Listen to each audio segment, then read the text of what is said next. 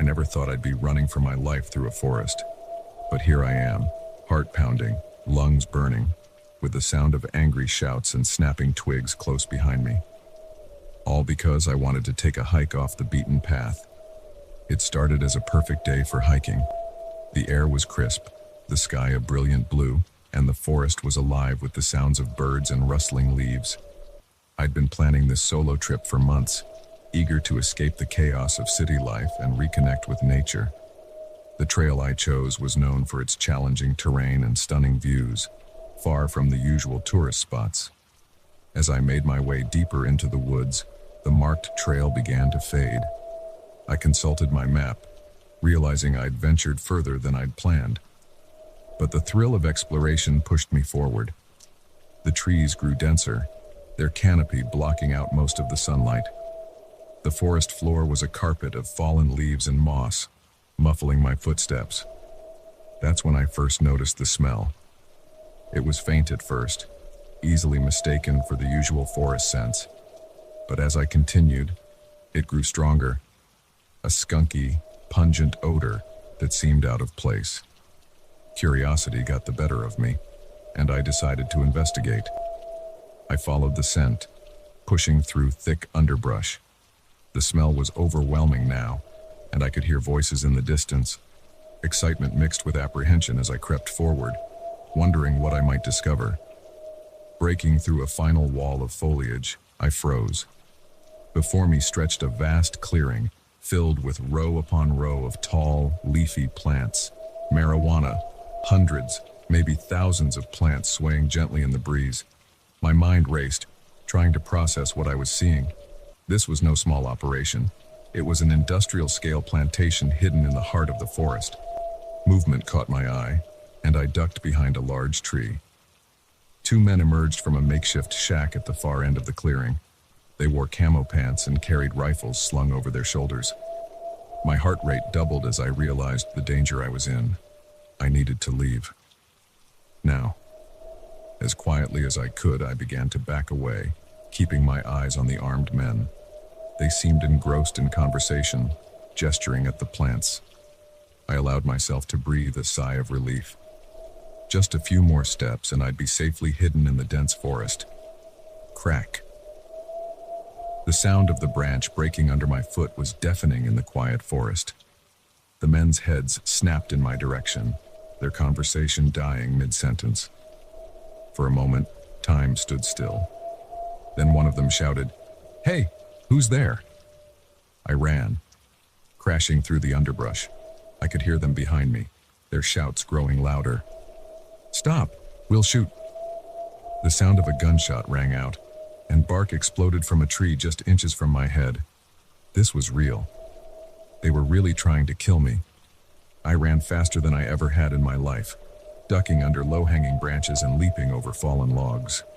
My backpack bounced painfully against my spine, but I didn't dare stop to adjust it.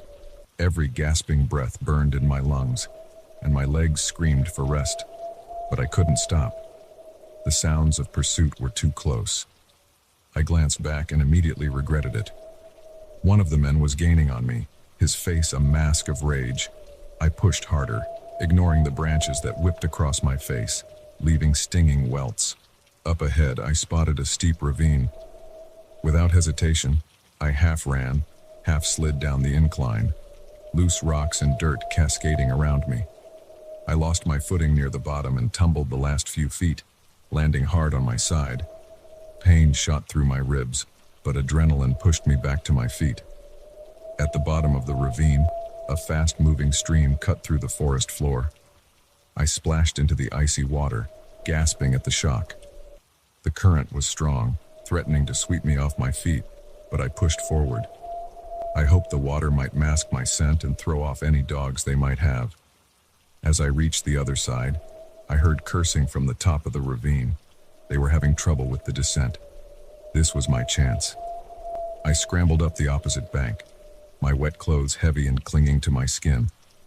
Once at the top, I paused for a moment, trying to get my bearings. The forest looked the same in every direction, an endless sea of green. I had no idea which way would lead me back to the trail, back to safety. but I couldn't afford to hesitate. I picked a direction and ran. The next hours blurred together in a haze of fear and exhaustion. I ran when I could, walked when I had to, always straining my ears for any sign of pursuit. The forest, once so peaceful, now felt oppressive. Every shadow held a potential threat, every sound a possible hunter. As the light began to fade, panic set in. I couldn't be in these woods after dark, not with them out there looking for me. But I was hopelessly lost, my phone long dead, and my map lost somewhere during the chase. Just as despair threatened to overwhelm me, I heard a sound that made my heart leap. Cars, distant but unmistakable. Civilization, safety. I moved towards the noise, hope giving me a second wind. Breaking through the tree line, I found myself on the edge of a two-lane highway. I could have cried with relief. Waving my arms frantically, I flagged down the first car I saw, an old pickup truck driven by an elderly man. "Please," I gasped as he rolled down his window, concern etched on his weathered face. "I need help. Some men. They're after me." He took one look at my disheveled appearance, the cuts and bruises on my face, and nodded. "Get in," he said, reaching over to open the passenger door. As we drove away, I kept looking over my shoulder, half expecting to see a truck full of armed men in pursuit. But the road behind us remained empty. "What happened to you, son?" the old man asked, his voice gentle. I opened my mouth, then closed it again. How could I explain what I'd seen? Would he even believe me? And if he did, would he be in danger too? I got lost, I said finally. Took a wrong turn on the trail. Been trying to find my way back all day. He nodded, seemingly accepting my weak explanation. "Well, you're safe now. Let's get you into town. Get you checked out at the hospital." As we drove, the events of the day replayed in my mind. The hidden plantation, the armed men, the desperate chase through the forest. It all seemed surreal now, like a nightmare I'd just woken from. But the ache in my muscles, the stinging cuts on my face and arms, they were very real. So was the fear that still churned in my gut. Those men were still out there, and they knew what I'd seen. We passed a sign welcoming us to a small town I'd never heard of. As the first buildings came into view, I felt a mix of relief and dread. I was safe, for now. But what would I do next? Go to the police? Try to forget what I'd seen and just go home? One thing was certain.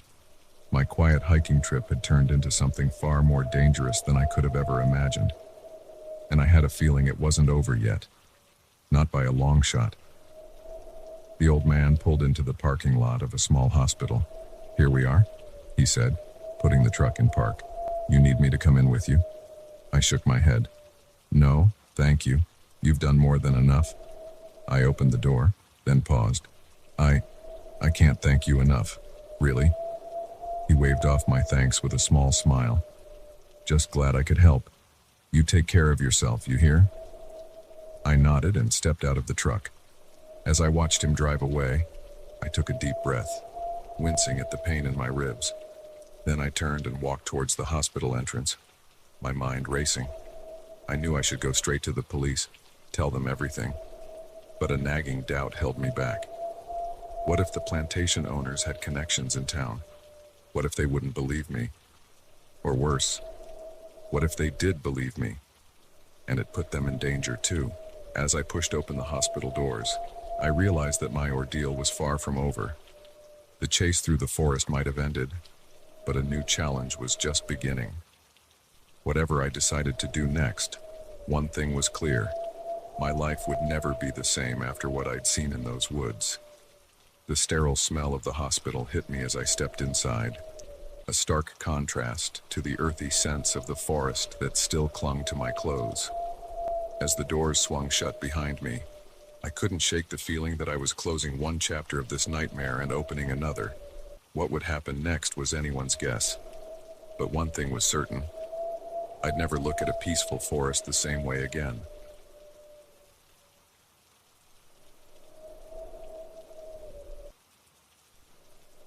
click of my camera shutter echoed through the forest, a sound that usually brought me joy. But this time, it felt like a death sentence. I stared at the image on my viewfinder, my blood running cold. What I'd captured wasn't just a beautiful landscape. It was evidence of a crime that could get me killed. I'd been in these woods for weeks, living my dream as a wildlife photographer. The Cascade Mountains of Washington State were a paradise for someone like me, teeming with life. From majestic elk to elusive mountain lions, every day brought new wonders, new shots that could make my career. That morning had started like any other. I woke before dawn, the cool mountain air nipping at my nose as I unzipped my tent. The forest was coming alive with the first light, birds calling to each other in the canopy above. I grabbed my camera gear and set out, following a game trail I'd discovered a few days earlier. The light was perfect, soft and golden, filtering through the trees. I'd already captured some great shots of a mother bear and her cubs, and I was hoping to find them again. As I moved quietly through the underbrush, I heard an unfamiliar sound, a low, mechanical rumble that seemed out of place in this pristine wilderness. Curiosity got the better of me. I veered off the trail, following the sound. It grew louder as I crept forward, my camera ready. I expected to find a ranger's vehicle, maybe some legitimate forestry work. What I found instead made my heart stop. In a large clearing stood several men, their faces hard and weathered. They were operating chainsaws, felling massive old-growth trees that had stood for centuries. This was no sanctioned logging operation. The lack of safety gear and the furtive glances the men kept throwing around made that clear. This was illegal logging, a crime that was destroying irreplaceable ecosystems. Without thinking, I raised my camera and started shooting. The long-range lens captured every detail: faces, equipment, license plates on nearby trucks. It was only after I'd taken dozens of shots that the reality of my situation hit me. If these men saw me, I was dead. I started to back away slowly, my heart pounding so hard I was sure they'd hear it. I'd almost made it to the tree line when my foot came down on a dry branch. The crack was like a gunshot in the quiet forest. Every head in the clearing snapped in my direction. For a moment, time stood still. Then one of the men shouted, "Hey, who's there?" I ran. Crashing through the underbrush, I could hear shouts behind me. The mechanical whine of chainsaws cut off, replaced by the thunder of boots on the forest floor. They were coming after me. I ran blindly, branches whipping my face, roots threatening to trip me at every step. My camera bounced against my chest, the evidence it contained now a dangerous weight. I couldn't let them catch me, couldn't let them destroy that evidence. "Stop!" a voice roared behind me. "We'll find you, you hear me? Nowhere to run out here." He was right. I was deep in the backcountry, days from the nearest town. I had no phone signal, no way to call for help. All I had was my knowledge of the terrain and my will to survive. I veered off to the right, heading for a stream I knew cut through this part of the forest. If I could reach it, maybe I could throw off any tracking dogs they might have. The sound of pursuit grew closer. These men knew these woods too, and they were fresher, not weighed down by camping and camera gear. A gunshot rang out, the bullet splintering bark off a tree just inches from my head. This was real. They were really trying to kill me. I reached the stream and plunged in, gasping at the shock of the icy water. The current was strong, threatening to sweep me off my feet, but I pushed forward. I couldn't afford to slow down. As I reached the other side, I heard cursing from the bank behind me. They'd reached the stream. I used their moment of hesitation to push deeper into the woods, my wet clothes heavy and cold against my skin. The next hours were a blur of fear and exhaustion. I ran when I could, walked when I had to, always listening for sounds of pursuit. The forest, once so beautiful to me, now felt like a green prison. Every shadow could be hiding a killer. Every sound could be a chainsaw roaring to life. As the light began to fade, panic set in. I couldn't be in these woods after dark, not with them out there looking for me. But I was lost. my usual landmarks confused in my frantic flight. Just as despair threatened to overwhelm me, I spotted something that made my heart leap. A wildlife camera I'd set up weeks ago. I knew where I was now, and more importantly, I knew where to go. There was a fire lookout tower about 2 miles from here. It would have a radio, a way to call for help. With renewed energy, I set off in that direction. The climb to the tower was grueling. My legs burned, my lungs heaved, but the thought of safety drove me on. As I reached the top of the hill, I saw it, the lookout tower silhouetted against the darkening sky. I practically crawled up the stairs, my body pushed beyond its limits. Inside, I found the radio, and with shaking hands, put out a call for help. "But this is Sarah Connor at Lookout Tower 7. I gasped into the mic. "I need immediate assistance. There are armed men in the forest. They're after me. Please, send help." The response was immediate. "Copy that. Lookout 7. Help is on the way. Stay where you are. Over." I collapsed onto the floor, relief washing over me in waves. But I knew I couldn't relax yet. Those men were still out there, and they'd be searching all night if they had to. I dragged myself up and looked around the small room. There was a cot in the corner, some basic supplies, and there, on a shelf, was an old rifle. Probably for scaring off bears, I thought as I checked to see if it was loaded. It was. As night fell, I positioned myself by the window, rifle ready, watching the forest below. Every rustle of leaves, every snap of a twig made me flinch. But no one came. It was near dawn when I heard the chopper. The forest below was suddenly alive with activity, park rangers and police swarming the area. I watched as they arrested several men who'd been flushed out of hiding. When they reached the tower, I broke down in tears of relief. It was over. I was safe. The next few days were a whirlwind. I gave statements to the police, handed over my camera with its damning evidence. The illegal logging operation was shut down, the men arrested and charged. But even as I was hailed as a hero by environmental groups, I couldn't shake the fear. Those men had connections, resources. What if they came after me again? As I packed up my camping gear for the last time, I looked out over the forest that had been my home for weeks. It was still beautiful, still teeming with life. But now I saw it differently. I saw its vulnerability, the constant threats it faced from human greed. I'd come to these woods to photograph wildlife. Instead, I'd captured something far more dangerous, the darkness that lurks in the hearts of men. As I shouldered my backpack and began the long hike back to civilization, I knew my life had changed forever. The photos I'd taken would make my career, no doubt, but they'd also put a target on my back. As I left the shelter of the trees and stepped onto the trailhead, I couldn't shake the feeling that I was being watched. My time in these woods was over, but a new journey was just beginning. One where every shadow might hide a threat, where the click of my camera shutter might always sound like a warning. I took one last look at the forest behind me, then turned and walked towards the waiting ranger's truck. Whatever came next, I knew one thing for certain. I'd never see the woods the same way again. The beauty was still there, but now I knew the darkness that could lurk behind it. As the truck pulled away, carrying me back to the world I'd left behind, I clutched my camera close. It held more than just photos now. It held the truth. A truth that some would kill to keep hidden. But I'd risked my life to expose that truth, and I was determined to see it through. The road ahead was uncertain, but I was ready to face it. After all, I'd survived the forest. I could survive anything.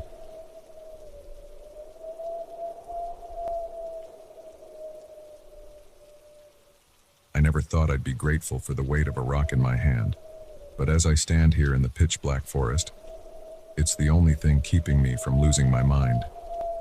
My fingers trace its rough edges, a tangible reminder that I'm still here, still fighting. But for how long? It all started 3 days ago. I'd planned this solo camping trip for months, a chance to disconnect from the world and reconnect with nature. No phone, no internet, just me in the wilderness. The irony isn't lost on me now. The first day was perfect. I hiked deep into the Ozark National Forest, well off the beaten path. By late afternoon, I found an ideal spot to set up camp, a small clearing near a babbling brook, surrounded by towering oaks and pines. As I pitched my tent and gathered firewood, I felt a sense of peace wash over me. This was exactly what I needed. As night fell, I sat by my campfire, listening to the forest come alive with nocturnal sounds. Owls hooted in the distance, crickets chirped their nightly chorus, and occasionally, I'd hear the rustle of some small animal moving through the underbrush. I fell asleep that night feeling more relaxed than I had in years. The nightmare began the next morning. I woke to the sound of birds chirping, sunlight filtering through the trees. But as I unzipped my tent and stepped outside, I knew immediately that something was wrong. My campsite, which I'd left tidy the night before, was in disarray. My backpack was open, its contents strewn across the ground. The container where I'd stored my food was missing. At first, I thought it must have been animals. Maybe a bear had wandered through in the night, attracted by the scent of food. But as I began to clean up, a chill ran down my spine. This wasn't the work of animals. My things hadn't just been scattered. They'd been searched. That's when I noticed the most terrifying detail of all. My wallet was gone. And with it, my ID, my credit cards, and most importantly, my phone. I was alone in the wilderness and with no way to call for help. Panic set in as I frantically searched the area, hoping that maybe I'd just misplaced these items. But deep down, I knew the truth. Someone had been here while I slept. Someone had gone through my things, taken what they wanted, and left without a trace. I tried to calm myself, to think rationally. I still had my compass and map. I could hike back to my car. It would take a day, maybe two, but I could make it. I just needed to pack up and go. But as I started to gather my remaining belongings, I heard a twig snap in the woods behind me. I spun around, my heart pounding. There, just at the edge of the clearing, I caught a glimpse of movement, a shadow ducking behind a tree. "Hello," I called out, my voice shaking. "Is someone there?" No response, just the usual sounds of the forest, but I knew what I'd seen. Someone was out there watching me. I didn't wait to find out who it was or what they wanted. I grabbed what I could, some water, a few energy bars, my compass and map, and ran. I didn't bother breaking down the tent or properly packing. All that mattered was getting away. I crashed through the underbrush, not caring about the noise I was making. Fear propelled me forward, deeper into the forest. After what felt like hours, but was probably only minutes, I stopped to catch my breath. The woods were quiet, too quiet. No birds, no insects, just the sound of my ragged breathing. That's when I heard it. Footsteps, slow, deliberate, coming from the direction I'd just fled.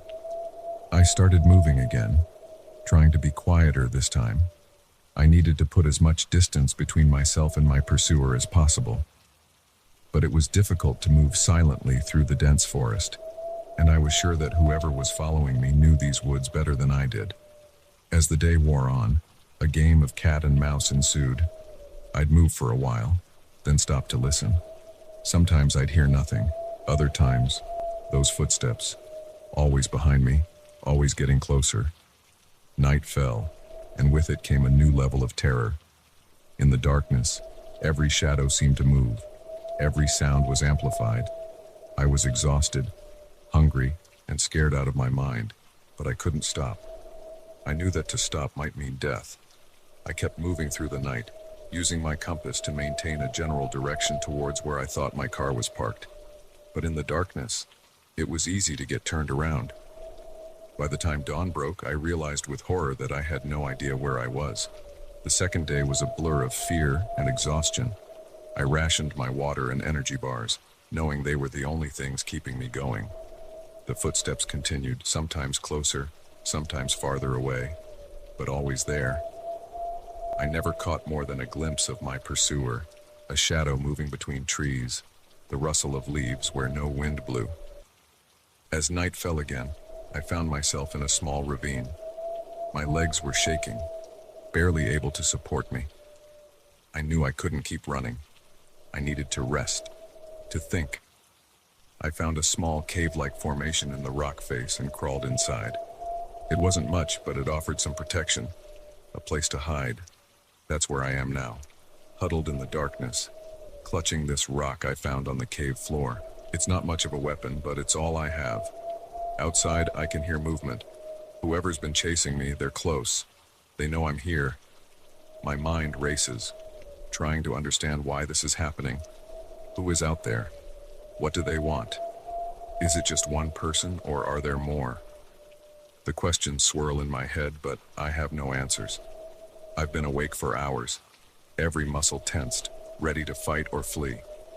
But as the night wears on, exhaustion begins to overtake me. My eyelids grow heavy, my grip on the rock loosens. I try to fight it, but it's a losing battle. Just as I'm about to drift off, a sound jolts me awake. Footsteps, right outside my hiding place. They stop, and for a moment, all I can hear is my own heartbeat thundering in my ears.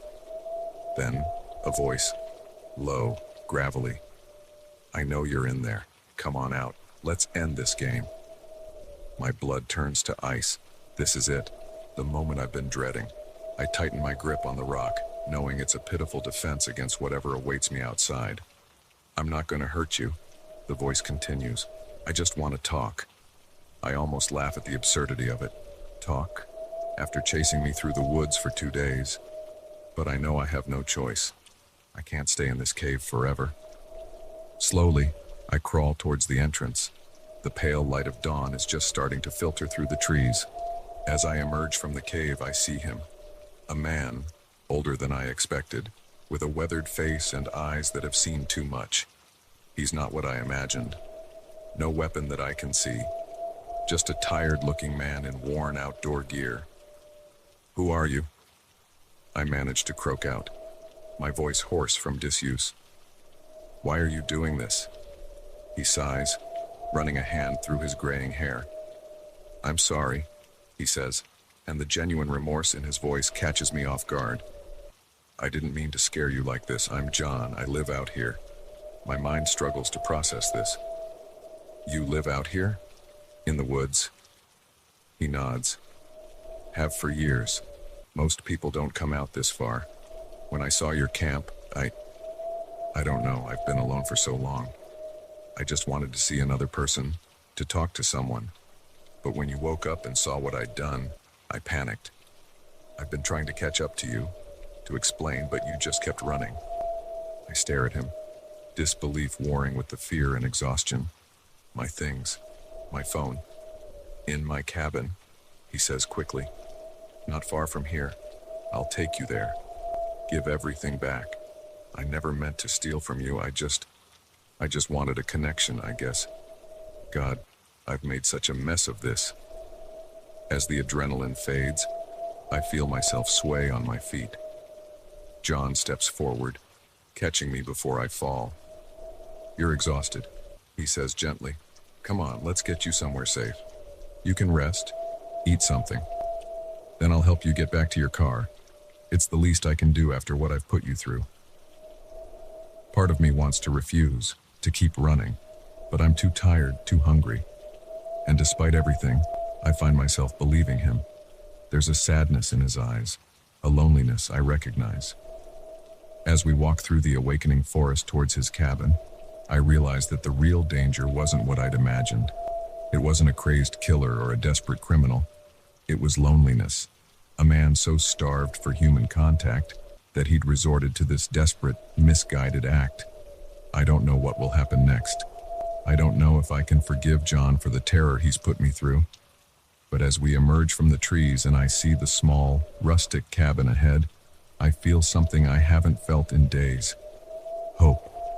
This ordeal has changed me, shown me both the beauty and the danger of solitude. As I step into the cabin, I know that when I finally leave these woods, I'll be a different person. Stronger, perhaps. More cautious, certainly. But also more aware of the fundamental human need for connection. The wilderness has taught me many lessons over these past few days. But perhaps the most important is this. Sometimes the most dangerous thing in the forest isn't what's chasing you, it's what's missing.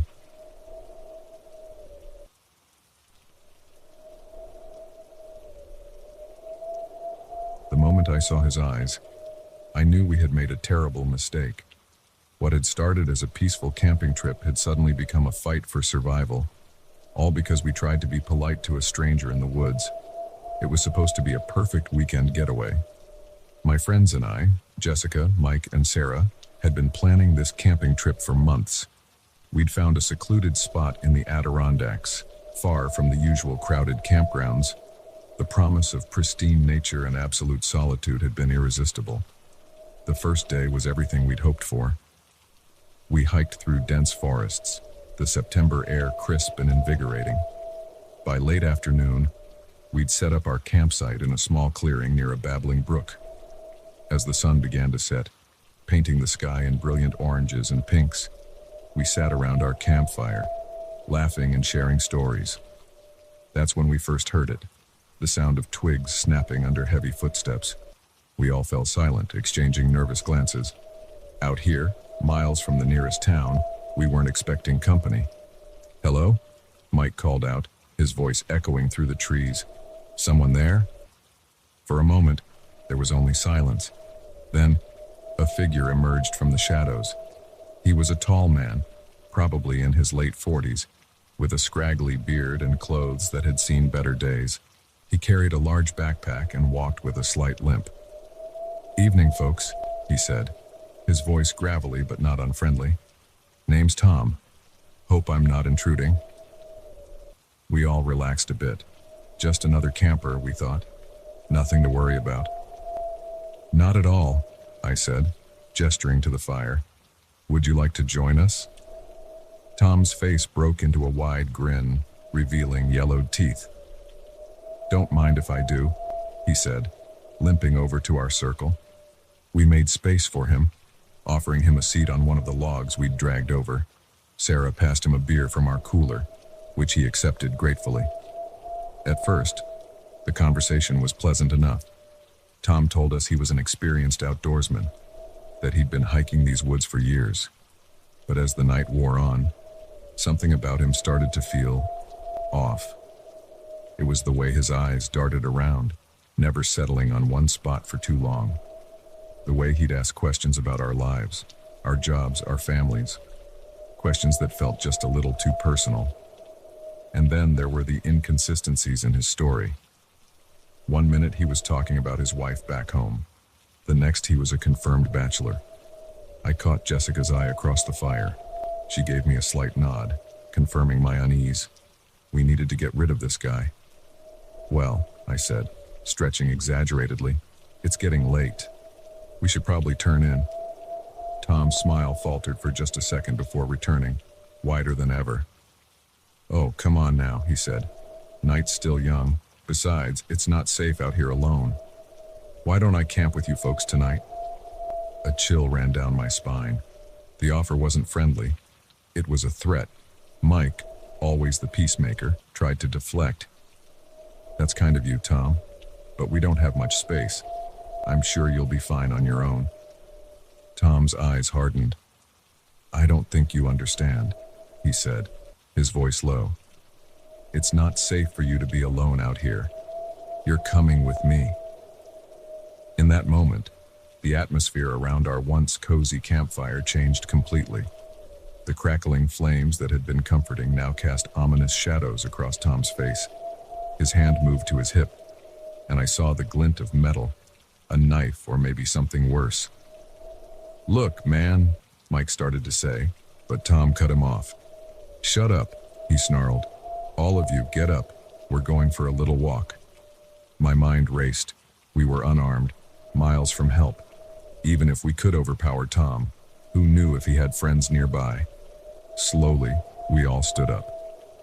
Tom motioned with his weapon, now clearly visible as a large hunting knife, for us to start walking into the woods. Wait, Sarah said, her voice trembling. Our things. Leave them, Tom snapped. You won't need them where we're going. As we stumbled through the dark forest, Tom close behind us, I tried to catch Mike's eye. He had been a wrestler in college.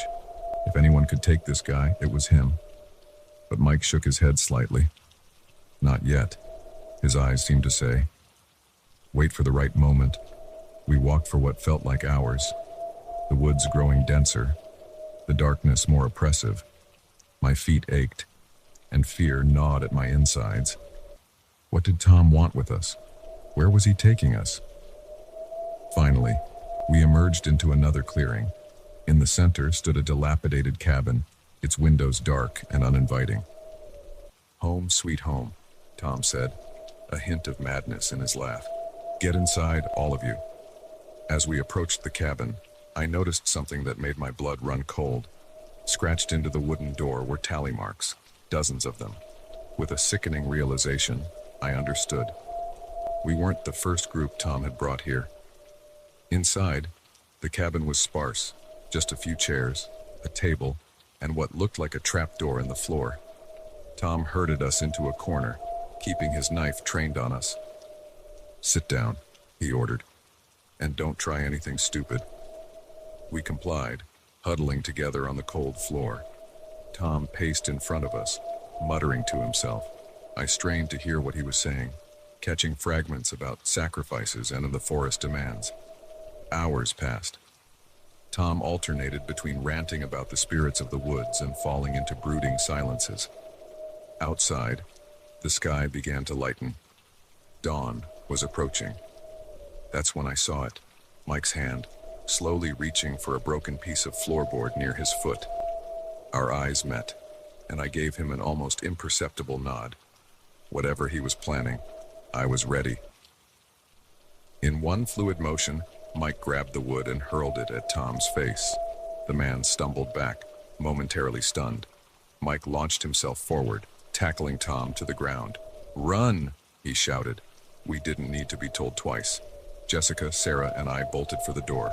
Behind us, I could hear the sounds of struggle, punctuated by Mike's grunts and Tom's enraged howls. Outside, the pre-dawn forest was a maze of shadows. We ran blindly, branches whipping our faces, roots threatening to trip us at every step. The sound of pursuit wasn't far behind. Whether it was Mike or Tom, I couldn't tell. "This way," Jessica called, veering off to the right. We followed her, trusting her usually impeccable sense of direction. After what felt like miles, we finally stopped, gasping for breath. The forest around us was quiet. No sign of Tom, but no sign of Mike either. "We have to go back for him," Sarah panted. I nodded, though the thought of returning filled me with dread. We had to find Mike, had to make sure he was okay. Cautiously, we retraced our steps. As we neared the clearing with the cabin, we heard a shout. My heart leapt. It was Mike's voice. We burst into the clearing to find Mike standing over Tom's unconscious form. He was battered and bruised, but alive. "Oh my God, Mike!" Jessica cried, running to embrace him. "We need to get out of here," Mike said, wincing as Jessica hugged him. "I don't know how long he'll be out." We didn't waste any time. Using Tom's rope, the rope he had likely intended to use on us, we tied him up securely. Then, we set off through the woods, Mike leaning on me for support. It took us most of the day to find our way back to our campsite and then to the ranger station. The rangers were skeptical of our story at first, but the evidence at the cabin, and the very real Tom, who we dragged with us, was irrefutable. As we gave our statements to the police, I couldn't help but reflect on how quickly our peaceful camping trip had turned into a nightmare. We had come to the woods seeking solitude and connection with nature. Instead, we had found the darkness that can lurk in the human heart. Days later, safe at home, I still found myself startling at unexpected noises. My dreams haunted by the image of those tally marks on the cabin door. The woods, once a place of peace and beauty, now held a new kind of terror for me. But as I looked at my friends, Mike with his healing bruises, Jessica and Sarah with their newfound steel in their eyes, I realized something. We had faced unimaginable danger together and come out the other side. Our bond, forged in that crucible of fear, was stronger than ever. The wilderness had tested us, pushed us to our limits. It had shown us the worst of humanity, but also the best. Our capacity for bravery, for selflessness, for survival. I don't know if I'll ever go camping again, but I do know this. Whatever life throws at us next, we'll face it together, because after what we've been through, there's nothing we can't handle. The woods may have taken our sense of safety, but they gave us something far more valuable in return. The unshakable knowledge that we are stronger than we ever imagined.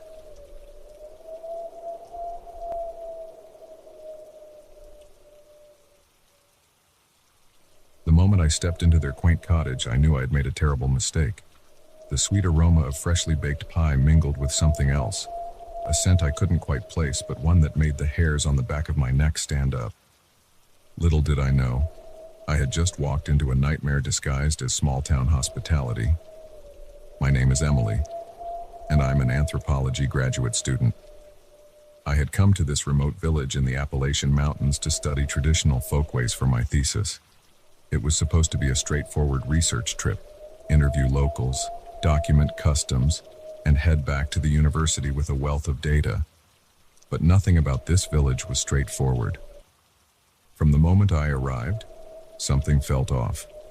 The locals were polite but distant, their smiles never quite reaching their eyes. Children would stop playing and stare as I walked by, only to resume their games in hushed whispers once I'd passed. I tried to shrug it off as small-town wariness of outsiders, but deep down, I knew it was more than that. I'd been in the village for 3 days, making little progress with my research, when I met the Hardings. They were an elderly couple who ran the local general store, and they seemed different from the other villagers. Warm, welcoming, eager to talk. When they invited me over for dinner, I jumped at the chance. Finally, I thought, I'm making some headway. Mrs. Harding opened the door with a wide smile, the aroma of cooking wafting out behind her. Emily, dear, come in, come in. We're so glad you could join us. I stepped inside, taking in the cozy interior. Floral wallpaper, doilies on every surface, family photos crowding the mantelpiece. It was like stepping into a Norman Rockwell painting.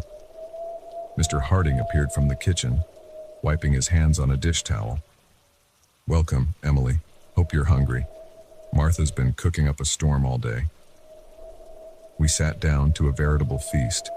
Roast chicken, mashed potatoes, green beans, and that pie I'd smelled earlier. As we ate, the Hardings peppered me with questions about my research, my life back home, my family. They seemed genuinely interested, and I found myself relaxing, sharing more than I probably should have. It wasn't until dessert that I noticed something strange. As Mrs. Harding served the pie, blackberry, she told me proudly, I caught sight of a door behind her. It was barely visible, hidden behind a large china cabinet, but what struck me was the heavy padlock securing it shut. What's behind that door? I asked, my curiosity getting the better of me. The Hardings exchanged a quick glance. Oh, that's just the basement, Mr. Harding said lightly. The old house like this, you've got to keep the critters out, you know. I nodded, but a seed of unease had been planted. Why would you need a padlock to keep out critters? As the evening wore on, I found myself growing drowsy. My limbs felt heavy, and I was having trouble focusing on the conversation. I should probably head back to my room at the inn, I said, struggling to my feet. Oh, but it's so late, Mrs. Harding fretted, and these mountain roads can be treacherous in the dark. Why don't you stay here tonight? We have a lovely guest room. I wanted to refuse, but my tongue felt thick in my mouth. Before I knew it, I was being led upstairs to a small, floral wallpapered bedroom. As soon as my head hit the pillow, I was out. I woke with a start, disoriented in the unfamiliar room. It was pitch black, and for a moment, I couldn't remember where I was. Then it all came flooding back. The dinner, the strange door, the unexpected drowsiness. I fumbled for my phone to check the time, but it wasn't in my pocket where I always kept it. Panic started to set in. I stumbled to the door, only to find it locked from the outside. "Hello?" I called out, my voice hoarse. "Mr. Harding, Mrs. Harding, is anyone there?" No response. I moved to the window, thinking I could climb out, but it was nailed shut. That's when I heard it, a faint sound coming from somewhere below. It sounded like crying. My heart pounding, I pressed my ear to the floor. Yes, definitely crying, and it seemed to be coming from beneath the house, the basement, the locked door. I spent the next few hours trying to find a way out of the room, my mind racing with horrible possibilities. What had the Hardings done to me? What was in the basement? And most terrifyingly, what were they planning to do next? As dawn broke, I heard footsteps on the stairs. The door unlocked, and Mrs. Harding entered, carrying a tray of breakfast. "Good morning, dear," she said, as if nothing was amiss. "Did you sleep well?" I backed away from her, my back hitting the wall. "What's going on? Why was I locked in? I want to leave now." Mrs. Harding's smile didn't falter. Now, Emily, there's no need for all this fuss. We're just trying to help you." "Help me? By locking me up?" I was almost shouting now. She set the tray down and moved towards me. "You don't understand, dear. This village, it's special. We have a way of life here, a purpose, and you're going to be a part of it." I edged towards the door, but Mr. Harding appeared, blocking my escape. "You see, Emily," he said, his voice unnervingly calm, "the forest around us, it requires sacrifices to keep the balance, to keep us safe and prosperous." My blood ran cold. Sacrifices? This couldn't be happening. This kind of thing didn't happen in real life, only in horror movies and campfire stories. "You're insane," I whispered. "You can't keep me here. People will come looking for me." Mrs. Harding laughed, a chilling sound. "Oh, Emily, no one knows you're here. You told us yourself last night. No family, no close friends, just a lonely girl doing research in the mountains. No one will miss you for months." I lunged for the door, trying to push past Mr. Harding, but he was surprisingly strong for his age. He grabbed me, and I felt a sharp prick in my arm. As the room started to spin, I realized with horror that they had drugged me again. The next few days, or was it weeks, passed in a haze. I drifted in and out of consciousness, aware only of being moved, of hushed voices, of the constant, muffled sounds of crying from below. When I finally came to my senses, I found myself in the basement. It was a large space, dimly lit by bare bulbs hanging from the ceiling, and I wasn't alone. There were others, men and women of various ages, all looking as terrified and confused as I felt. "Welcome back to the land of the living," a voice said beside me. I turned to see a young man, probably no older than me, with haunted eyes. "I'm Alex. I've been here, well, I'm not sure how long."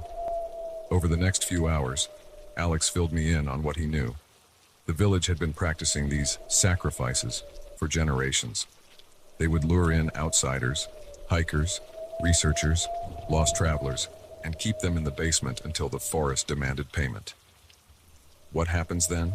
I asked, dreading the answer. Alex shook his head. "No one knows. They take someone up, and we never see them again." Days passed, each one a nightmare of fear and uncertainty. The Hardings would come down regularly, bringing food and water, always with those unsettling smiles. They spoke of the honor of being chosen, of the greater good we were serving. It was all I could do not to scream at them. I tried to keep track of time, to plan an escape, but it was useless. The basement was a fortress, and we were all too weak and disoriented to mount any real resistance.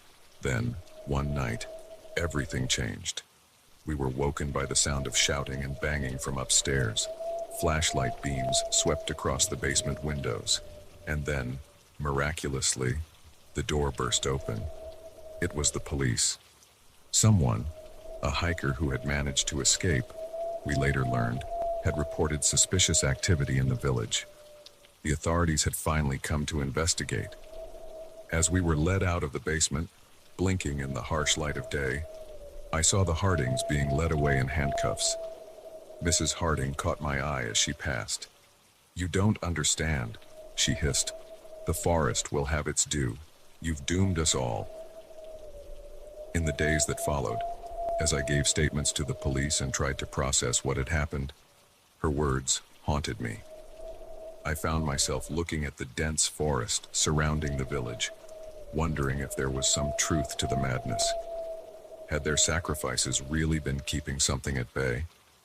But as time passed and life slowly returned to normal, I realized the true horror wasn't in the forest.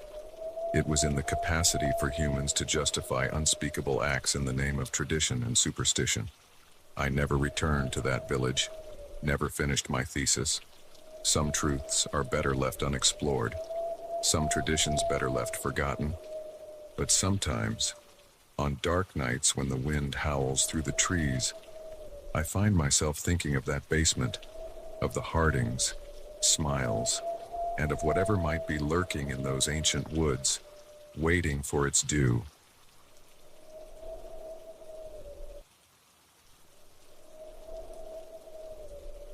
The click of my camera shutter echoed across the still waters of the Everglades, and in that moment, I knew I had captured something I was never meant to see. Little did I know, that single photograph would turn my peaceful nature expedition into a desperate fight for survival. My name is Jack Sue, and I'm a wildlife photographer. I've spent years traversing some of the most remote corners of the planet, capturing images of nature at its most raw and beautiful. But nothing could have prepared me for what I encountered in the murky depths of Florida's most infamous swamp. It was supposed to be a routine assignment, a 2-week trip to document the diverse ecosystem of the Everglades for a prestigious nature magazine. I'd been looking forward to it for months, eager to capture the unique interplay of water, light, and life that makes this place so special. The first few days were everything I'd hoped for. I'd gotten some fantastic shots of alligators basking in the sun, herons stalking through the shallows, and even a rare Florida panther slinking through the underbrush. As I navigated my small boat through the winding waterways, I felt a sense of peace and connection with nature that I hadn't experienced in years. It was on the 5th day that everything changed. I'd ventured further into the swamp than I'd planned, following the flight path of a flock of roseate spoonbills. The sun was setting, painting the sky in brilliant oranges and pinks, reflecting off the still water in a way that made the whole world seem to glow. I was so focused on adjusting my camera settings to capture the perfect shot that I almost missed it. A flash of movement in my peripheral vision. I swung my camera around, thinking I'd spotted another panther or maybe a black bear. What I saw instead made my blood run cold. In a small clearing on the bank, partially obscured by the hanging moss and dense foliage, were several men. They were unloading large crates from an airboat, their movements furtive and hurried. Even from a distance, I could see the unmistakable shape of assault rifles slung across their backs. My instincts screamed at me to leave, to turn the boat around and get as far away as possible. But the journalist in me, the part that had always pushed me to get the shot no matter what, took over. I raised my camera, zooming in as far as my lens would allow. Click, click, click. I captured several images in rapid succession, my heart pounding so loudly I was sure they would hear it. Through my viewfinder, I could see details that made the situation even more dire. The crates were marked with Spanish writing, and several of the men had tattoos that I recognized from news reports about drug cartels. I'd stumbled upon a smuggling operation, deep in the heart of the Everglades. Just as I was about to lower my camera and make my escape, one of the men looked up. Our eyes met across the water, and I saw his expression change from surprise to rage in an instant. "Hey!" he shouted, reaching for his weapon. "Stop right there." I didn't hesitate. I dropped my camera, letting it hang from the strap around my neck, and gunned the motor on my boat. The peaceful silence of the swamp was shattered by the roar of engines, mine, and the much more powerful sound of their airboat starting up behind me. What followed was a terrifying chase through the labyrinthine waterways of the Everglades. I weaved between cypress trees and through narrow channels, the angry shouts and occasional gunshots spurring me on. My small boat was more maneuverable, but their airboat was faster in the open water. I knew I couldn't outrun them forever. As darkness fell, the swamp became a nightmarish landscape of shadows and hidden dangers. Every log could be an alligator, every hanging vine a potential snare. But I pushed on, driven by pure adrenaline and the desperate need to survive. After what felt like hours, I finally lost sight of my pursuers. I cut the engine and drifted into a dense patch of reeds, my breath coming in ragged gasps. The sounds of the night swamp slowly returned. The buzz of insects, the occasional splash of fish, the distant bellow of an alligator. I knew I couldn't stay there forever. They were still out there, searching for me. And even if I managed to evade them, I was now hopelessly lost in one of the most dangerous environments in North America. As the adrenaline wore off, the reality of my situation began to sink in. I was alone in the Everglades, in the dark, with no food, limited water, and a group of armed criminals hunting me. And worst of all, the only evidence of their operation was stored on the memory card in my camera. A camera that was now waterlogged and possibly ruined from the wild boat ride. I spent a sleepless night in that reed bed, every sound making me flinch, sure that at any moment I would see the beam of a flashlight or hear the rumble of an approaching boat. But morning came without incident, bringing with it a new set of challenges. The swamp was disorienting in the daylight, a vast expanse of water and greenery that all looked the same. I had no idea which direction would lead me back to civilization, and I was acutely aware that every minute I spent lost was another minute the smugglers had to find me. I decided to head east, hoping to eventually hit the coast. I moved as quietly as possible, alternating between poling my boat through shallow areas and using the motor when I had to cross open water. Every time I heard a noise, I would freeze, my heart racing, sure that this was the moment they would find me. As the day wore on, the heat became oppressive. The sun beat down mercilessly, and the humidity was suffocating. I rationed my water carefully, knowing that dehydration could kill me just as surely as the smugglers or the wildlife. It was late afternoon when I heard it, the distant sound of an airboat engine. They were still searching for me. I quickly guided my boat into a thick stand of mangroves, cutting the engine and crouching down to make myself as small as possible. The sound grew louder, and I could hear voices carrying across the water. They were speaking Spanish, their tone angry and frustrated. I held my breath as the airboat passed by my hiding spot, not daring to move a muscle until long after the sound had faded into the distance. That night, I made camp on a small, dry patch of ground, surrounded by water on all sides. I was exhausted, hungry, and scared, but I knew I couldn't give up. The memory card in my camera could be the key to bringing down this smuggling operation, and I was determined to get it to the authorities. The next morning, I woke to a sound that made my heart soar, the distant whop whop whop of helicopter blades. Someone was searching for me. I quickly started my boat and headed towards the sound, waving my arms frantically when I spotted the search and rescue helicopter overhead. The relief I felt when I was finally pulled into that helicopter was indescribable. But even as we lifted off, heading back to civilization, I knew my ordeal wasn't over. The smugglers were still out there, and they knew what I had seen. The next few weeks were a whirlwind of police interviews, witness protection discussions, and media speculation. The photos I had taken, miraculously preserved despite my camera's dunking, provided crucial evidence that led to the breakup of a major drug smuggling ring.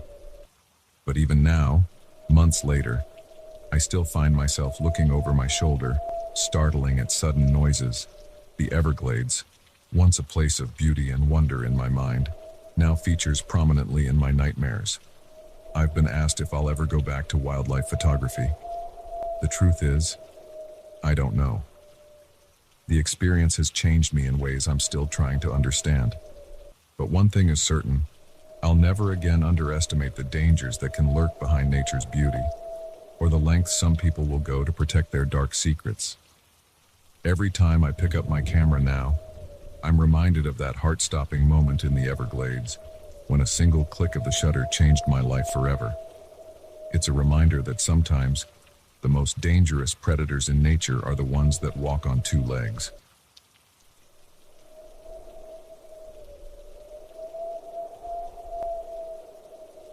The crackle of the campfire usually brings comfort, but tonight it only amplifies the terror coursing through my veins.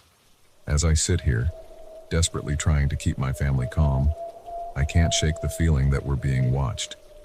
The woods that once promised a peaceful getaway now hide a threat that's all too real, and all too human. It was supposed to be the perfect family vacation.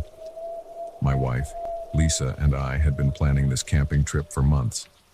Our kids, Emma, 12, and Tyler, 9, were initially skeptical about a week without Wi-Fi, but we'd promised them an adventure they'd never forget. If only we'd known how true that would turn out to be. We'd chosen a campsite in the Ozarks, far from the crowded tourist spots. The drive there was filled with excited chatter and sing-alongs. As we set up our tent and gathered wood for the fire, I felt a sense of pride. This was what family bonding was all about. The first 2 days were idyllic. We hiked trails, spotting deer and even a black bear in the distance. The kids learned to fish in the nearby stream, and Lisa surprised us all with her knack for identifying wild berries. At night, we'd roast marshmallows and tell stories around the campfire. It was everything I'd hoped for and more. On the third day, things began to change. It started small, a feeling of unease that I couldn't quite shake. As we hiked that morning, I noticed strange markings on some of the trees. They looked deliberate, almost like signals of some kind. I pointed them out to Lisa, but she laughed it off, saying it was probably just other campers leaving trail markers. That afternoon, while the kids were napping in the tent, I decided to gather more firewood. As I ventured deeper into the forest, I heard voices, men's voices, rough and angry. I crouched behind a large oak, my heart pounding. "We need to move camp," one voice said. The cops were sniffing around the old site. "What about the road?" another replied. "It's our only way out of these damn woods." "We'll figure it out. We didn't break out of that hellhole just to get caught now." My blood ran cold. Escaped convicts, hiding out in our woods. I waited until their voices faded before rushing back to our campsite, my mind racing. When I told Lisa what I'd overheard, I saw the color drain from her face. "We need to leave," she whispered, glancing at the tent where the kids were still sleeping. "Right now?" I nodded. But as I looked around at our setup, the tent, our supplies, our car parked a good hike away, I realized it wouldn't be that simple. If we start packing up now, we'll make noise. They might hear us. Lisa's eyes widened in understanding. "So what do we do?" I took a deep breath, trying to think rationally despite the fear gnawing at my insides. "We wait until dark, pack only what we need, then we hike out to the car as quietly as possible." The next few hours were excruciating. We tried to act normal for the kids' sake, but I could see the worry in Emma's eyes. She was old enough to sense that something was wrong. Tyler, thankfully, remained oblivious, chattering away about the fish he wanted to catch tomorrow. As the sun began to set, Lisa and I exchanged a look. It was time. We told the kids we were going on a special night hike, making it sound like an adventure rather than an escape. Emma looked skeptical, but played along for her brother's sake. We packed quickly and quietly, taking only what we could carry easily. I doused the fire, plunging our campsite into darkness. As my eyes adjusted, I saw the fear on Lisa's face, illuminated by the pale moonlight filtering through the trees. "Stay close," I whispered, taking Tyler's hand. Lisa gripped Emma's shoulder, and we set off into the dark forest. Every step was agonizing. Twigs snapped underfoot, sounding like gunshots in the quiet night. Tyler stumbled once, letting out a small cry before I could shush him. We all froze, listening intently for any sign that we'd been heard. After a moment that felt like an eternity, we pressed on. We were about halfway to the car when I heard it. Voices, and the beam of a flashlight cutting through the trees behind us. They were coming our way. "Run!" I hissed, scooping Tyler up into my arms. We abandoned all attempts at stealth, crashing through the underbrush as fast as we could. I could hear the men shouting now, their heavy footsteps gaining on us. Suddenly, Lisa cried out. She'd tripped over a root, twisting her ankle. I turned back, my heart in my throat. The flashlight beam was getting closer. "Take the kids," Lisa gasped, her face contorted with pain. "Get them out of here. I'll distract them." "No," I said fiercely. "We're not leaving you." I handed Tyler to Emma. "Take your brother and keep going towards the car. We'll be right behind you." Emma nodded, her face pale but determined. As they disappeared into the darkness, I helped Lisa to her feet. She leaned heavily on me as we stumbled forward. The voices were right behind us now. I could make out what they were saying. "I swear I heard something over here." "Probably just a deer, you idiot." "No, listen." We held our breath, trying to move as silently as possible. But then Tyler's voice rang out from up ahead. "Daddy, where are you?" The woods went silent for a moment. Then, "That ain't no deer, get 'em." We ran. There was no point in stealth now. I half-carried Lisa, ignoring her gasps of pain. We burst out of the tree line to see Emma and Tyler standing by our car, their eyes wide with fear. "Get in!" I shouted, fumbling for the keys. We piled in just as the men emerged from the woods. I caught a glimpse of wild eyes and unkempt beards before I gunned the engine, spraying gravel as we peeled out of the parking area. The drive down the mountain was terrifying. I took the twisting road too fast, the headlights barely illuminating the way ahead.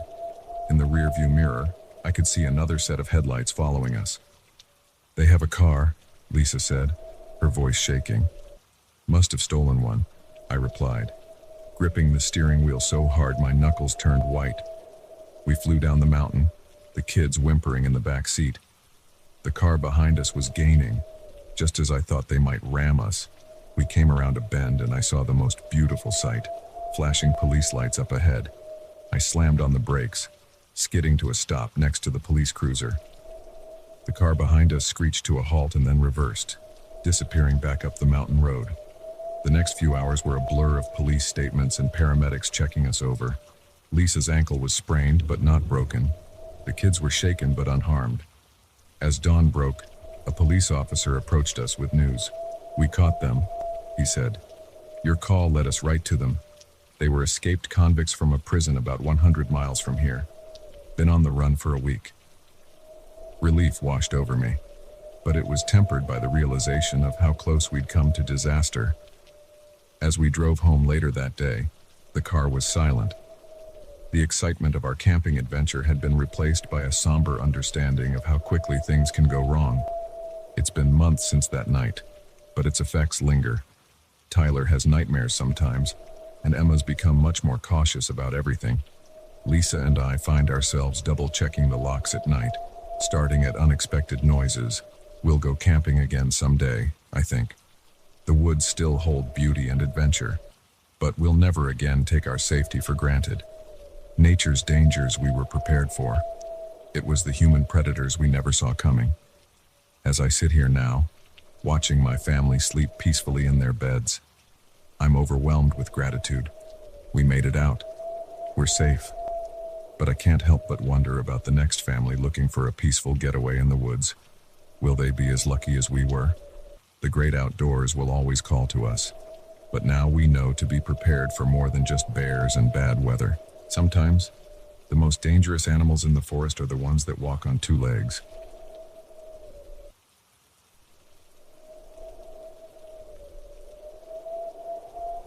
The first sign that something was terribly wrong wasn't the eerie silence of the forest or the abandoned campsite I stumbled upon. It was the unmistakable smell of fear that hung in the air, a scent so palpable I could almost taste it. Little did I know, that scent was about to become intimately familiar to me over the next 48 hours. My name is Alex, and I'm an experienced hiker. I've trekked through some of the most challenging terrains across the country, from the rugged Appalachian Trail to the unforgiving deserts of the Southwest. But nothing in my years of outdoor adventure could have prepared me for what I encountered in the dense forests of the Pacific Northwest. It was supposed to be a solo weekend trip, a chance to clear my head and test out some new ultralight gear. I'd chosen a remote trail, one that wasn't on most hikers' and radars. The promise of solitude and untouched nature was irresistible. The first day of hiking was everything I'd hoped for. The trail wound through towering redwoods and lush fern gullies. The air was crisp and clean, filled with the songs of birds I couldn't name. By late afternoon, I'd covered more ground than I'd planned, and decided to look for a place to set up camp. That's when I found it. Just off the trail, hidden behind a thick stand of trees, was a small clearing. It looked like the perfect campsite, save for one unsettling detail. It was already occupied, or rather, it had been occupied. A tent stood in the center of the clearing, its door flapping open in the light breeze. Around it, gear was strewn haphazardly, a backpack spilling its contents, a camping stove knocked on its side, a sleeping bag half unrolled on the ground. It looked as though the occupants had left in a hurry. My first thought was bears. Maybe the campers had a close encounter and fled, leaving their gear behind. But as I cautiously approached the site, I realized this was something else entirely. The tent was slashed open from the inside, long cuts in the fabric that no bear claw could have made. And there, just visible in the soft earth near the tent entrance, was a set of footprints. Human footprints, but deep and uneven, as if the person had been running or dragging something heavy. A chill ran down my spine. This wasn't an animal attack. This was something much worse. I should have left right then. Should have turned around and hiked back the way I came, reported what I'd found to the rangers. But curiosity, that dangerous, irresistible human trait, got the better of me. I had to know what happened here. I examined the campsite more closely, careful not to disturb anything. There were signs of a struggle, broken branches, scuff marks in the dirt. And then I saw it, half hidden under a fern, a small notebook, its pages stained with what looked disturbingly like dried blood. With shaking hands, I picked it up and opened it. The handwriting inside was messy, urgent. Day 3, they're watching us. We can hear them at night, moving around the camp. Mary wants to leave, but I think it's safer to stay put. If anyone finds this, please send help. We're at... The entry ended abruptly, a long ink streak trailing off the page. As I stared at the notebook, trying to make sense of what I was reading, I heard a twig snap behind me. I whirled around, my heart pounding. There was nothing there, just the deepening shadows of the forest as the sun began to set. That's when I realized my mistake. In my fascination with the abandoned campsite, I'd lost track of time. Darkness was falling, and I was miles from where I'd planned to camp, with no idea what dangers lurked in these woods. I had to make a decision, fast, try to hike back in the dark, risking getting lost or injuring myself on the rough terrain, or spend the night here in this clearing that reeked of fear and violence. In the end, self-preservation won out. I couldn't risk wandering in an unfamiliar forest at night. I'd have to camp here and try to hike out at first light. I set up my tent as quickly as I could, my hands fumbling with the familiar tasks as my eyes darted around the clearing. Every shadow seemed to move. Every rustle of leaves sounded like footsteps. As full darkness fell, I retreated to my tent, zipping it up tightly. I lay there, fully clothed, my flashlight and pocket knife close at hand. Sleep was out of the question. The night was alive with sounds. The hoot of an owl, the scurrying of small animals, the wind through the trees. But underlying it all was something else, a feeling of wrongness, of being watched. Around midnight, I heard it.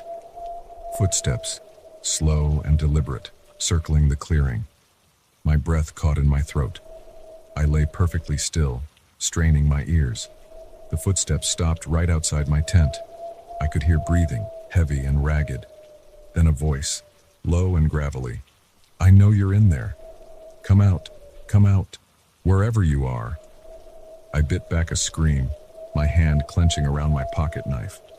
The voice chuckled, a sound devoid of any warmth or humor. "No? Well, that's all right. We've got all night, and tomorrow night, and the night after that. We're very patient." The footsteps moved away, fading into the forest. But I knew they hadn't gone far. They were out there, waiting. I didn't sleep a wink that night.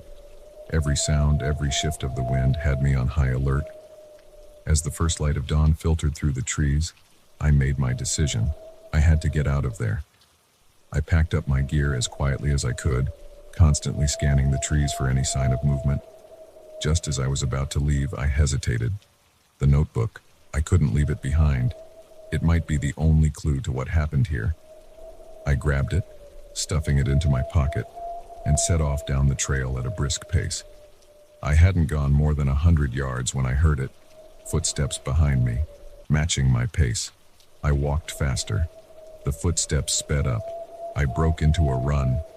The footsteps became a pounding rhythm, gaining on me. Panic took over. I veered off the trail, crashing through the underbrush. Branches whipped at my face. Roots threatened to trip me, but I kept running. The sound of pursuit was all around me now, coming from multiple directions. I ran until my lungs burned and my legs felt like lead. Then, just as I thought I couldn't go on, I burst out of the trees onto a road. An actual, paved road. Without hesitation, I turned and ran down it. I had no idea where it led, but it had to be better than the forest behind me. After what felt like miles, I saw a sign ahead. "Welcome to Millerville, population 506. I'd never been so happy to see civilization in my life. I staggered into town, wild-eyed and out of breath, and made my way to the sheriff's office. The deputy on duty looked at me like I was crazy as I babbled out my story. But when I showed him the notebook, his expression changed. "Where did you find this?" he asked, his voice tight. I described the location as best I could. The deputy picked up his phone, his eyes never leaving the notebook. "Chief, you're going to want to come in. I think we've got a lead on the Harrison case." The next few hours were a blur of questions and statements. Apparently, the notebook belonged to a couple who had gone missing in those woods 2 weeks ago. The sheriff's department had been searching for them but had found no trace. Until now. As I sat in the sheriff's office, wrapped in a shock blanket and sipping bad coffee, I couldn't shake the feeling that I'd only scratched the surface of whatever was going on in those woods. The couple, the voices in the night, the feeling of being watched. It was all connected somehow. They found the campsite where I'd spent that terrifying night, but there was no sign of whoever had been stalking me. The sheriff called it a person of interest in the missing persons case. I called it a nightmare I'd never forget. I gave them the notebook and my statement, but I knew I'd be looking over my shoulder for a long time to come. The forest, once a place of solace and adventure for me, now held a darkness I couldn't unsee. As I finally left the sheriff's office, stepping out into the bright sunlight of the small town, I realized something. The scent of fear that had permeated that abandoned campsite, I could still smell it. But now, it was coming from me. I don't know if I'll ever go hiking alone again. Some trails, once walked, change you forever. And sometimes, the most dangerous predators in the wilderness are the ones that leave footprints just like our own.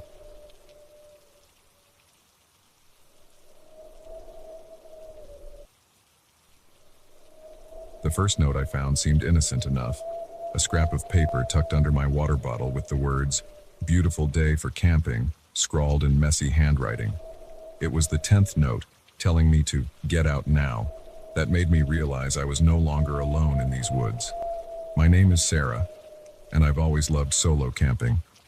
There's something about the solitude, the connection with nature, that recharges my soul like nothing else. When life in the city became too overwhelming, I'd pack up my gear and head out to the wilderness for a few days of peace and quiet. This particular trip was to a remote area of the Adirondacks, a spot I'd discovered years ago and had kept as my personal secret. It was a grueling 6-hour hike from the nearest road, but the pristine lake and surrounding old-growth forest made it worth every step. I arrived at my usual campsite late in the afternoon, the September sun already dipping low in the sky. The familiar view of the lake, mirror-smooth and reflecting the fiery colors of the changing leaves, brought a smile to my face. This was exactly what I needed. I set up camp with practiced efficiency, pitching my tent, gathering firewood, and hanging my food bag to keep it safe from bears.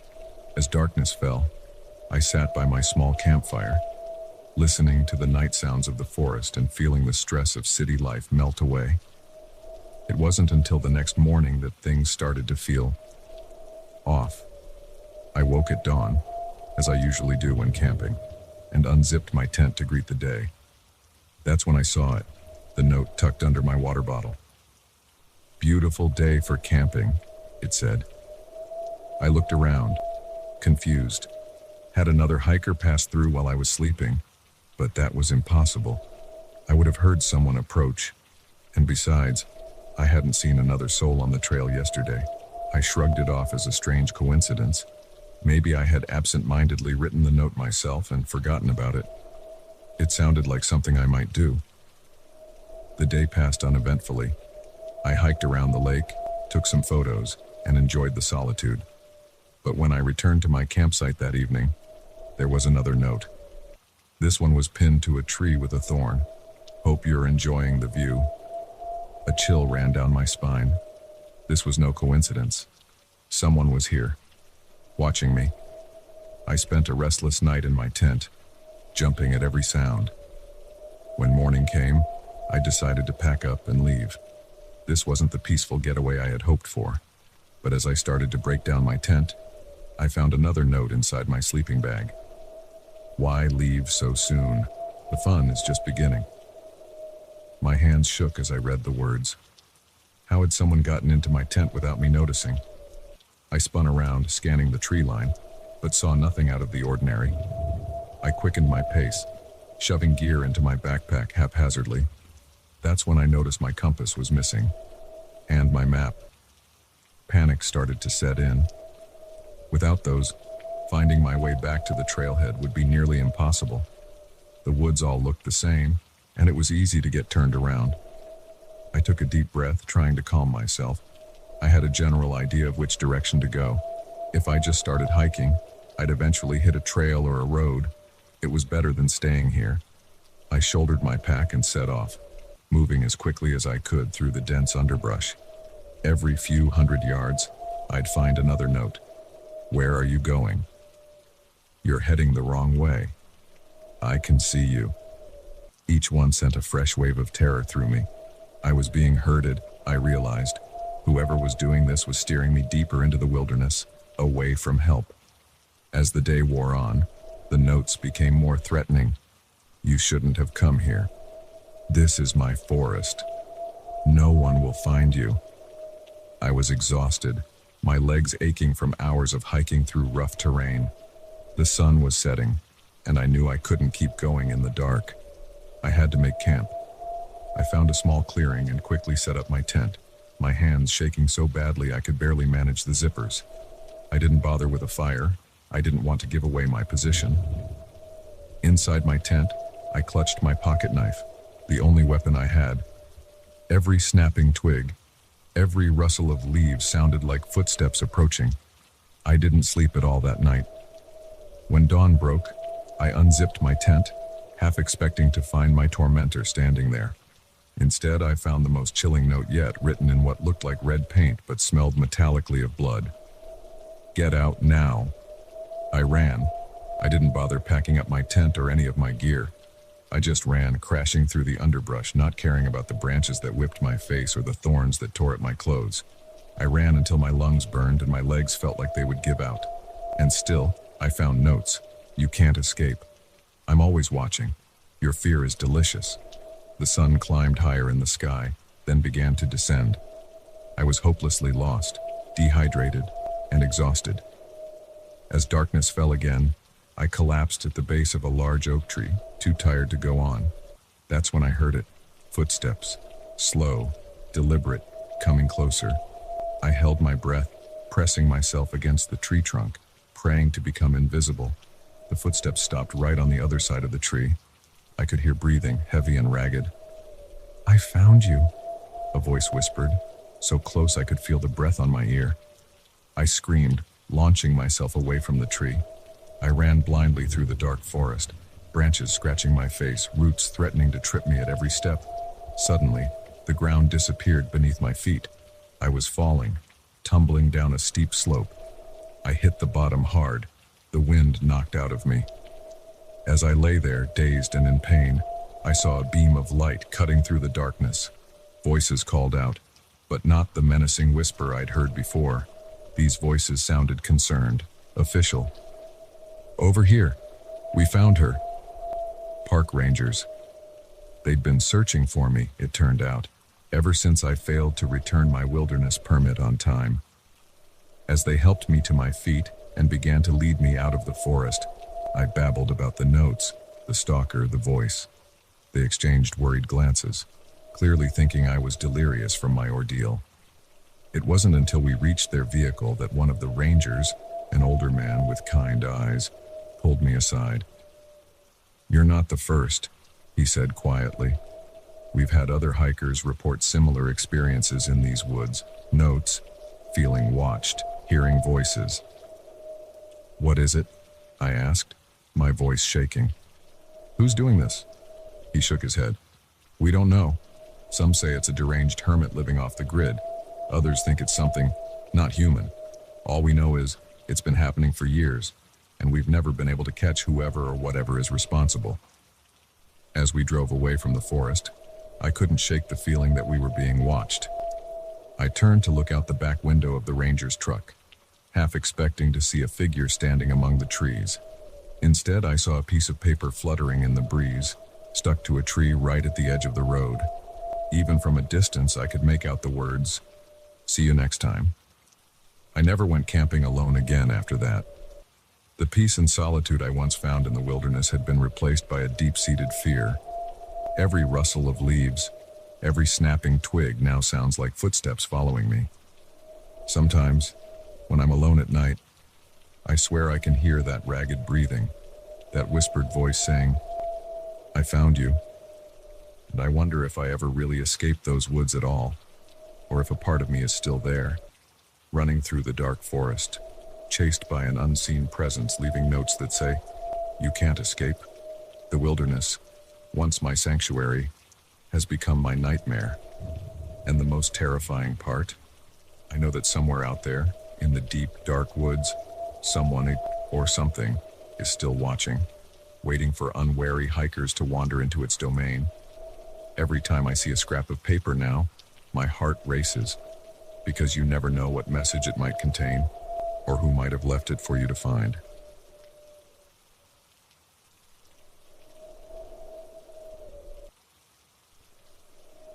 The flickering firelight cast long shadows across the clearing, illuminating faces contorted in a grotesque dance. As I crouched behind a fallen log, my heart pounding in my chest, I realized that our leisurely hike had led us straight into a nightmare. We had stumbled upon something we were never meant to see, and now our lives hung in the balance. It was supposed to be a fun weekend getaway. Just me and my 3 best friends, Jake, Mia, and Chris, exploring the wilderness of the Appalachian Mountains. We'd been planning this trip for months, eager to escape the pressures of our jobs and reconnect with nature. None of us could have imagined how quickly our adventure would turn into a fight for survival. The first 2 days of our hike were everything we'd hoped for. The weather was perfect, warm days giving way to cool, star-filled nights. We trekked through lush forests, crossed babbling streams, and marveled at breathtaking vistas. Around the campfire each night, we laughed, shared stories, and felt the stress of our everyday lives melt away. On the 3rd day, we decided to venture off the main trail. Chris, always the adventurous one, had heard about a hidden waterfall from a local at our last rest stop. It wasn't on any of our maps, but the prospect of discovering something few hikers had seen was too tempting to resist. We set off early, following Chris's vague directions. As the day wore on and the terrain became more challenging, doubt began to creep in. The forest seemed to grow denser, the underbrush more tangled. Shadows deepened despite the midday sun, and an unsettling silence fell over the woods. No birdsong, no rustling of small animals, just the sound of our own labored breathing and footsteps. "Maybe we should turn back," Mia suggested, voicing the concern we all felt. But Jake, never one to admit defeat, insisted we press on. "We've come this far. The waterfall can't be much further." So we continued, pushing through the increasingly oppressive forest. As dusk approached, we realized we were hopelessly lost. The mood in our group shifted from excitement to anxiety. We decided to make camp for the night and try to find our way back to the main trail in the morning. That's when we heard it, a low, rhythmic chanting carried on the wind. It was faint at first, barely perceptible, but as we stood still, straining our ears, it grew louder. "What is that?" Chris whispered, his eyes wide. Curiosity overcame our better judgment. We moved towards the sound, drawn like moths to a flame. As we crept through the underbrush, a faint glow appeared in the distance. The chanting grew louder, punctuated by occasional shouts and what sounded like drums. We emerged at the edge of a large clearing and froze in shock at the scene before us. Dozens of people were gathered around a massive bonfire, their faces obscured by elaborate masks. They swayed and danced in unison, their movements jerky and unnatural. At the center of it all stood a tall figure in a horned headdress, arms raised to the sky. "Holy shit," Jake breathed. "What the hell is this?" Before any of us could respond, the chanting stopped abruptly. The horned figure turned, seeming to look directly at our hiding spot. A gnarled finger pointed in our direction, and a voice boomed out, "Intruders, bring them to me." Panic exploded in my chest. "Run!" I yelled, already turning to flee. We crashed through the forest, blind with terror. Behind us, shouts and pounding footsteps indicated pursuit. Branches whipped at our faces. Roots threatened to trip us at every step, but we didn't dare slow down. I glanced back and my heart nearly stopped. Masked figures were gaining on us, their eyes gleaming with an inhuman light in the darkness. One was so close I could hear its ragged breathing. Suddenly, Mia screamed. She had stumbled, her ankle twisted at an unnatural angle. The pursuing figures were almost upon her. Without thinking, I skidded to a stop and ran back, Chris right beside me. We each grabbed one of Mia's arms and half carried, half dragged her forward. Jake took up a position behind us, grabbing fallen branches to swipe at our pursuers. We ran for what felt like hours, the sounds of pursuit never far behind. Just when I thought my lungs would burst, we broke through the tree line and found ourselves at the edge of a steep ravine. Far below, I could hear the rush of water. "The waterfall," Chris gasped. "We found it." But we had no time to appreciate the irony. Our pursuers were closing in, their chanting growing louder. We were trapped. "We have to jump," Jake said, his voice shaking but determined. Mia shook her head frantically. "We don't know how deep it is. We could die." "We'll die if we stay here," I countered, hearing the hysteria in my own voice. A figure burst through the trees behind us, its mask a terrifying visage of bulging eyes and sharp teeth. Without further hesitation, we jumped. The fall seemed to last forever. The rush of air, the roar of the waterfall, the terrified screams of my friends, all blended into a cacophony of fear. Then, with a brutal impact, we hit the water. The cold shocked my system. For a moment, I didn't know which way was up. My lungs burned for air. Just as spots began to dance in my vision, my head broke the surface. I gasped, coughing and sputtering. "Is everyone okay?" I called out, searching frantically for my friends. One by one, they surfaced. Even Mia, her face contorted with pain, managed to stay afloat. We swam to the shore, collapsing on the rocky bank. Above us, Masked faces peered down from the cliff edge, but they made no move to follow. Their chanting resumed, growing fainter as they retreated into the forest. We didn't dare move for hours, huddled together, soaked and shivering. As the first light of dawn broke over the trees, we finally felt safe enough to start moving. Mia's ankle was swollen but not broken. Supporting her between us, we began the long trek downstream, hoping to find civilization. It was nearly sunset when we stumbled onto a ranger station. The park rangers were shocked at our appearance, clothes torn, covered in cuts and bruises, wild-eyed with exhaustion and lingering fear. They called for medical help and listened in disbelief to our story. "There have been rumors," one of the older rangers said quietly, "of a cult operating deep in these mountains, but we've never found any evidence." In the days that followed, as we recovered in the hospital, police and park officials searched the area where we'd encountered the cult. They found nothing, no clearing, no signs of a massive bonfire, no trace that anyone had been there at all. Slowly, doubt began to creep in. Had we really seen what we thought we saw? Could it have been some kind of shared hallucination brought on by exhaustion and fear? But then, on the day we were discharged from the hospital, a nurse handed me an envelope. "This was left for you at the front desk," she said. Inside was a single piece of bark, and on it, written in what looked disturbingly like dried blood, were the words, "You cannot escape. We are always watching." We left town that day and never returned. But the memory of that night haunts us still.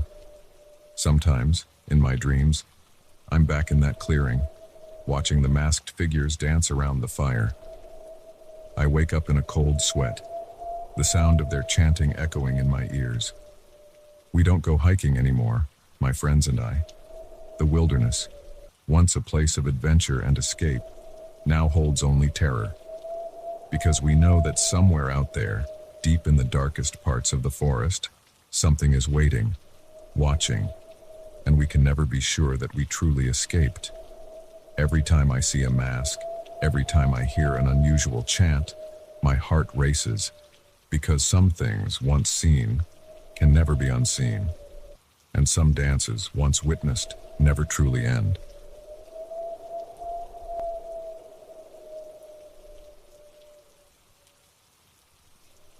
The moment I saw the flash of metal in the moonlight, I knew I had stumbled upon something I was never meant to see. What started as a peaceful fishing trip quickly turned into a fight for survival, all because I was in the wrong place at the wrong time. My name is Mike, and I've been an avid fisherman for as long as I can remember. There's something about the solitude of standing in a quiet stream, the gentle sound of water flowing around you, that brings me a sense of peace I can't find anywhere else. So when life got too hectic and stress began to pile up, I decided to take a week off work for a solo fishing trip in the remote lakes of northern Minnesota. I'd heard about a secluded spot from an old-timer at my local bait shop. He said it was hard to get to, but the fishing was incredible. "Just make sure you keep to yourself," he'd warned with a wink. "Some folks up there value their privacy." I should have paid more attention to his words. The first few days were perfect. I'd found a small, hidden cove on the lake, far from any cabins or campsites. The fishing was even better than promised, and I spent my days reeling in one monster after another, always making sure to release them back into the crystal clear water. It was on the fourth night that everything changed.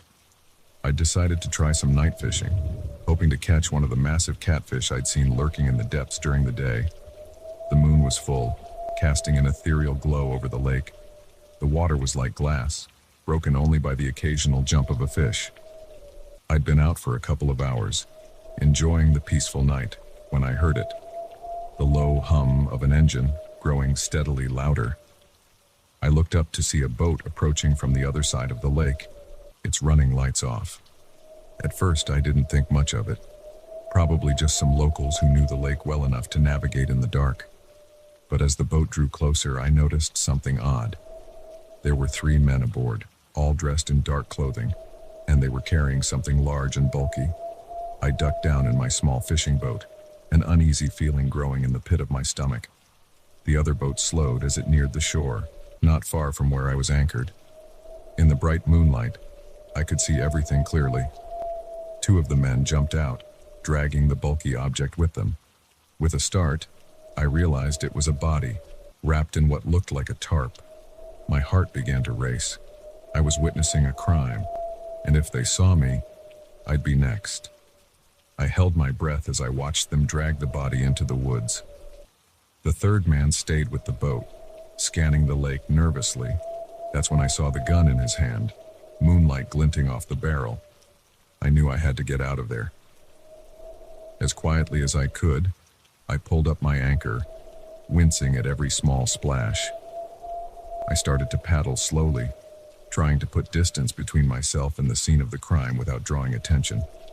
I was about 50 yards away when I heard a shout, "Hey, there's someone out there!"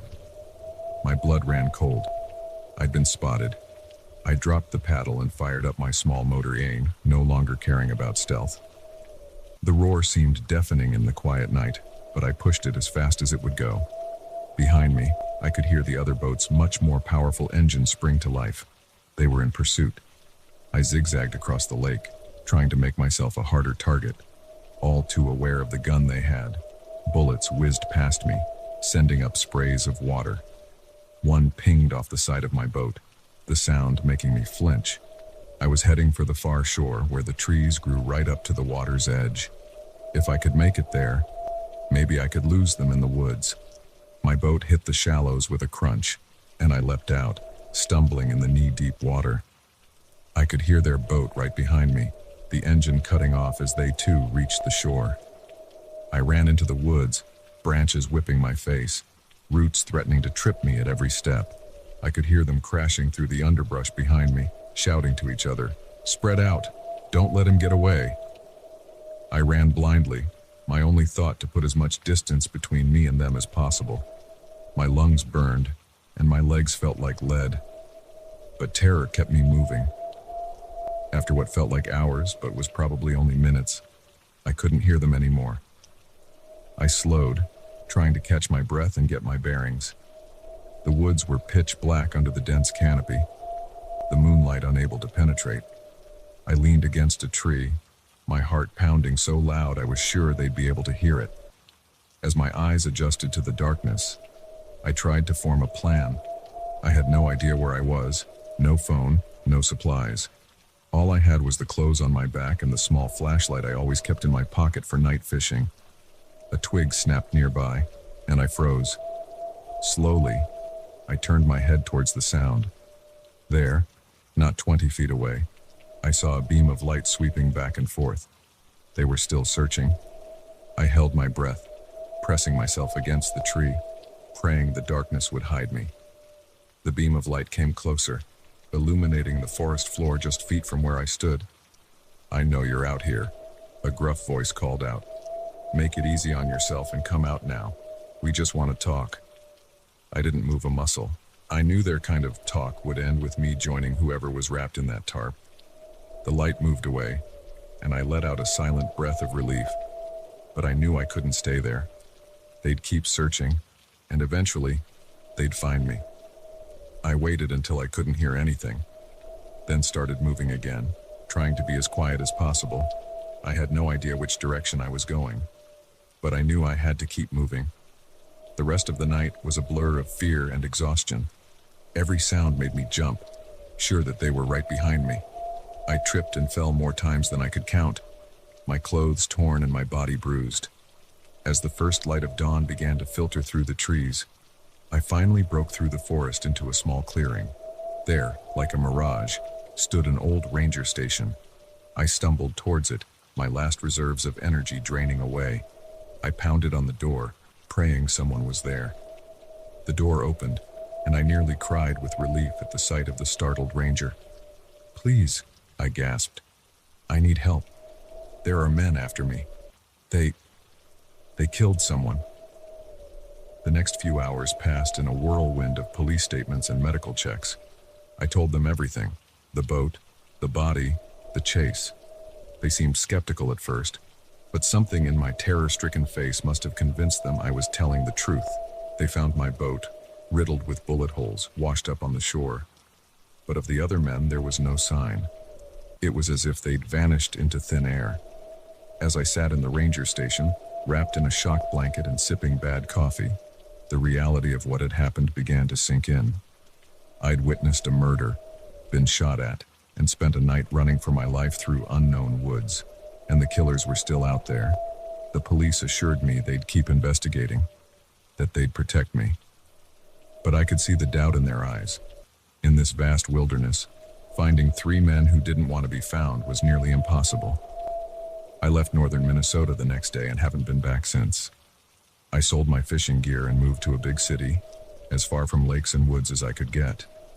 But no matter where I go, I can't shake the feeling of being watched.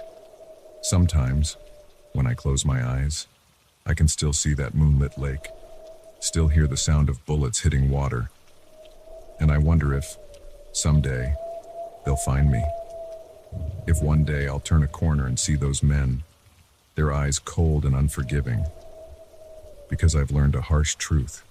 Some secrets are buried deep, and those who uncover them often end up buried too. The peace I once found in nature has been replaced by a constant, gnawing fear, and the only thing I caught on that fishing trip was a nightmare I may never escape.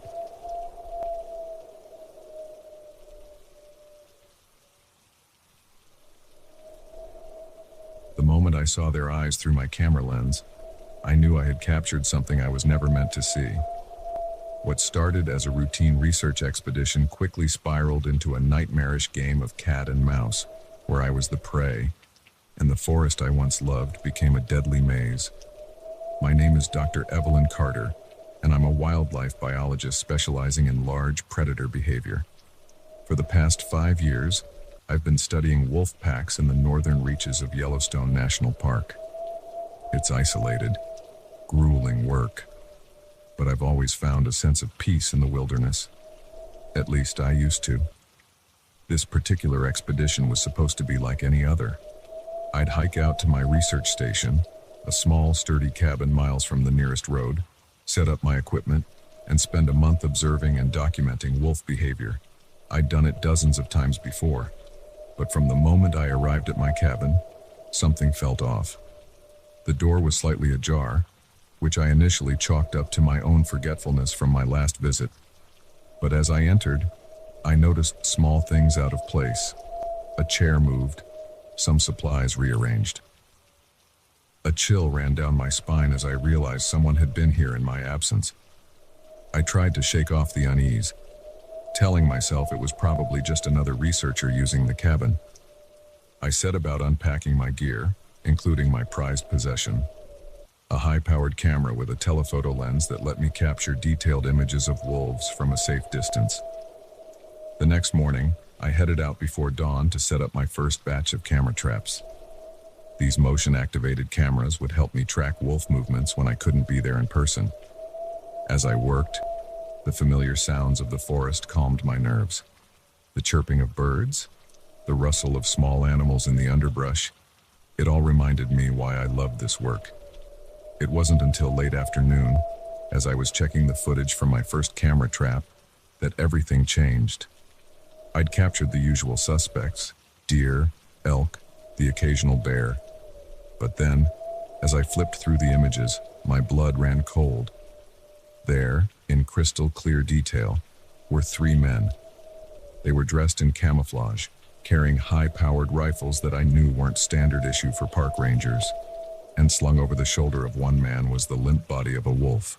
Poachers. In my research area, my hands shook as I stared at the image.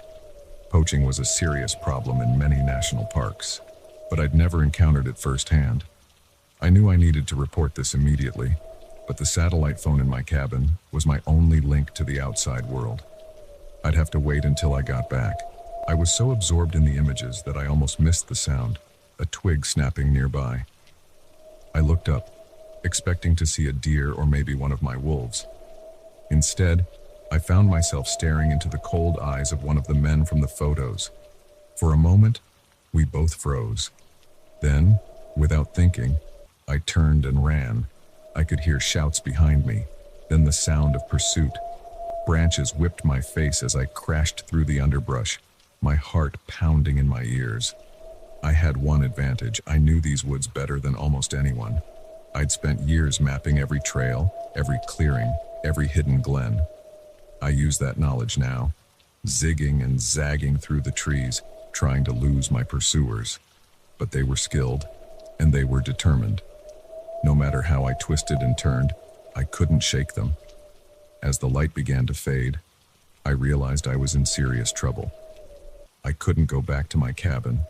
That would be the first place they'd look. I needed to find a safe place to hide and wait them out. I made my way to a series of caves I'd discovered during my research. They were small, easy to miss if you didn't know what you were looking for. I squeezed into one, pressing myself against the cold stone, trying to quiet my ragged breathing. For hours, I sat in that dark cave, jumping at every sound. I could hear them searching, their voices carrying in the quiet night air. They were methodical, thorough. These weren't amateur poachers, they were professionals. As dawn broke, I dared to peek out of my hiding spot. The forest seemed quiet, but I knew better than to assume they were gone. I needed to get to my satellite phone and call for help. I made my way carefully back toward my cabin, using every trick I knew to move silently through the woods. As I approached the clearing where my cabin stood, I saw them, 2 men, standing guard outside. My heart sank. They knew this was my base, and they were waiting for me. I retreated back into the woods, my mind racing. The nearest ranger station was a 2-day hike away, without supplies, in territory I knew was being patrolled by armed poachers. It would be a desperate journey, but I had no choice. I couldn't stay here, couldn't risk them finding me. So I set off, moving as quickly and quietly as I could, always alert for signs of pursuit. The first day was a nightmare of constant vigilance. Every snapping twig, every rustling leaf could be a poacher closing in. I didn't dare stop to rest, pushing my body to its limits. By nightfall, I was exhausted, dehydrated, and disoriented. I found a hollow log to sleep in, curling up in the damp, cramped space. Sleep came in fitful bursts, interrupted by nightmares of being hunted. I woke at first light, stiff and aching, but alive. The second day was worse. Hunger and thirst made it hard to think clearly. I knew I was making mistakes, leaving signs of my passage that a skilled tracker would easily follow. But I couldn't stop. I had to keep moving. It was late afternoon when I heard the sound I'd been dreading, voices coming from behind me. They'd picked up my trail. With a surge of panic-fueled energy, I ran. I don't know how long I ran, or how far. All I know is that suddenly, the trees thinned out, and I found myself on the edge of a steep ravine. Far below, I could hear the rush of a river. The voices were closer now. I was trapped. In that moment, I made a decision that could have easily killed me. I jumped. The fall seemed to last forever. Then, with a shocking cold that drove the air from my lungs, I hit the water. The current was strong, pulling me under, tumbling me head over heels. I fought my way to the surface, gasping for air. The river carried me swiftly downstream, away from the poachers. When I finally managed to drag myself onto the bank, I was battered, half drowned, and miles from where I'd started. But I was alive. It took me another full day of hiking to reach the ranger station. By the time I stumbled through the door, I was barely conscious. The rangers were shocked by my appearance and my story. A full-scale investigation was launched. They found evidence of the poaching operation, including some of the wolf carcasses. But the men themselves had vanished, leaving behind only a ransacked research cabin and a set of camera traps with their images clearly recorded. I'd like to say that was the end of it, that justice was served and I went back to my research. But the truth is, that experience changed me. The forest, once my sanctuary, now feels full of hidden threats. Every shadow could be hiding someone watching, waiting. I still do my work. The wolves still need protecting, perhaps now more than ever. But I no longer feel that sense of peace in the wilderness. Instead, I'm always watching, always alert. because I know firsthand that in the wild, humans can be the most dangerous predators of all. Sometimes, when I'm reviewing footage from my camera traps, I'll catch a glimpse of movement that doesn't quite fit, a shadow that could be a man, a glint that could be a gun. And in those moments, my heart races, and I'm right back in that forest, running for my life. The poachers may be gone, but the fear they instilled lingers. It's a harsh reminder that even in our most protected wild spaces, darkness can lurk just out of sight. And sometimes, the price of discovery is higher than we ever imagined.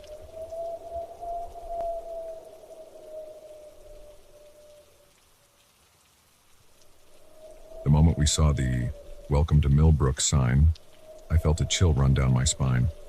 Something about this quaint little town nestled in the mountains didn't feel right. If only we'd turned back then, we might have avoided the nightmare that was about to unfold.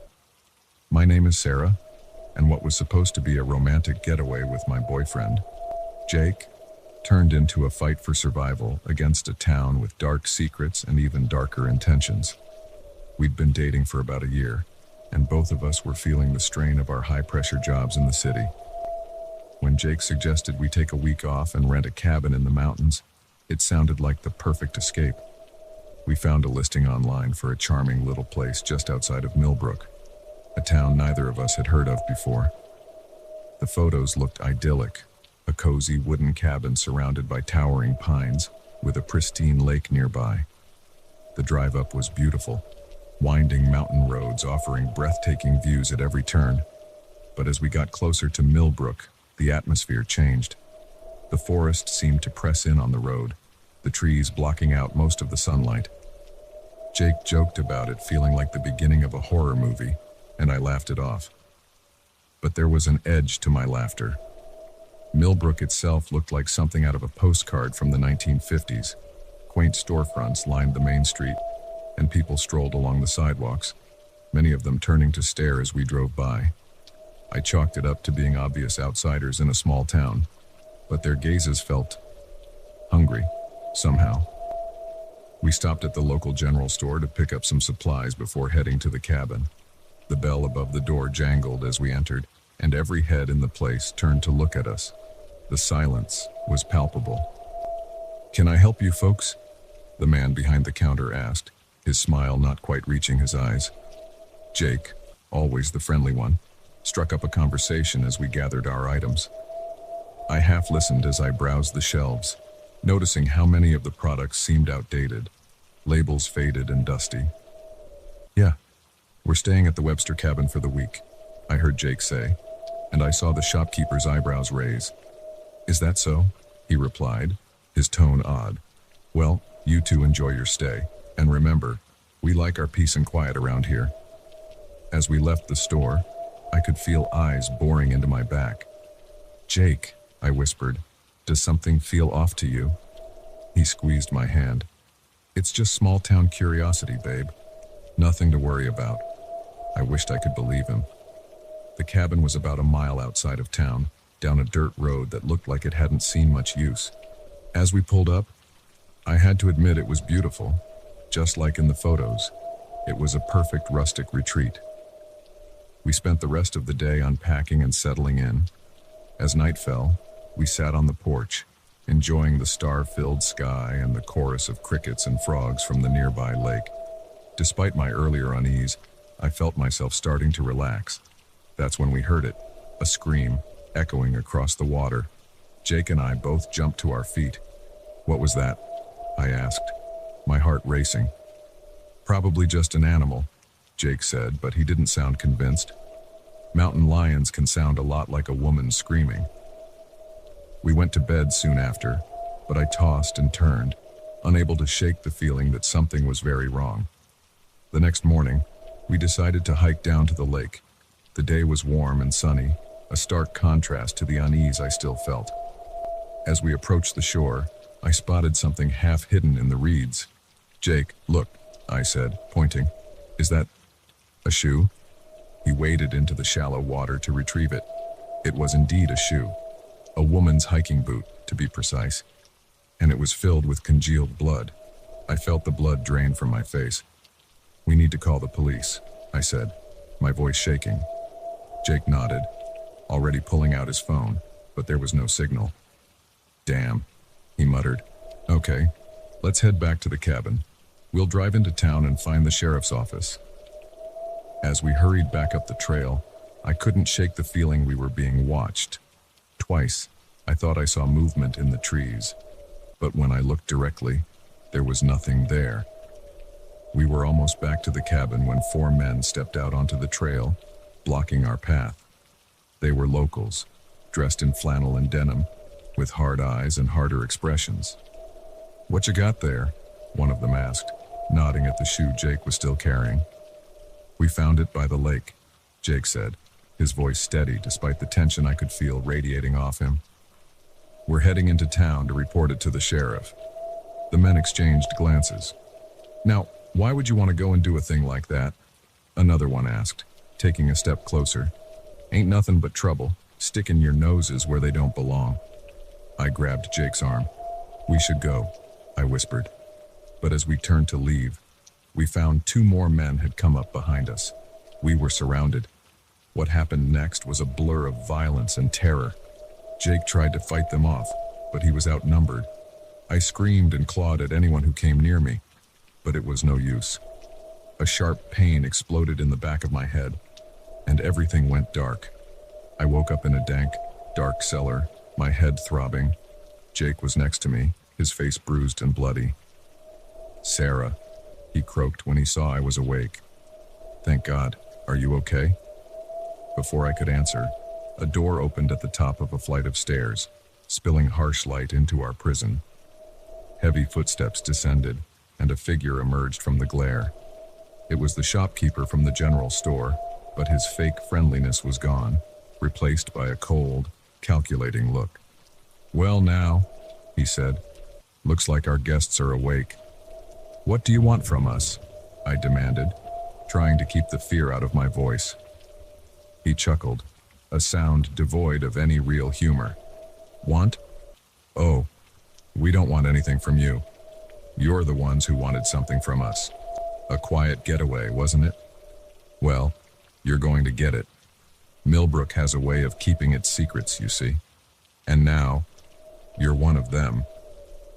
Over the next few days, or was it weeks, time lost all meaning in that cellar.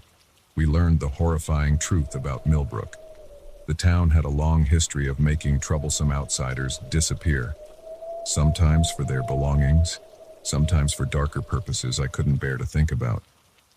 The shoe we'd found belonged to their last victim, a hiker who'd stumbled upon something she shouldn't have. They kept us alive, barely.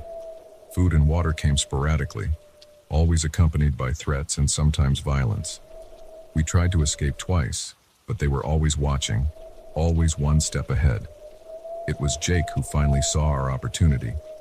One of our captors got careless, leaving a tool behind after some sadistic interrogation session. We worked together to free ourselves from our bonds, waiting for the right moment. It came in the dead of night. We could hear the sounds of some kind of celebration happening in the town, drunken shouts and eerie chanting. Taking advantage of our guards, distraction, we made our move. The next hours were a nightmare of running through dark woods, every snapping twig sounding like a gunshot, every shadow potentially hiding one of our pursuers. We had no idea which direction we were going, only that we had to get as far from Millbrook as possible. Dawn was breaking when we finally stumbled onto a highway. A passing trucker took pity on us, though I'm sure we looked and smelled terrible. He drove us to the nearest big town where we immediately went to the police. They were skeptical at first, but our injuries and obvious terror convinced them to investigate. By the time a team of state troopers reached Millbrook, though, the town was deserted. Houses and stores stood empty, as if the entire population had simply vanished overnight. The investigation is ongoing, but I don't have much hope they'll find anything. Millbrook's secrets are buried deep, and I suspect its people are long gone, moved on to some new hunting ground. Jake and I are trying to move on with our lives, but it's not easy. Nightmares plague us both, and I don't think I'll ever be able to look at a small town the same way again. The quaint charm of rural America has been forever tainted for me, hiding potential horrors behind every picturesque facade. Sometimes, when I close my eyes, I can still hear the eerie chanting from that last night in Millbrook. And I wonder how many other towns out there harbor dark secrets, waiting for unsuspecting visitors to become their next victims. If there's one thing I've learned from our ordeal, it's this. Sometimes, the most dangerous predators are the ones that smile and welcome you with open arms. And the price of a quiet getaway can be higher than anyone could imagine.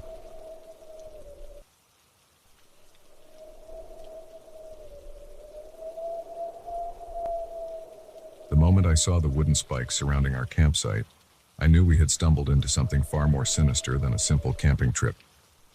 What started as a fun weekend getaway with friends quickly descended into a nightmarish battle for survival against an unseen enemy who seemed to know these woods far better than we ever could. My name is Alex, and I've always loved the great outdoors. So when my friends Mike, Sarah, and Jess suggested we go camping in a remote area of the Ozarks, I jumped at the chance. We'd all been feeling the strain of our busy city lives and thought a few days of roughing it in nature would be the perfect reset. We chose a spot that was off the beaten path, wanting to avoid the crowded campgrounds and truly immerse ourselves in the wilderness. The hike to our chosen location was challenging but exhilarating. As we set up our tents in a small clearing surrounded by towering pines, I felt a sense of peace wash over me. This was exactly what we needed. The first day was perfect. We hiked, fished in a nearby stream, and spent the evening around the campfire, laughing and sharing stories. As night fell and the forest came alive with the sounds of nocturnal creatures, we retired to our tents, exhausted but content. It was the middle of the night when I first sensed something was off. I woke to an eerie silence. The usual nighttime chorus of insects and animals had gone quiet. As I lay there, straining my ears, I heard it, the soft crunch of footsteps circling our campsite. My heart started racing. Bears were common in these woods, but something told me this wasn't a bear. The footsteps were too deliberate, too purposeful. I was about to wake the others when I heard a soft thud, followed by another and another. Then, silence again. When dawn broke, I unzipped my tent and stepped outside, only to freeze in shock. Surrounding our campsite was a circle of crude wooden spikes, each about 4 feet tall, their tips sharpened to wicked points. They hadn't been there when we went to sleep. "Guys," I called out, my voice shaking. "You need to see this." One by one, my friends emerged from their tents, their sleepy expressions quickly turning to horror as they took in the scene. "What the hell?" Mike muttered, moving closer to examine one of the spikes. "Who would do this?" Sarah hugged herself, her eyes darting nervously between the trees. "Maybe it's some kind of joke, other campers trying to scare us." But we all knew that wasn't true. We were miles from any other campsites, and the forest around us was as silent as it had been in the middle of the night. No birds, no squirrels, nothing. It was as if the entire woods were holding its breath. "We need to leave," Jess said firmly. "Now." No one argued. We quickly began breaking down our camp, all thoughts of enjoying nature forgotten in our haste to get out of there. That's when we noticed the symbols. Carved into the trees around our campsite were strange markings, crude pictographs that looked ancient but must have been freshly cut. They depicted stick figures in various disturbing poses, hanging, impaled, dismembered. "Oh God," Sarah whimpered. "What is this place?" As if in answer, a blood-curdling scream echoed through the forest. It sounded human, but distorted, filled with agony and rage, and it was close. We ran, grabbing what we could of our gear. We took off down the trail we'd come in on. The forest that had seemed so welcoming just yesterday now felt oppressive, its shadows hiding untold dangers. We hadn't gone far when we came across the first trap, a pit covered with leaves and branches. Mike's leg went through, and he would have fallen in if Jess and I hadn't grabbed him. The bottom of the pit was lined with more of those wooden spikes. "This is insane," Mike panted as we pulled him to safety. "Who would do this?" I don't think it's a who, Sarah said, her voice barely above a whisper. Did you see those symbols? I think it might be a what. I wanted to dismiss her words as panic-induced fantasy, but deep down, I felt she might be right. There was something unnatural about all of this, something that went beyond simple human malice. We pressed on, now moving more cautiously, our eyes scanning for more traps. The screams continued, sometimes sounding like they were right behind us, other times echoing from far away. It was as if the forest itself was toying with us. As the day wore on, exhaustion began to set in. We were moving slower, making mistakes. Jess triggered a snare that would have dragged her into the canopy if Mike hadn't managed to cut the rope. I narrowly avoided a swinging log trap that would have crushed my skull. By the time dusk began to fall, we were lost. The trail we'd been following had disappeared, and in our panic, we'd neglected to keep track of our direction. We were deep in unknown territory, surrounded by an enemy we couldn't see but could feel watching our every move. We need to find shelter, I said, trying to keep my voice steady. We can't be out in the open when night falls. We found a small cave formed by a rocky overhang and huddled inside.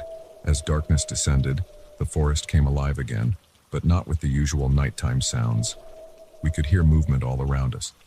Branches snapping, leaves rustling, and underneath it all, a low, guttural chanting in a language none of us recognized. None of us slept that night. We sat in terrified silence, jumping at every sound, our minds conjuring horrific images of what might be lurking just outside our meager shelter. Dawn brought no relief. As we cautiously emerged from the cave, we found more of those wooden spikes arranged in intricate patterns on the ground before us. The symbols carved into the trees had changed, now showing scenes of torture and ritual sacrifice. "We're being hunted," Mike said, stating what we all had realized but were too afraid to voice. "Whatever's out there, it's playing with us." We had no choice but to keep moving. Our water was running low, and we were all feeling the effects of dehydration and fatigue. The forest seemed to be changing around us, becoming more primeval, more menacing. Trees that I could have sworn were normal pines now looked twisted and malformed, their branches reaching out like gnarled hands. It was mid-afternoon when we heard the sound of running water. A river. If we could follow it, we might find our way out of this nightmare. We rushed towards the sound, our spirits lifting for the first time in what felt like days. But our hope was short-lived. As we broke through the tree line, we saw not a river, but a sight that stopped us cold. Before us was a massive clearing, and in its center stood a crude structure that could only be described as an altar. It was surrounded by hundreds of those wooden spikes, many of them adorned with bones and tattered scraps of clothing. And there, moving among the spikes, were figures. They looked human at first glance. But as they turned towards us, we saw that their faces were hidden behind grotesque masks made of bark and bone. Their bodies were adorned with pelts and feathers, making them look like some terrible fusion of man and forest. For a moment, everything was still. Then, as one, the figures began to move towards us, their movements jerky and unnatural. "Run!" I screamed, snapping us all out of our shocked stupor. We fled back into the forest, the sound of pursuit close behind. The chanting grew louder, seeming to come from all around us. Trees appeared to move, roots reached up to trip us, vines snaked out to grab at our ankles. I don't know how long we ran. Time lost all meaning in that green hell. But suddenly, miraculously, we burst out onto a road. An actual paved road. A car was approaching, and we waved frantically, not caring who was in it as long as it got us out of there.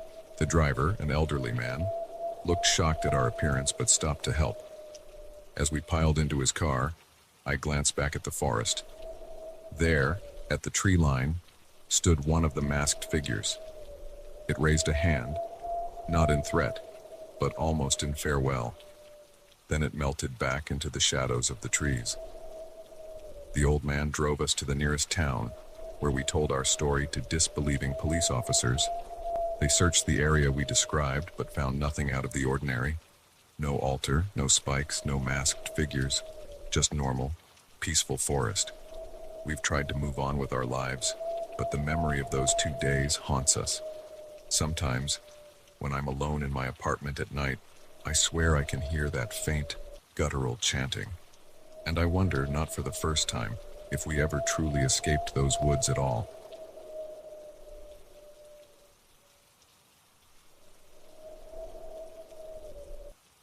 The moment I saw his eyes, I knew I'd made a terrible mistake. What I thought was a stroke of luck in my desperate situation had quickly become a nightmare.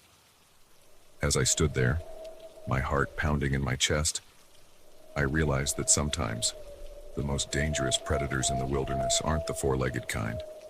My name is Jack, and I've always considered myself an experienced hiker.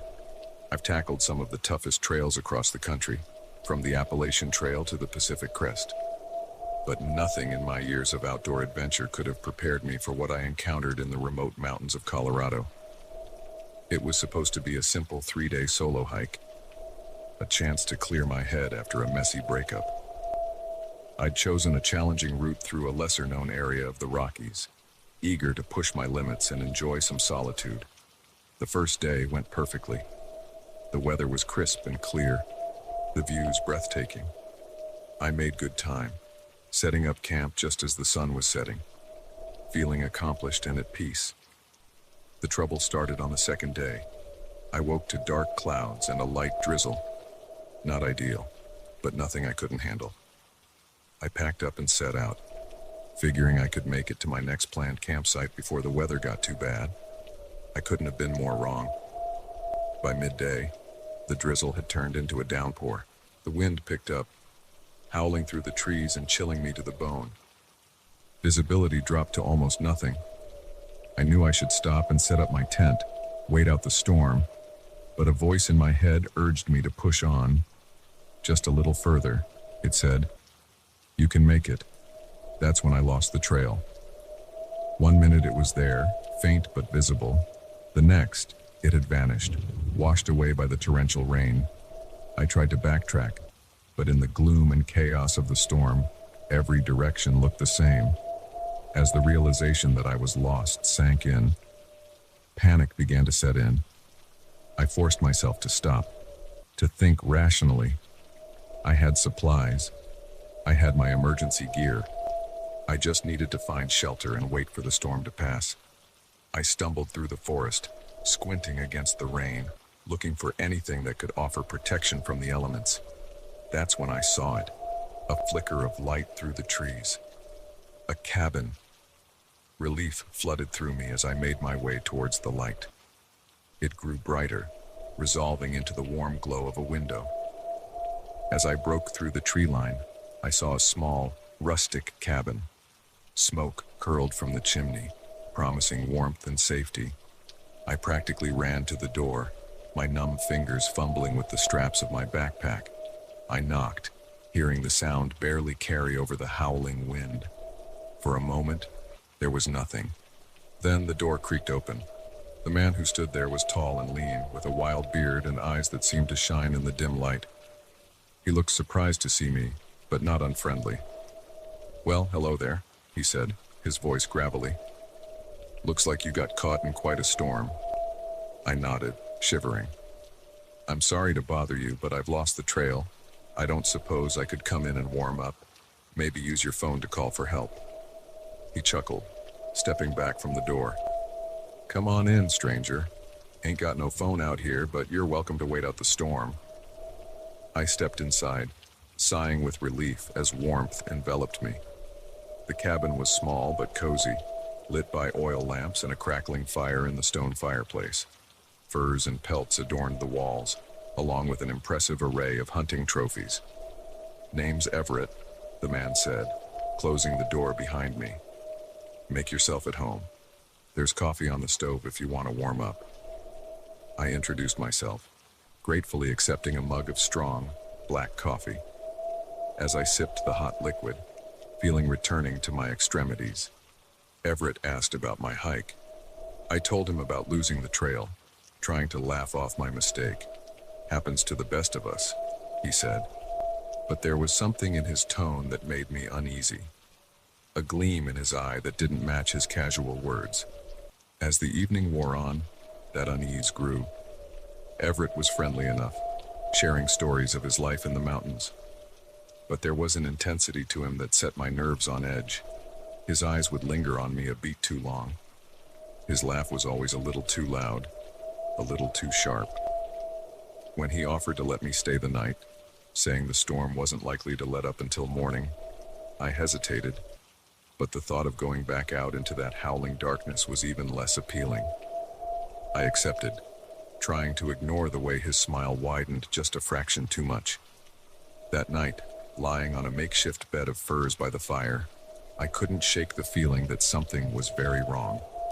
The storm raged outside, but inside the cabin, it was eerily quiet. I could hear Everett moving around in the loft above, his footsteps slow and deliberate. I must have dozed off eventually, because the next thing I knew, I was jolting awake. The fire had died down to embers, casting long shadows across the room. For a moment, I couldn't remember where I was. Then it all came flooding back. That's when I saw him. Everett was standing at the foot of my bed, perfectly still, just watching me. In the dim light, his eyes seemed to glow with an unnatural intensity. I sat up, my heart pounding. "Everett, is everything okay?" He didn't respond, didn't move, just kept staring. I scrambled to my feet, fully awake now and deeply alarmed. "Everett, you're scaring me. What's going on?" Finally, he spoke, his voice low and oddly flat. "You shouldn't have come here, Jack. These mountains, they get lonely, but they provide. Oh, how they provide." He took a step towards me, and I backed away, my back hitting the wall. That's when I saw what he was holding, a wicked-looking hunting knife, its blade gleaming in the faint light. "What are you doing?" I asked, my voice shaking. "Everett, please, just let me go. I won't tell anyone about this place, I swear." He shook his head slowly. "Can't do that, Jack. You're here now, part of the mountain, part of me." I didn't wait to hear more. I bolted for the door, fumbling with the latch. Behind me, I could hear Everett moving, his footsteps unnaturally fast. I burst out into the night. The storm had passed, leaving behind a world draped in shadows and mist. I ran blindly, branches whipping my face, roots threatening to trip me at every step. I could hear Everett behind me, crashing through the underbrush, calling my name in a sing-song voice that chilled me to my core. I ran until my lungs burned and my legs felt like lead. But the sounds of pursuit never faded. It was as if Everett knew these woods intimately, always one step behind me no matter how fast I ran or which direction I turned. Just when I thought I couldn't go on, I saw lights in the distance, a road, civilization. I pushed myself harder, hope giving me a second wind. I burst out onto the asphalt just as a car was approaching.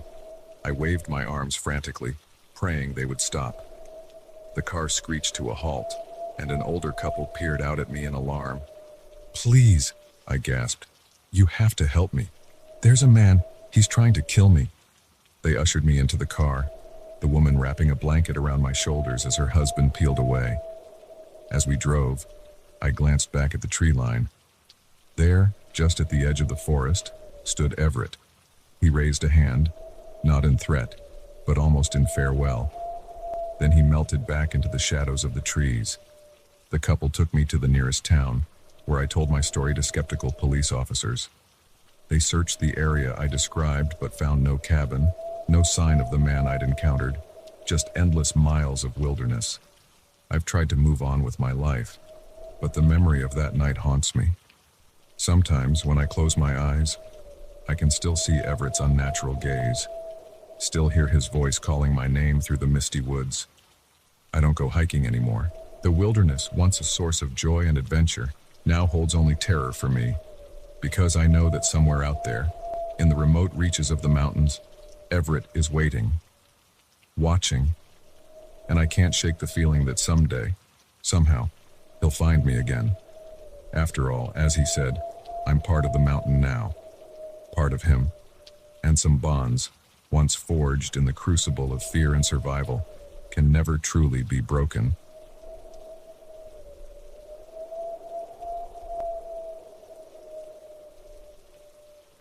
The moment I saw the glint of metal through my camera lens, I knew I had captured something I was never meant to see. What started as a routine assignment quickly spiraled into a desperate fight for survival, with every shadow in the Rockies potentially hiding a deadly threat. My name is Claire, and I'm a nature photographer specializing in remote wilderness shots. I've trekked through some of the most isolated parts of the world, always chasing that perfect, untouched landscape. But nothing in my years of experience could have prepared me for what I encountered in the heart of the Rocky Mountains. It was supposed to be a straightforward job, a 2-week expedition to capture the raw beauty of a little explored area of the Rockies for a prestigious nature magazine. I was excited about the challenge, eager to document a part of the wilderness few had ever seen. The first week went smoothly. I hiked deep into the mountains, setting up camp in breathtaking locations and capturing stunning images of pristine forests, crystal clear streams, and majestic wildlife. I felt at peace, connected to the natural world in a way that only true solitude can bring. It was on the 8th day that everything changed. I had hiked to a remote ridge, hoping to capture the sunset over a particularly dramatic valley. As I set up my tripod and began framing my shot, something caught my eye in the valley below. A flash of unnatural movement, a glint of metal where no metal should be. I zoomed in with my telephoto lens, curiosity overriding caution. What I saw made my blood run cold. In a clearing that should have been untouched wilderness, I could clearly see heavy machinery, excavators and drills that had no business being there. Men in hard hats moved around the site, their actions furtive and hurried. I started snapping pictures instinctively, my photographer's instincts kicking in even as my mind raced to make sense of what I was seeing. This was clearly an illegal mining operation, hidden deep in protected land where no such activity should be taking place. I was so focused on documenting the scene that I didn't notice the man until it was almost too late. A shout from below made me look up from my camera. One of the workers was pointing directly at me, yelling to his companions. They had spotted me. Panic surged through me as I realized the danger I was in. I quickly packed up my gear, my hands shaking as I tried to move as fast as possible. I could hear shouts and the sound of engines starting up in the valley below. I ran, my heavy backpack full of camera equipment slowing me down but too valuable to abandon. The forest that had seemed so peaceful just moments ago now felt oppressive, every tree potentially hiding a pursuer. As night fell, I could hear the sounds of ATVs in the distance. They were searching for me, combing the mountainside. I kept moving, using every trick I knew to cover my tracks and move silently through the underbrush. I didn't dare stop, didn't dare rest. I knew that what I had seen, what I had photographed, was worth killing for. These people wouldn't hesitate to eliminate any witness to their illegal activities. The next few days were a blur of constant movement, snatched moments of rest, and paralyzing fear.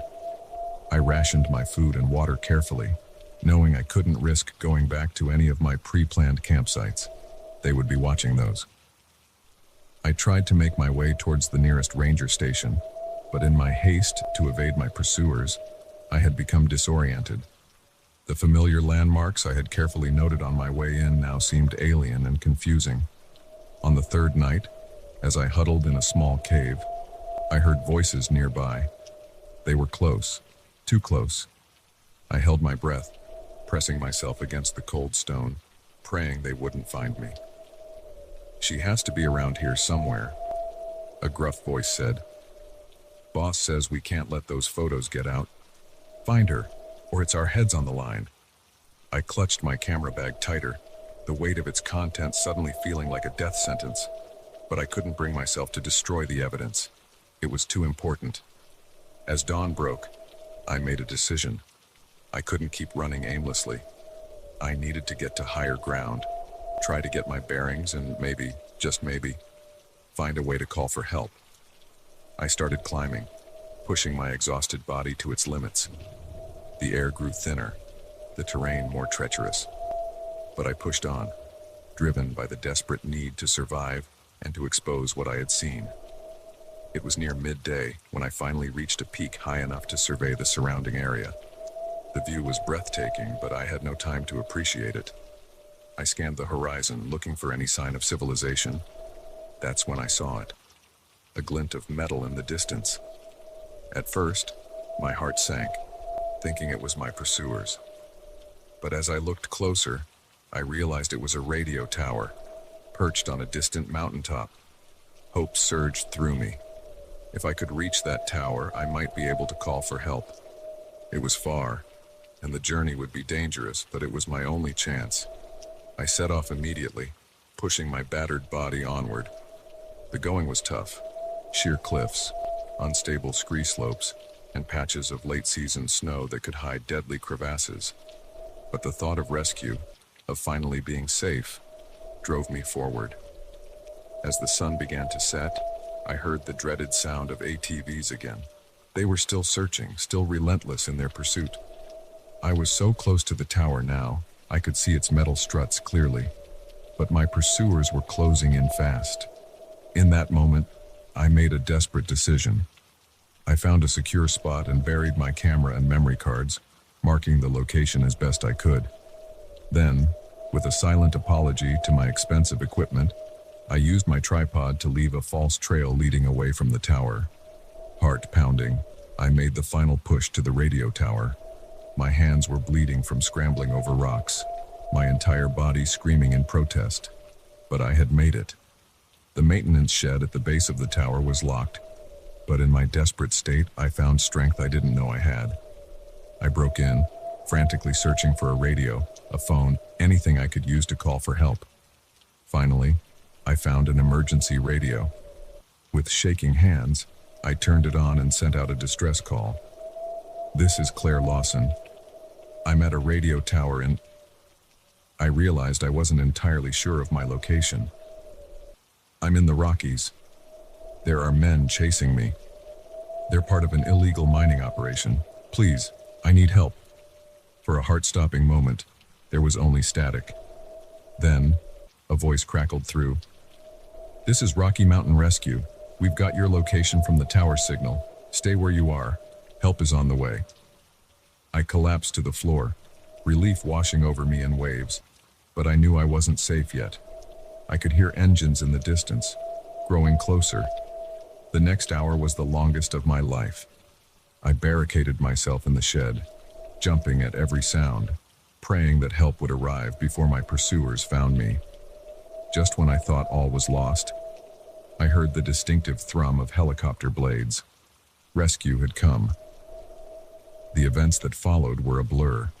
The rescue team touching down, the shocked faces of my pursuers as they realized they were too late, the long flight to safety. In the end, my photos led to the shutdown of a multi-million-dollar illegal mining operation and the arrest of several high-profile businessmen and corrupt officials.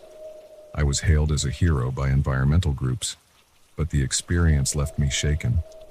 I still work as a photographer, but I've hung up my hiking boots. The wilderness, once my sanctuary, now holds too many dark memories. Sometimes, when I close my eyes, I can still hear the sounds of pursuit echoing through mountain valleys, but I don't regret what I did. Those photos, that evidence, made a difference. And in the end, isn't that what really matters? Even in the darkest moments, huddled in that maintenance shed, I knew that what I had uncovered needed to see the light of day. The Rockies taught me that sometimes the most dangerous predators aren't the four-legged kind, but they also showed me the power of perseverance, the strength we can find within ourselves when pushed to the very edge. I may not venture into the remote wilderness anymore, but I'll never stop seeking the truth, no matter how hidden it might be. Because sometimes, the most important stories are the ones someone doesn't want told.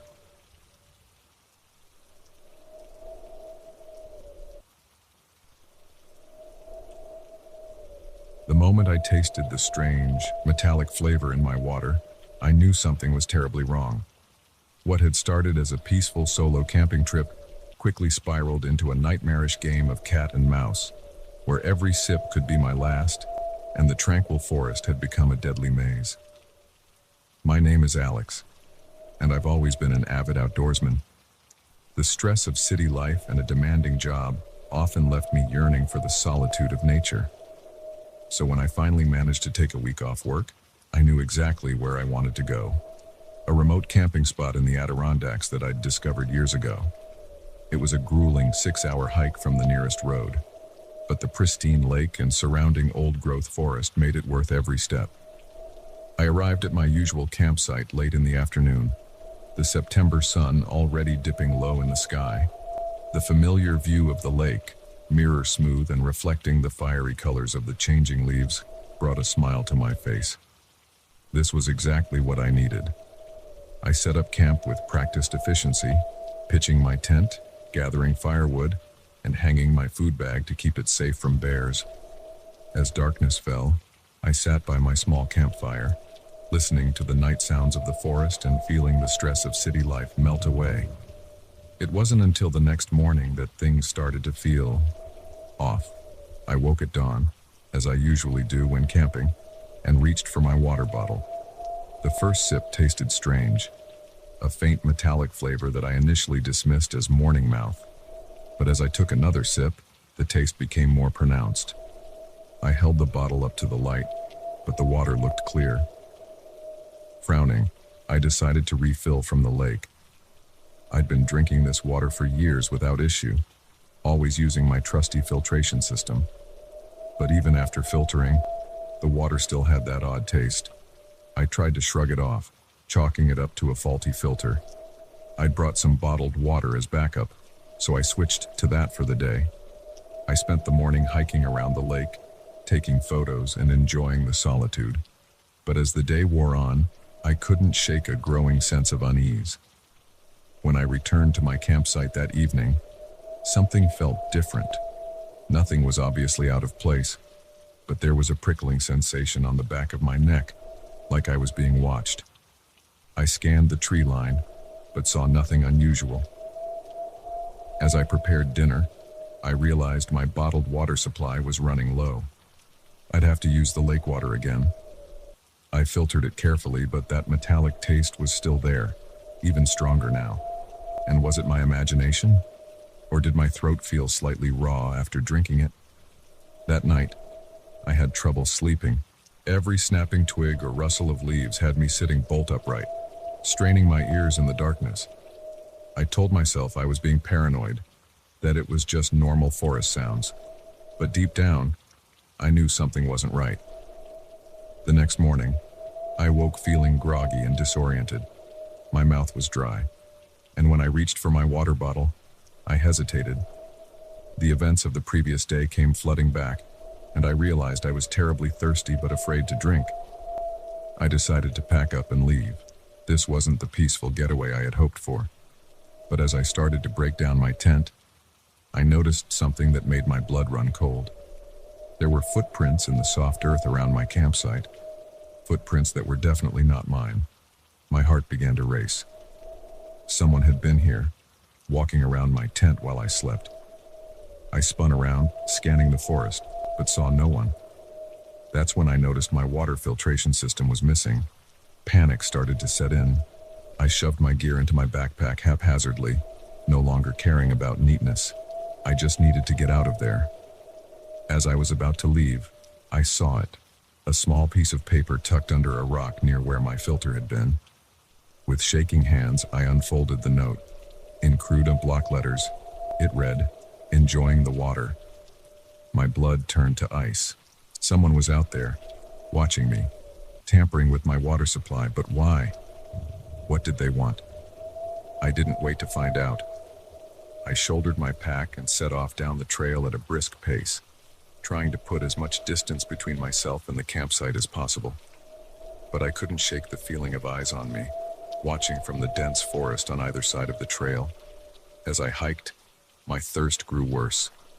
The exertion and stress were dehydrating me quickly, but I didn't dare drink from my water bottle or the streams I passed. By midday, my head was pounding, and my vision was starting to blur. That's when I heard it, a twig snapping somewhere behind me. I froze, listening intently. For a moment, there was only the sound of the breeze through the leaves. Then, footsteps. Slow, deliberate, coming up the trail. I plunged off the path into the underbrush, no longer caring about leaving a trail. Pure survival instinct took over as I crashed through the forest, branches whipping my face, roots threatening to trip me at every step.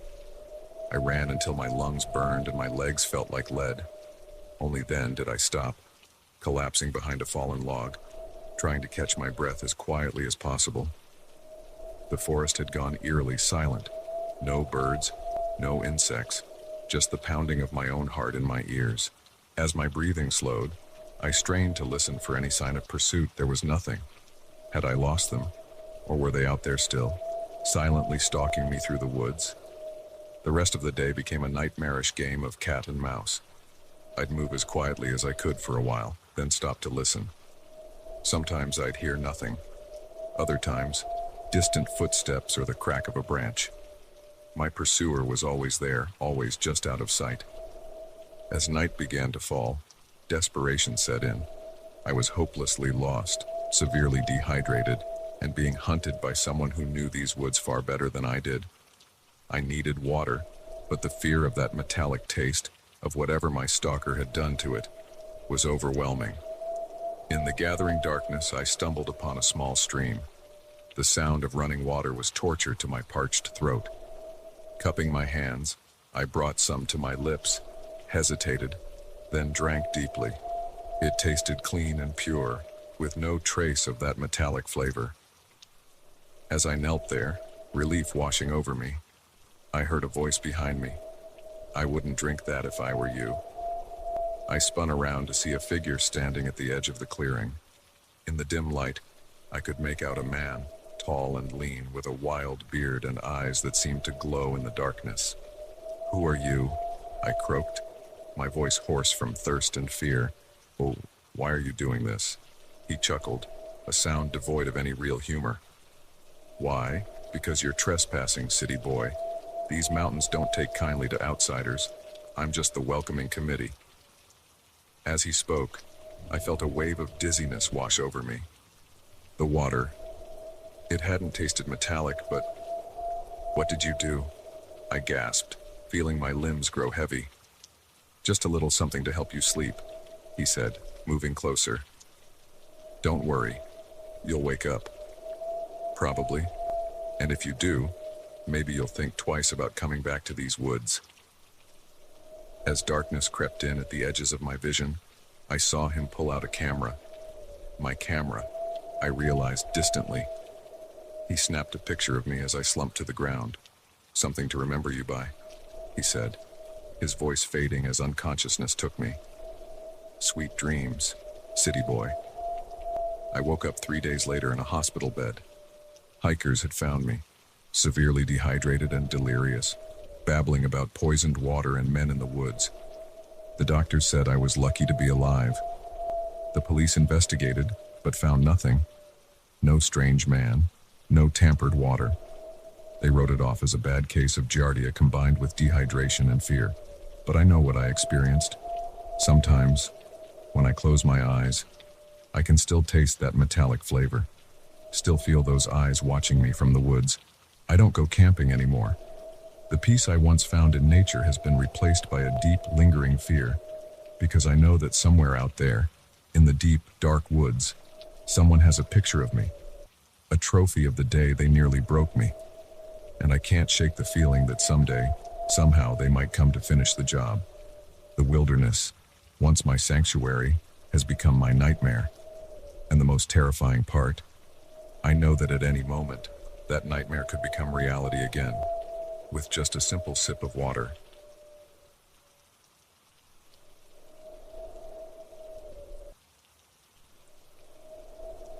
The roar of ATV engines shattered the tranquil mountain air, and in that moment, I knew our peaceful camping trip had turned into a fight for survival. What started as a weekend getaway with friends quickly descended into a terrifying game of cat and mouse, where the hunters became the hunted, and the vast wilderness became our prison. My name is Sarah, and I've always loved the great outdoors. So when my friends Mike, Lisa, and Tom suggested we go camping in a remote area of the Blue Ridge Mountains, I jumped at the chance. We were all feeling burned out from our high-stress jobs in the city and thought a few days of roughing it in nature would be the perfect reset. We chose a spot well off the beaten path, wanting to avoid the crowded campgrounds and truly immerse ourselves in the wilderness. The hike to our chosen location was challenging but exhilarating. As we set up our tents in a small clearing surrounded by towering pines, I felt a sense of peace wash over me. This was exactly what we needed. The first day was perfect. We hiked, fished in a nearby stream, and spent the evening around the campfire, laughing and sharing stories. As night fell and the forest came alive with the sounds of nocturnal creatures, we retired to our tents, exhausted but content.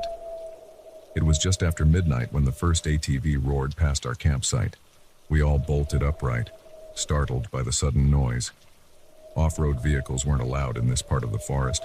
It was a protected wilderness area. Probably just some locals who don't care about the rules, Mike said, trying to sound nonchalant, but I could hear the tension in his voice. We tried to go back to sleep, but the ATVs kept coming. Sometimes they'd pass right by our camp. Other times we'd hear them in the distance. The peaceful night was shattered by the constant growl of engines and occasional whoops and hollers from the riders. Around 2 a.m., they seemed to settle somewhere nearby. We could hear music playing and loud, drunken voices carrying through the trees. None of us were sleeping now. Maybe we should go talk to them, Tom suggested. Ask them to keep it down. Lisa shook her head vigorously. Are you crazy? There's no reasoning with drunk idiots on ATVs in the middle of the night. We decided to wait it out. Surely they'd get tired and leave eventually, right? As dawn broke, the noise finally died down. We emerged from our tents, bleary-eyed and irritable from the sleepless night. That's when we saw it. Our campsite had been vandalized. Trash was strewn everywhere. One of our tents had been slashed, and crude messages were carved into nearby trees. We need to leave, I said, surveying the damage. This isn't safe. The others agreed, and we quickly began packing up our gear. But as Mike went to start up the portable stove to make some much-needed coffee, he let out a string of curses. The fuel canister is empty, he said, holding up the suspiciously light container, and our water jugs are gone. A chill ran down my spine. This wasn't random vandalism. They had deliberately taken our supplies. We were debating our next move when we heard the ATVs approaching again. Without a word, we grabbed what we could and ran into the woods. We didn't stop until the sound of engines had faded into the distance. What the hell is going on? Lisa panted, leaning against a tree.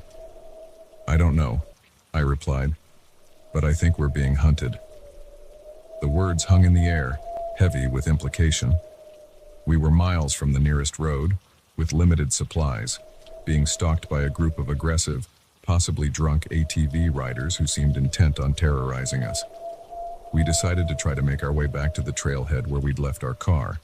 It was a long hike, made longer by the need to stay hidden and move quietly. Every rev of an engine in the distance sent us diving for cover. As the day wore on, it became clear that the ATV riders were searching for us. We could hear them crisscrossing the forest, sometimes coming so close we could smell the exhaust from their vehicles. This is insane, Tom whispered as we huddled behind a fallen log, waiting for a pair of ATVs to pass. Why are they doing this? I shook my head. I don't know. Maybe we stumbled into their territory. Maybe they're just bored and cruel, but we can't let them find us. We pushed on, our progress agonizingly slow. The lack of water was starting to take its toll. My mouth was dry, my head pounding. I knew the others were suffering too. As dusk approached, we finally caught a break. We found a small cave, hidden behind a curtain of vines. It wasn't much, but it offered some protection and a place to rest. We took turns keeping watch through the night. The ATVs were still out there, their engines a constant reminder of the danger we were in. But they didn't find our hiding spot. With the first light of dawn, we set out again. We were close to the trailhead now, maybe another 4 or 5 hours of hiking if we could move quickly. But our pursuers were still out there, and we were weak from thirst and exhaustion. We had just crossed a small stream when we heard it, the unmistakable sound of ATVs approaching fast. We scrambled up the bank, looking for somewhere to hide, but the undergrowth was too sparse. "Why, there they are," a voice shouted. We turned to see 3 ATVs cresting a hill behind us, their riders pointing in our direction. We ran. There was no other choice. We sprinted through the forest, branches whipping our faces, roots threatening to trip us at every step. The ATVs were gaining on us, the roar of their engines getting louder. Just when I thought we couldn't go on, Mike spotted a narrow ravine up ahead. "This way," he yelled, veering towards it. We half ran, half slid down into the ravine. It was too narrow for the ATVs to follow. We could hear our pursuers cursing above us, revving their engines in frustration. "We can't stay here," Lisa said, looking up at the steep walls of the ravine. "They'll just wait us out." She was right. We had to keep moving. We followed the ravine, hoping it would lead us closer to the trailhead. The going was tough. The ground was slippery, and we had to climb over fallen trees and boulders. After what felt like hours, the ravine began to widen. We could see sunlight filtering through the trees ahead, but as we emerged from the shadows, our hearts sank. The ATVs were there, waiting for us. There were 5 of them now, spread out in a semicircle, blocking our path. The riders were all men, their faces hidden behind helmets and goggles. They revved their engines menacingly as we stumbled to a stop. "Well, well," one of them said, his voice muffled by his helmet. "Looks like we finally caught up with you city folks." "What do you want from us?" I asked, trying to keep my voice steady. The man chuckled, a sound devoid of any real humor. "Want? We just want to have some fun. And you're it." They started to move towards us, their ATVs growling like predators closing in for the kill. We backed away, knowing we had nowhere to run. That's when we heard it, a new sound cutting through the noise of the ATV engines. A helicopter. We looked up to see a park ranger chopper cresting the tree line. The ATV riders hesitated, looking up at the approaching helicopter. Then, without a word, they turned their vehicles and sped off into the forest.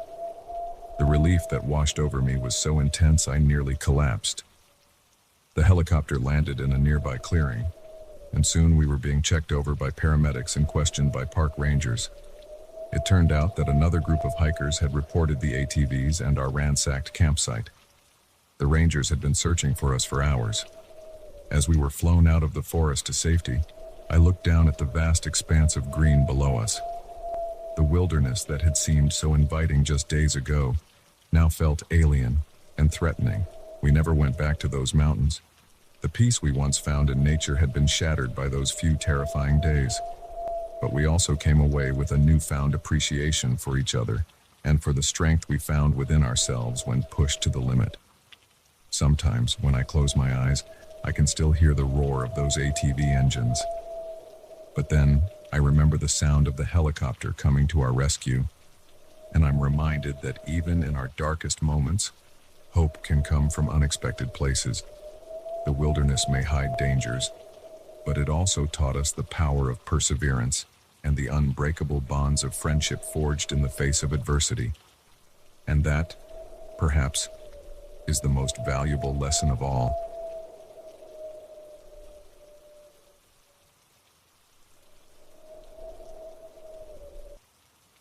The moment I saw the barrels of toxic waste hidden behind the waterfall, I knew my quiet research trip had just become a deadly game of cat and mouse. What started as a routine expedition into the Appalachian wilderness quickly spiraled into a nightmarish fight for survival, where every rustle in the undergrowth could be my last. My name is Dr. Emily Chen, and I'm an environmental scientist specializing in water quality research. For years, I'd been studying the pristine streams of the Appalachian Mountains, documenting their unique ecosystems and the impacts of human activity on these delicate environments.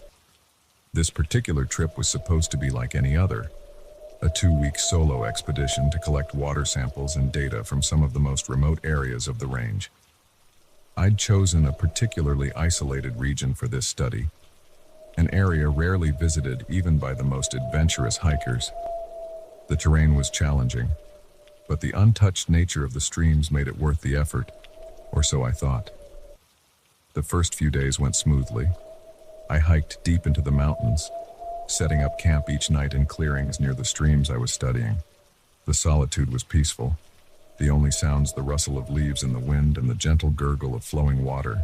I collected my samples, took meticulous notes, and felt a deep sense of connection with the unspoiled wilderness around me. It was on the 4th day that everything changed. I'd heard rumors of a hidden waterfall in the area, one that wasn't on any official maps. Intrigued by the possibility of studying a truly undocumented water source, I decided to try to find it. After hours of bushwhacking through dense undergrowth, I finally heard the distant roar of falling water. Excited, I pushed through a final curtain of vines and found myself in a small, mist-filled clearing. The waterfall was breathtaking, a silver ribbon of water cascading down a sheer rock face into a crystal-clear pool below. But as I approached the pool to take a sample, something caught my eye. Behind the curtain of water, partially hidden by the rock face, I saw something that didn't belong, the glint of metal. Curiosity overrode caution, and I carefully made my way behind the waterfall. What I found made my blood run cold. Stacked against the rock wall were dozens of metal barrels, their sides corroded and leaking a sickly green fluid. The universal symbol for toxic waste was clearly visible on their rusted surfaces. My mind raced as I tried to process what I was seeing. This remote location, miles from any road or settlement, had been turned into an illegal dumping ground for hazardous materials. The implications were staggering. This waste could be poisoning the entire watershed, affecting ecosystems and potentially human populations downstream. I knew I had to document this. With shaking hands, I pulled out my camera and started taking photos, making sure to capture the labels on the barrels and their position relative to the waterfall. I was so focused on my task that I almost missed the sound of voices approaching. I froze, suddenly acutely aware of how vulnerable I was. Whoever had dumped these barrels wouldn't want their operation discovered. I quickly shoved my camera back into my pack and looked for a place to hide. There was a small crevice in the rock wall, partially hidden by the falling water. I squeezed into it just as 2 men entered the clearing. Through the veil of the waterfall, I could see them clearly. Burly, rough-looking men carrying more barrels. "Let's make this quick," one of them grunted. "I don't like being out here longer than we have to." "Relax," the other replied, rolling a barrel towards the hidden cache. "Ain't nobody comes out this far. We've been using this spot for years without any trouble." I held my breath, pressing myself deeper into the crevice. If they found me, I had no doubt about what they'd do to protect their secret. The men finished unloading their barrels and left, but I stayed hidden for what felt like hours, terrified they might return. When I finally dared to move, my muscles were stiff and aching. I knew I had to get out of there and report what I'd found, but as I made my way back through the forest, a new fear set in.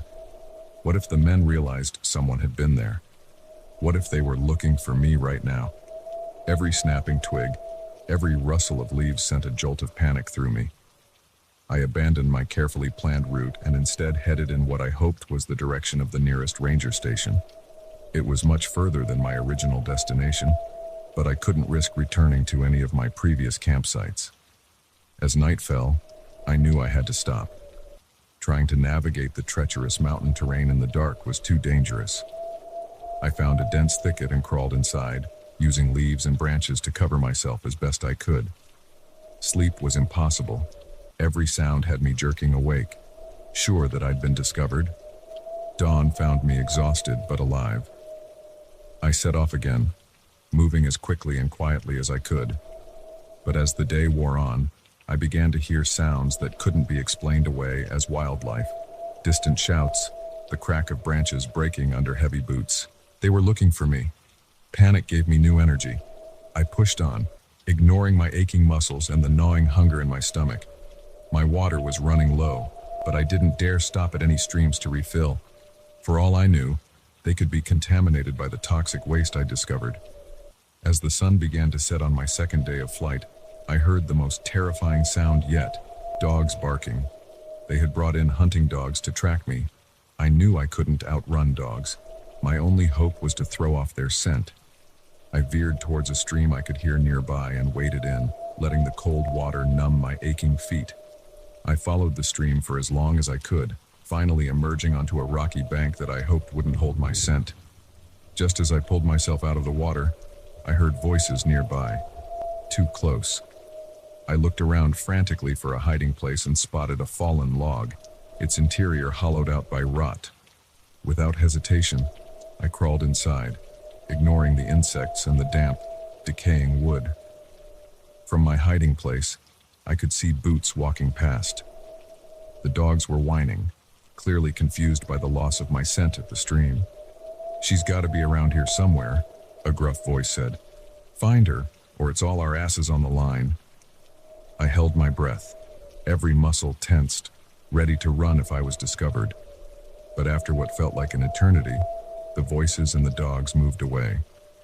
I stayed in that log until well after dark, too terrified to move. When I finally crawled out, my body was stiff and aching, but a new determination had set in. I had to survive. I had to get the evidence out. The next day was a blur of constant movement and paralyzing fear. I pushed myself harder than I ever had before, knowing that my pursuers could be right behind me at any moment. It was late afternoon when I finally saw it, a dirt road cutting through the forest. Civilization, safety. I wanted to cry with relief, but as I stepped out of the tree line, I heard the rumble of an engine. A pickup truck came into view, and my heart sank as I recognized the men from the waterfall. In that moment, time seemed to slow down. They saw me. The truck swerved. I ran. What followed was the most terrifying chase of my life. I plunged back into the forest, running blindly, branches whipping my face. I could hear the men behind me, shouting and crashing through the undergrowth. Just when I thought my legs would give out, I burst into a clearing and saw the most beautiful sight of my life, a park ranger station. With the last of my strength, I sprinted towards it.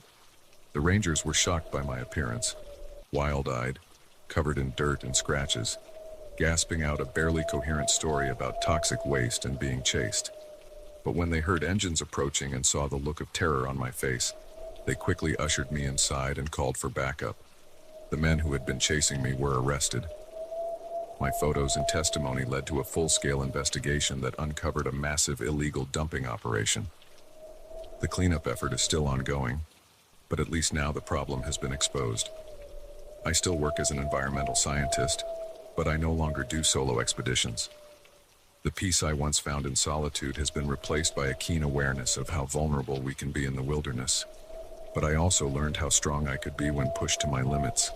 Sometimes, when I close my eyes, I can still hear the sound of those dogs baying as they hunted me through the forest. But then I remember the sight of that ranger station, and I'm reminded that even in our darkest moments, hope can appear when we least expect it. The Appalachian Mountains taught me that the most dangerous predators aren't always the four-legged kind, but they also showed me the power of perseverance and the importance of standing up for what's right, no matter the cost. And that, perhaps, is the most valuable discovery of all.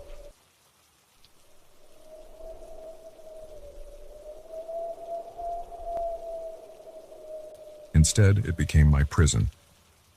I pulled up to the quaint cabin just as the sun was setting, casting a warm glow over the still water. The stress of the past few months melted away as I breathed in the crisp, pine-scented air. This weekend getaway was exactly what I needed. No phone, no internet, no distractions. Just me, my thoughts, and the peaceful surroundings. I grabbed my duffel bag from the trunk and made my way up the creaky wooden steps to the front porch. The key from the rental agency slid easily into the lock, and I pushed open the door, eager to settle in for a quiet evening. The first thing I noticed was the smell, a mixture of cedar and something cooking. Odd, I thought. I wasn't expecting the place to be so lived in. As I stepped into the main room, my heart nearly stopped. A man was sitting in an armchair by the fireplace, a book in one hand and a glass of whiskey in the other. He looked up as I entered, his expression shifting from surprise to anger in an instant. "Who the hell are you?" he demanded, rising to his feet.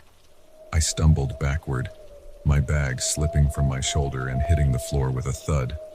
I'm Rachel," I stammered. "I rented this place for the weekend.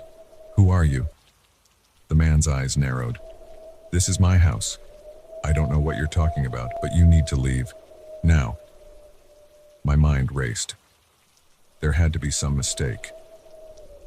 I fumbled in my pocket for my phone, pulling up the rental confirmation email. "Look," I said, holding out the screen. "I booked this place through Lake Escape Rentals. I have the reservation right here." He didn't even glance at my phone. "I don't care what that says. This is my home. I've lived here for years. You're trespassing, and if you don't leave, I'll call the police." A chill ran down my spine. Something wasn't right. I took a step back, my hand reaching for the doorknob behind me. Okay. There's clearly been a mix-up. I'll just go and sort this out with the rental agency. As I turned to leave, I heard his footsteps approaching. Before I could react, his hand slammed against the door, keeping it shut. I could feel his breath on the back of my neck as he leaned in close. "I don't think so," he said, his voice low and menacing. "You've seen too much. Can't have you running off to tell anyone about me being here." My heart pounded in my chest as I slowly turned to face him. Up close, I could see the wild look in his eyes, the unkempt beard, the dirt under his fingernails. This man hadn't just been living here, he'd been hiding. "Please," I whispered, my voice shaking. "I won't tell anyone. Just let me go." He shook his head, a humorless smile spreading across his face. "Oh, Rachel, you're not going anywhere." The next few hours were a blur of fear and desperation. He took my phone, smashing it against the stone fireplace. I watched helplessly as the screen shattered, taking with it any hope of calling for help. He bound my hands with duct tape and shoved me into a small bedroom, locking the door behind him. I sat on the edge of the bed, my mind racing. How could this have happened? I'd been so careful in planning this trip, choosing a reputable rental agency, making sure someone knew where I was going. But as the hours ticked by, I realized that my isolation, the very thing I'd been seeking, was now my biggest danger. Through the thin walls, I could hear him moving around the cabin, muttering to himself. Occasionally, he'd approach the door, and I'd hold my breath, praying he wouldn't come in. But he always moved on, his footsteps fading away again. As night fell, the cabin grew dark.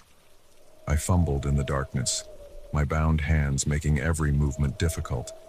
I managed to work the window open a crack, letting in a cool breeze and the sound of lapping waves from the lake. It was so peaceful outside, such a stark contrast to the terror I felt inside. I don't know how long I sat there, straining my ears for any sound of approach, my eyes scanning the dark room for anything I could use as a weapon. The moon rose high in the sky, casting long shadows through the window. Suddenly, I heard a car engine in the distance. My heart leapt. Could it be someone coming to check on the cabin? I rushed to the window, pressing my face against the cool glass. Through the trees, I could see headlights approaching. Hope surged through me, and I began to bang on the window, screaming as loud as I could. "Help! Help me, please!" The car slowed as it neared the cabin, and I redoubled my efforts. "I'm in here. Please, help!" I heard the man's heavy footsteps pounding down the hall. The bedroom door flew open, and he was on me in an instant, one hand clamping down over my mouth, the other pulling me away from the window. "Shut up," he hissed in my ear. "If you make another sound, I swear I'll kill you." We stood there in tense silence, his arm like an iron bar across my chest. As the car pulled up outside, I could hear doors opening and closing, voices calling out, "Hello? Anyone home?" Tears streamed down my face as I listened to my potential rescuers. They were so close, just on the other side of the wall. The man's grip on me tightened as the footsteps approached the front door. A knock echoed through the cabin. "Lake Escape Rentals. We got a call about a missed check-in. Everything okay in there?" I wanted to scream, to let them know I was here, but the cold press of metal against my temple froze the words in my throat. The man had produced a gun from somewhere, and the message was clear: make a sound, and it would be my last. We stood there, barely breathing, as the rental agency employees called out a few more times. After what felt like an eternity, I heard them retreating, their voices fading as they got back in their car and drove away. As the sound of the engine disappeared into the distance, the man relaxed his grip slightly. "Good girl," he murmured, lowering the gun. "See what happens when you cooperate?" He led me back to the bed, pushing me down onto it. "Now, we're going to have to move. Can't stay here now that they know something's up." He paced the small room, running his hands through his hair. "We'll leave at first light. Try to get some sleep. We've got a long day ahead of us tomorrow." With that, he left, locking the door behind him once more. I curled up on the bed, my body shaking with silent sobs. My one chance at rescue had come and gone, and now I was facing an uncertain future with this unstable man. As the adrenaline wore off, exhaustion set in. Despite my fear, I found myself drifting off, my dreams filled with nightmarish visions of endless forests and a man with wild eyes always just a step behind me. I awoke to the sound of birds chirping outside. For a moment, I forgot where I was, stretching contentedly in the soft morning light. Then reality came crashing back, and I sat up with a gasp. The man was there, standing in the doorway. He'd changed clothes and looked more put together than he had the night before. If I'd passed him on the street, I might have thought he was just another summer vacationer. "Time to go," he said, tossing a backpack onto the bed. "Put these on." He handed me a bundle of clothes, jeans, a t-shirt, and a light jacket. I looked at my bound hands, then back at him. "How am I supposed to change?" He sighed, producing a knife from his pocket. My breath caught in my throat as he approached, but he merely cut the duct tape from my wrists. "Don't get any ideas," he warned. "I'll be right outside the door. You've got 5 minutes." As soon as the door closed behind him, I sprang into action. I changed quickly, my mind racing. This could be my only chance. The window was still cracked open from the night before. If I could just squeeze through. I had one leg out the window when the door burst open. The man's face contorted with rage as he lunged for me. I pushed off hard, tumbling out the window and hitting the ground with a painful thud. I scrambled to my feet, ignoring the burning in my palms and knees, and took off running towards the lake. I could hear him behind me, crashing through the underbrush, but I didn't dare look back. The dock loomed ahead, and I sprinted towards it. There was a small motorboat tied up at the end, my last hope for escape. I reached the boat just as I heard his footsteps pounding down the wooden planks. My hands shook as I fumbled with the rope, finally managing to untie it. I jumped into the boat, nearly falling into the water in my haste. The motor sputtered to life just as the man reached the end of the dock. Our eyes met for a brief moment. I saw fury there, but also something else. Fear. He knew his game was up. I gunned the engine, the boat leaping forward across the glassy surface of the lake. I didn't slow down until the cabin was just a tiny speck on the shoreline behind me. As the adrenaline faded, I began to shake uncontrollably. Tears streamed down my face. Tears of relief, of fear, of disbelief at what I'd just been through. I steered the boat towards the far shore, where I could see houses and docks dotting the coastline. As I approached, I saw people pointing, a man already running down to the water's edge to help me dock. My legs nearly gave out as I stepped onto solid ground. Strong hands steadied me, concerned voices asking if I was all right. Through my tears, I managed to choke out, "Call the police, please." As I sat wrapped in a borrowed blanket, watching police cars speed off towards the cabin across the lake, I couldn't help but think about how quickly a dream vacation had turned into a nightmare. The lake house that was supposed to be my sanctuary had nearly become my tomb. I knew the road ahead would be long, police interviews, probably therapy to deal with the trauma. But as I looked out over the peaceful lake, the morning sun sparkling on its surface, I felt a profound sense of gratitude. I had faced my worst fear and survived. Whatever came next, I knew I could handle it. The lake house was supposed to be my escape from the world. Instead, it taught me the most valuable lesson of all. There's no escape from the darkness that lurks in some people's hearts. All we can do is face it head on and fight like hell to survive.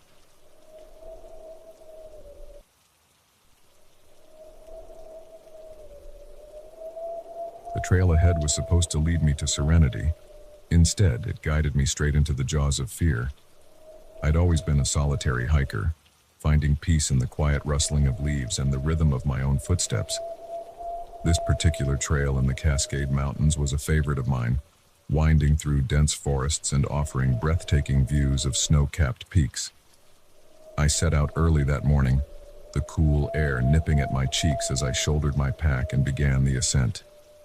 The first few hours were blissful. I fell into an easy rhythm, my boots crunching on the gravelly path, my breath coming in steady puffs as I climbed higher. The forest around me was alive with the sounds of birds and small creatures scurrying through the underbrush. I stopped occasionally to take in the view, marveling at how small the world below seemed. It was just past noon when I first saw him. I'd paused to refill my water bottle at a small stream when movement caught my eye. A man emerged from the trees about 50 yards ahead, his gait unsteady as he made his way towards me. Even from a distance, I could see that something wasn't quite right. His clothes were torn and dirty, his hair a wild tangle, and he seemed to be limping slightly. My first instinct was concern. Had he fallen? Was he lost?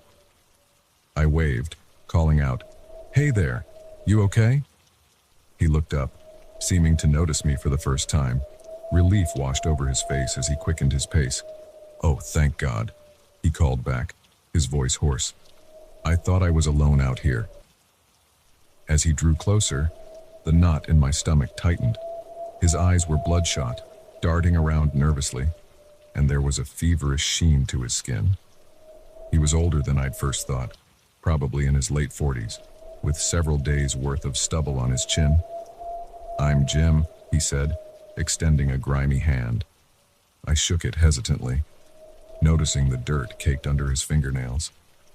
"I've been lost out here for days. Got separated from my group and couldn't find my way back to the trail." "I'm sorry to hear that," I replied, trying to keep my voice calm despite the unease growing inside me. "Do you need some water? Food?" He nodded eagerly, and I handed him my water bottle, watching as he gulped it down greedily. As he drank, I took in more details: the fresh scratches on his arms, the way his hands shook slightly, the odd bulge in his jacket pocket that could have been a weapon. "The main trail is just back that way," I said, pointing down the path I'd come from. "If you head down, you should reach the ranger station in a few hours." Jim wiped his mouth with the back of his hand, his eyes never leaving my face. "Actually," he said, his tone changing slightly, "I was hoping you might help me find my way back to my campsite. I think it's up ahead a bit, and I'm not sure I can make it on my own." Warning bells went off in my head. Everything I knew about hiking safety told me not to go off trail with a stranger, especially one who seemed as unstable as Jim. But as I looked at his pleading face, I felt a pang of guilt. What if he really was in trouble? "I don't know," I said hesitantly. "I'm not really familiar with the area off trail. Maybe we should both head down to the ranger station." His expression darkened for a moment before he forced a smile. "Please," he said, his voice taking on a wheedling tone. It's not far, I promise. I just need to get my gear, and then we can both head down together. Against my better judgment, I found myself nodding.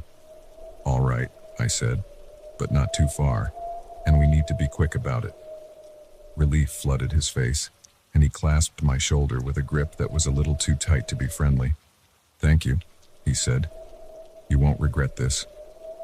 As we set off, leaving the safety of the marked trail behind, I couldn't shake the feeling that I was making a terrible mistake. Jim led the way, moving with more sureness than I would have expected from someone who claimed to be lost. He kept up a steady stream of chatter, telling me about his supposed hiking group and how they'd gotten separated. But the more he talked, the more things didn't add up. He mentioned using equipment that no experienced hiker would bring on a day trip. He described landmarks I knew weren't in the area, and every time I tried to steer the conversation back to heading down the mountain, he'd find some reason to press on just a little further.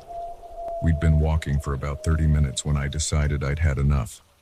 The forest had grown denser, the light dimming as the trees closed in around us. I couldn't shake the feeling that we were being watched, though whether by animals or something else, I couldn't say. Look, Jim, I said, coming to a stop. I think we should turn back. It's getting late, and I'm not comfortable going any further off trail. He turned to face me, and the look in his eyes made my blood run cold. The friendly mask had slipped, revealing something hard and dangerous underneath. We're not going back, he said, his voice low and menacing. We're going to keep walking until I say we stop. Understand? My heart began to race as the full gravity of my situation hit me. I was alone in the wilderness with a man who clearly meant me harm. I took a step back, my hand instinctively going to the small canister of bear spray on my belt. I'm leaving, I said, trying to keep my voice steady. Don't try to stop me. He lunged forward with surprising speed, his hand shooting out to grab my arm. I yanked back, stumbling over a root and nearly falling. In that moment of imbalance, he was on me, his weight bearing me to the ground. We grappled in the dirt and leaves, my panic giving me strength I didn't know I had. I managed to get a knee up between us, pushing him back just enough to fumble for my bear spray. As he reared back for another attack, I brought the canister up and squeezed the trigger. The spray hit him full in the face, and he reeled back with a howl of pain clutching at his eyes. I scrambled to my feet, gasping for breath, leaves and twigs clinging to my clothes. You bitch, he screamed, his voice raw with rage and agony. I'll kill you for that. I didn't wait to hear more. I turned and ran, crashing through the underbrush with no thought for direction or stealth. Branches whipped at my face, thorns tore at my clothes, but I didn't slow down. I could hear him behind me, cursing and stumbling but still in pursuit. I ran until my lungs burned and my legs felt like lead. The forest all looked the same, endless trees stretching in every direction. I had no idea where the trail was, where the ranger station was, where anything was. For all I knew, I was running deeper into the wilderness, further from any hope of rescue. As I paused to catch my breath, leaning against a massive Douglas fir, I strained my ears for any sound of pursuit. The forest was eerily quiet, no birds, no rustling leaves, just the sound of my own ragged breathing. Then I heard it, a twig snapping somewhere to my left. I held my breath, pressing myself against the rough bark of the tree. Another snap, closer this time. He was still out there, still hunting me. I eased around the tree, trying to stay as quiet as possible. There was a small ravine nearby, and I made for it, hoping the steep sides would offer some cover. As I slid down the embankment, loose rocks skittered away from my feet, the sound impossibly loud in the stillness of the forest. I can hear you, Jim's voice called out, far too close for comfort. You can't hide from me. I know these woods better than you ever will. I crouched at the bottom of the ravine, my mind racing. I couldn't keep running blindly. I'd only get myself more lost, or worse, injure myself and be unable to escape at all. I needed a plan, my pack. I still had my pack with me, and in it, my emergency kit. With shaking hands, I pulled out the small mirror and whistle. mirror wouldn't do much good under the dense canopy. But the whistle, that might be my salvation. Taking a deep breath, I put the whistle to my lips and blew 3 sharp blasts, the universal signal for help in the backcountry. The sound pierced the air, echoing off the ravine walls. "No!" Jim's enraged shout came from somewhere above me. I heard him crashing through the brush, no longer trying for stealth. I blew the whistle again, scrambling along the bottom of the ravine. 3 more blasts, then a pause to listen. Was that an answering call in the distance, or just my desperate imagination?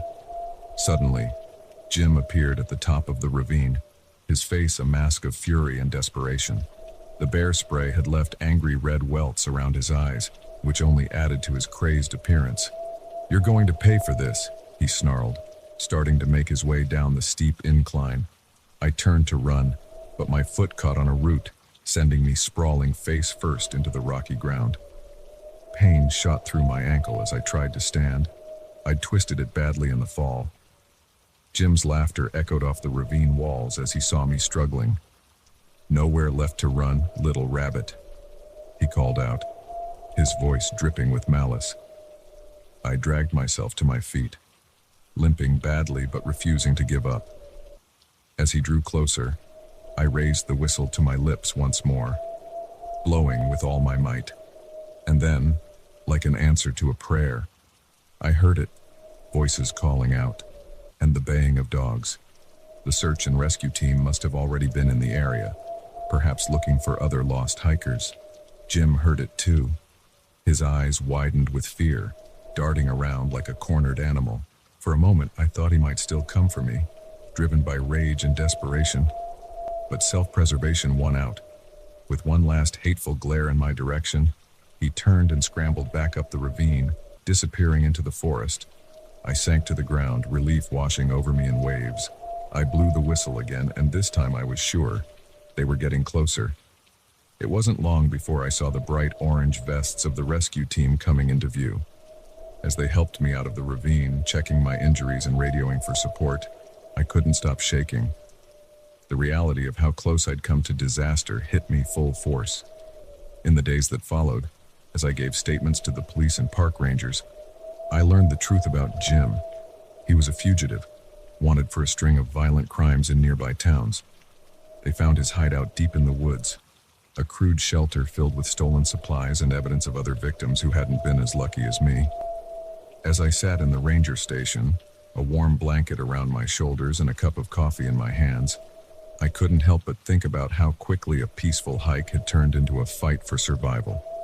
The wilderness I loved had shown me its darker side, a reminder that even in the most beautiful places, danger can lurk just out of sight. I knew it would be a long time before I felt comfortable hiking alone again, but I also knew that I was stronger than I'd ever realized. I had faced my worst fear on that mountain and come out alive. Whatever trails lay ahead, I would face them with a new respect for the wild and for my own capacity to survive.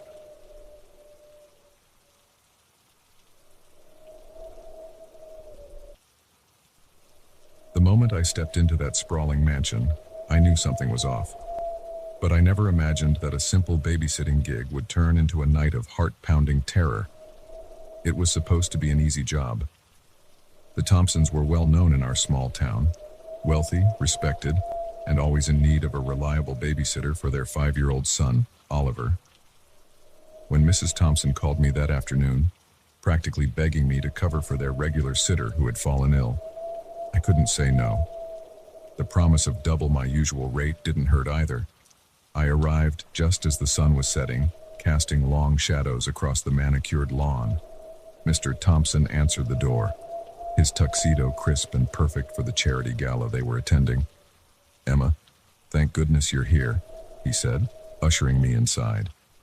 The foyer was massive, all marble and gleaming wood. I felt underdressed in my jeans and sweater. Mrs. Thompson clacked down the grand staircase in stilettos that probably cost more than my car. "Oliver's already asleep," she said, applying a final coat of lipstick. "He shouldn't wake up, but you know where his room is if he needs anything." I nodded, having babysat for them a few times before. but something in her tone made me pause. She seemed nervous. It was hard to tell with her Botoxed features. "One more thing, Mr. Thompson said, leading me to a sleek tablet mounted on the wall in the living room. "We've upgraded our security system. You can monitor all the cameras from here." I blinked in surprise. Cameras? I don't remember there being cameras before. Mrs. Thompson laughed, a high, brittle sound. "Oh, you know how it is these days. Can't be too careful. Just keep an eye on things, will you? We'll feel so much better knowing you're watching." Before I could ask any more questions, they were out the door in a flurry of expensive perfume and final instructions. The house fell silent, save for the faint hum of the high-tech security system. I wandered into the kitchen, helping myself to a soda from the fridge. The tablet on the wall caught my eye, its screen divided into a grid showing various areas of the house. Most were dark and still: the backyard, the driveway, the upstairs hallway. But one made me pause. It showed Oliver's room, the little boy fast asleep in his race car bed. Something about watching him sleep made me uneasy. It felt invasive, wrong somehow. I was about to turn away when I noticed a shadow move across the bottom of the screen. My heart skipped a beat. I leaned in closer, squinting at the grainy night vision footage. There it was again, a dark shape, just at the edge of the frame. It could have been nothing, a trick of the light maybe, but as I watched, the shadow seemed to grow, stretching across the floor towards Oliver's bed. I bolted up the stairs, taking them two at a time. My palm was slick with sweat as I grasped the doorknob to Oliver's room, easing it open as quietly as I could. The room was bathed in the soft glow of a nightlight. Oliver was exactly where he should be, his chest rising and falling with deep, even breaths. I scanned the room, my eyes straining in the dim light. Nothing seemed out of place. Feeling foolish, I crept back downstairs. It must have been my imagination, fueled by the weirdness of watching security cameras in a house I thought I knew. I settled onto the plush sofa, pulling out my phone to distract myself with some mindless scrolling. An hour passed uneventfully. I checked on Oliver once more in person, finding him still sound asleep. But as I made my way back downstairs, a movement on one of the exterior cameras caught my eye. A figure was moving across the back patio, keeping to the shadows. My pulse quickened. Was it Mr. or Mrs. Thompson, home early from their event? But no, this person was dressed all in black, their movements furtive and purposeful. I fumbled for my phone, ready to call 911, when the figure suddenly looked directly at the camera. A chill ran down my spine. They were wearing a mask, featureless and white, like something out of a horror movie. The masked person raised a hand, pointing directly at the camera. Then, with deliberate slowness, they dragged a finger across their throat in a slashing motion. The screen went black. Panic surged through me. I jabbed at the tablet, trying to bring the cameras back online, but nothing happened. The whole system was down. A creak from upstairs made me freeze. Straining my ears, I heard the unmistakable sound of footsteps, too heavy to be Oliver's. My mind raced. I needed to get to Oliver, to get us both out of the house. But what if the intruder was already up there? What if there was more than one? I crept towards the stairs, my heart pounding so loudly I was sure it would give me away. The house felt different now, the shadows deeper, every corner a potential hiding place for unseen threats. Halfway up the stairs, I heard a door open. Oliver's frightened voice drifted down the hallway. "Hello, Mommy?" "Oliver," I called out, abandoning stealth for speed. I raced up the remaining steps, rounding the corner to his room. The door was open, spilling light into the dark hallway. Oliver stood there in his pajamas, rubbing his eyes sleepily. "Emma, I had a bad dream." Relief flooded through me. I scooped him up, holding him close. It's okay, buddy. We need to go downstairs now, okay?" Very quietly. He nodded against my shoulder, still half asleep. I turned to head back to the stairs and froze. The masked figure stood at the end of the hallway, silent and motionless. Oliver, sensing my fear, began to whimper. I clutched him tighter, my mind spinning. There was no way past the intruder to the stairs. The only other exit was, I spun on my heel and ran for the master bedroom. I knew it had a balcony. If I could just get out there, maybe I could call for help or find a way down. I slammed the door behind us, fumbling with the lock. It wouldn't hold for long, but it might buy us a few precious seconds. I set Oliver down, rushing to the French doors that led to the balcony. They were locked. No, no, no, I muttered, yanking at the handle uselessly. Outside, I could see the neighbors, houses, warm light spilling from their windows. So close, yet impossibly far away. A heavy thud against the bedroom door made me jump. Oliver started to cry in earnest now, and I scooped him up again, looking wildly around the room for anything I could use as a weapon. The thuds grew louder, the door shuddering in its frame. It wouldn't hold much longer. I backed up against the balcony doors, shielding Oliver with my body. My free hand closed around a heavy crystal vase on a nearby table. It wasn't much, but it was all I had. The door exploded inward in a shower of splinters. The masked figure stood in the doorway, backlit by the hallway light. In their hand was a wickedly sharp knife, the blade catching the light as they stepped into the room. "Please," I begged, my voice cracking. "Don't hurt him. Take whatever you want. Just let us go." The figure tilted their head, regarding us silently. Then, to my utter shock, they reached up and pulled off the mask. It was Mrs. Thompson. Mrs. Thompson, I stammered, unable to process what I was seeing. "What's going on?" She smiled, but it wasn't the polite society smile I was used to seeing. This was something feral, unhinged. "Oh, Emma," she said, her voice dripping with false sweetness. "You've done so well. Better than we could have hoped, really." "Mommy?" Oliver whimpered, burying his face in my neck. "What are you talking about?" I asked, my mind reeling. "Why are you doing this?" She laughed, the sound sharp and brittle. "It's quite simple, dear.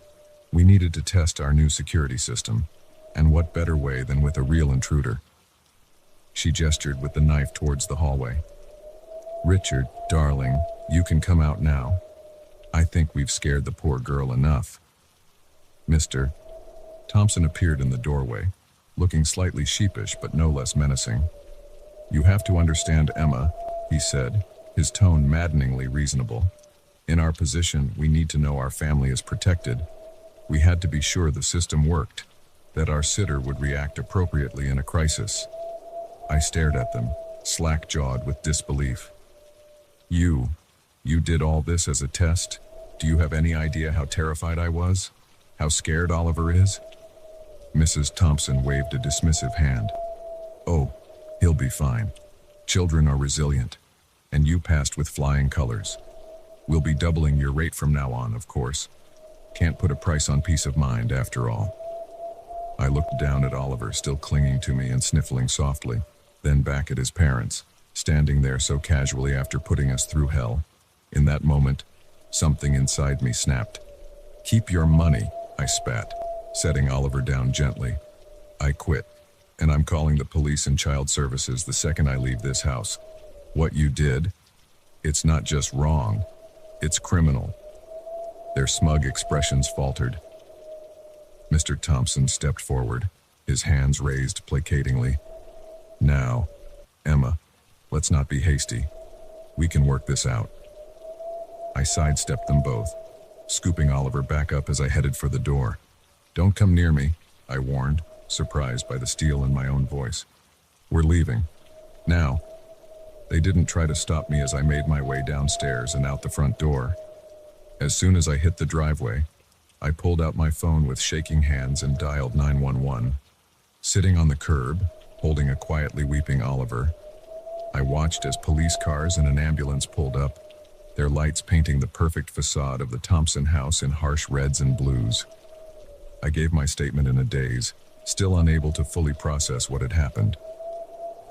As they led Mr. and Mrs. Thompson away in handcuffs, I caught Mrs. Thompson's eye. The mask of polite society was back in place, but now I could see the cracks, the darkness lurking just beneath the surface. I hugged Oliver closer, vowing silently that I would do whatever it took to make sure he was safe, truly safe, from now on. The night had started as a simple babysitting job, but it had turned into something much more.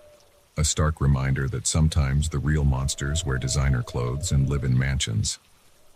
As I watched the police cars drive away, I knew that my life, and Oliver's, would never be the same. But we had survived.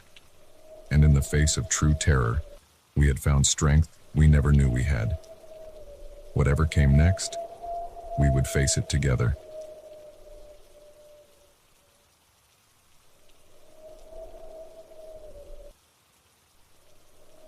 The wilderness was supposed to be my escape. Instead, it became my prison, with an unseen jailer stalking my every move. I've always been an avid camper, finding solace in the quiet of the forest and the challenge of surviving with just the basics. This trip was meant to be no different, a week-long solo excursion into the heart of the Ozarks, miles from the nearest hint of civilization. I'd done my research, packed my gear meticulously, and set out with a spring in my step and adventure in my heart. The first few days were blissful. I hiked deep into the backcountry, setting up camp in a small clearing near a babbling brook. The weather was perfect, cool nights and warm, sunny days. I spent my time exploring the surrounding area, identifying plants, and even managed to catch a few trout for dinner. As I sat by my campfire each evening, watching the stars emerge in the velvety sky, I felt a profound sense of peace. It was on the fourth night that everything changed. I woke suddenly in the pre-dawn darkness, my heart racing for reasons I couldn't immediately identify. As I lay there in my tent, straining my ears, I realized what had pulled me from sleep. Footsteps, soft but unmistakable, circling my campsite.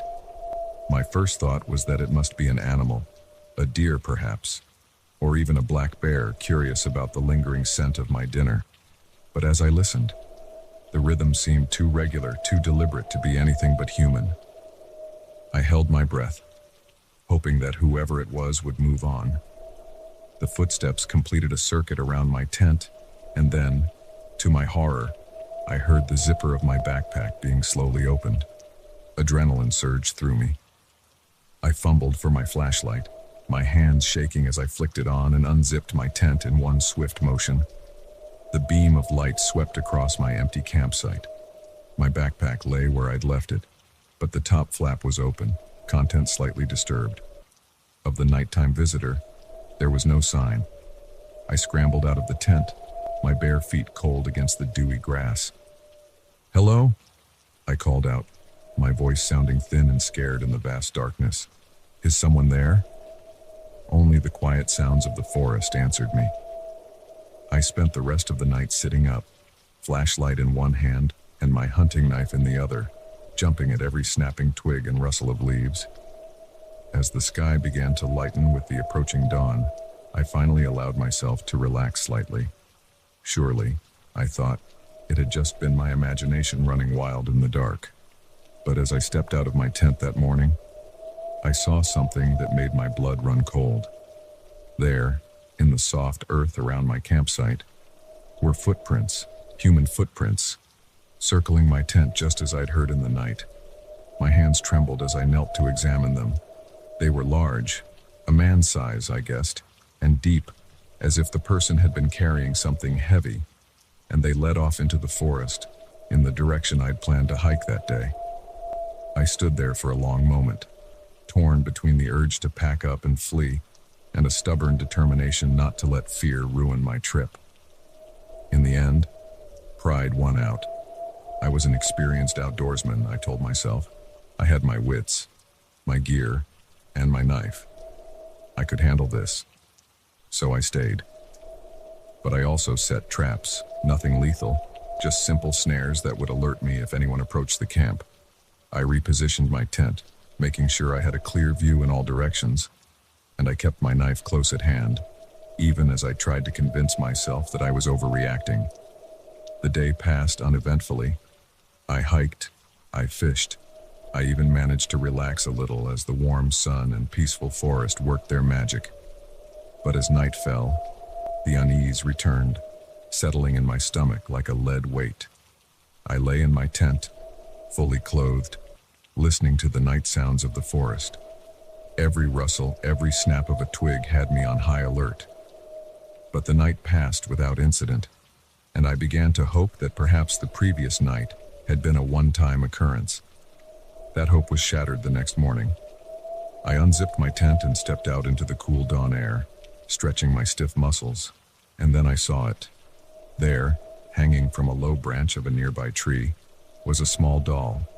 It was old and dirty, its once bright dress now a dingy gray, its plastic face scratched and weathered. I approached it slowly, my skin crawling. It hadn't been there the night before. I was certain of that. As I got closer, I saw that it was hanging by a crude noose fashioned from what looked like fishing line. I stared at it, my mind racing. This was no coincidence, no product of an overactive imagination. Someone was out there, watching me, playing some kind of sick game. With shaking hands, I cut the doll down and stuffed it into my pack. I couldn't bear to leave it hanging there, a macabre reminder of my unseen tormentor. As I turned back to my campsite, planning to pack up and get the hell out of there, I noticed something else. My snares had been triggered, but not by any animal. They'd been deliberately sprung, the twine cut cleanly as if by a knife. Panic rose in my throat. Whoever was out there, they'd been in my camp again while I slept, close enough to touch my tent, and I'd slept through it all. I threw my gear into my backpack haphazardly, no longer caring about neatness or organization. Every rustle of the leaves and every bird call made me flinch. I kept expecting to see a figure emerge from the trees, that awful doll clutched in its hands. Just as I was about to shoulder my pack and flee, I heard it, a whistle, low and melodious, coming from the trees to my left. I froze, my heart pounding so hard I could feel it in my throat. The whistle came again, closer this time, and then a voice, rough and deep. Leaving so soon, but we've only just started to play. I ran. I didn't even think about it, didn't pause to grab my map or compass.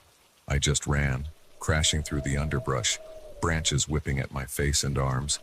I could hear laughter behind me, and the sound of someone giving chase.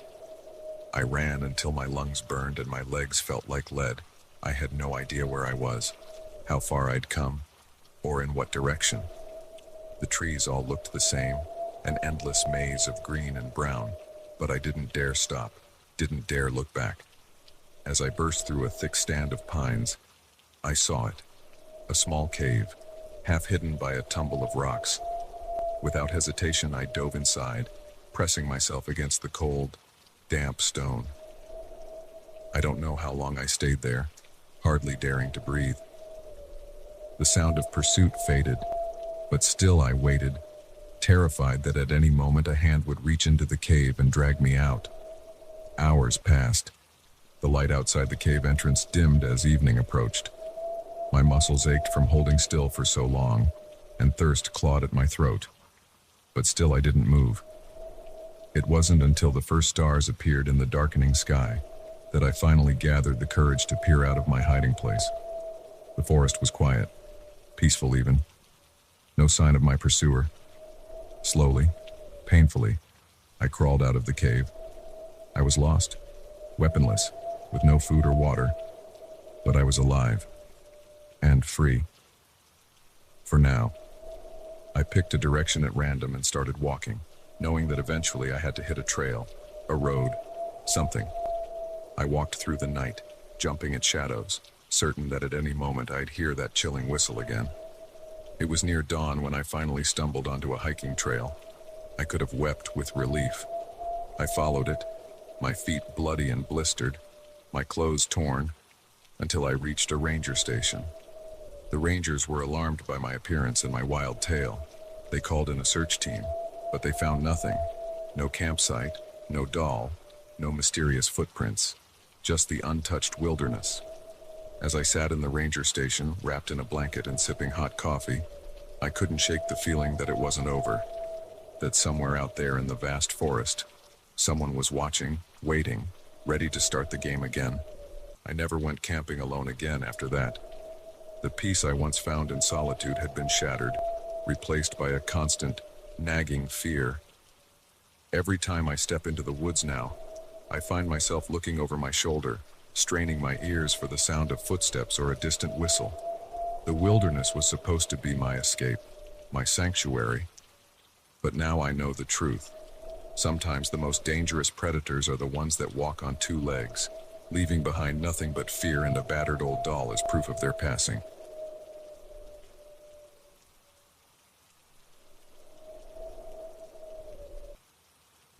I never thought a simple act of kindness could lead me down such a dark and terrifying path. But on that rainy night, as I extended my hand to a stranger, I unknowingly invited danger into my life. The windshield wipers fought a losing battle against the downpour, squeaking rhythmically as they swept across the glass. I squinted through the haze, my knuckles white on the steering wheel. It was well past midnight, and the rural highway stretched endlessly before me, empty save for the occasional glare of a passing truck's headlights.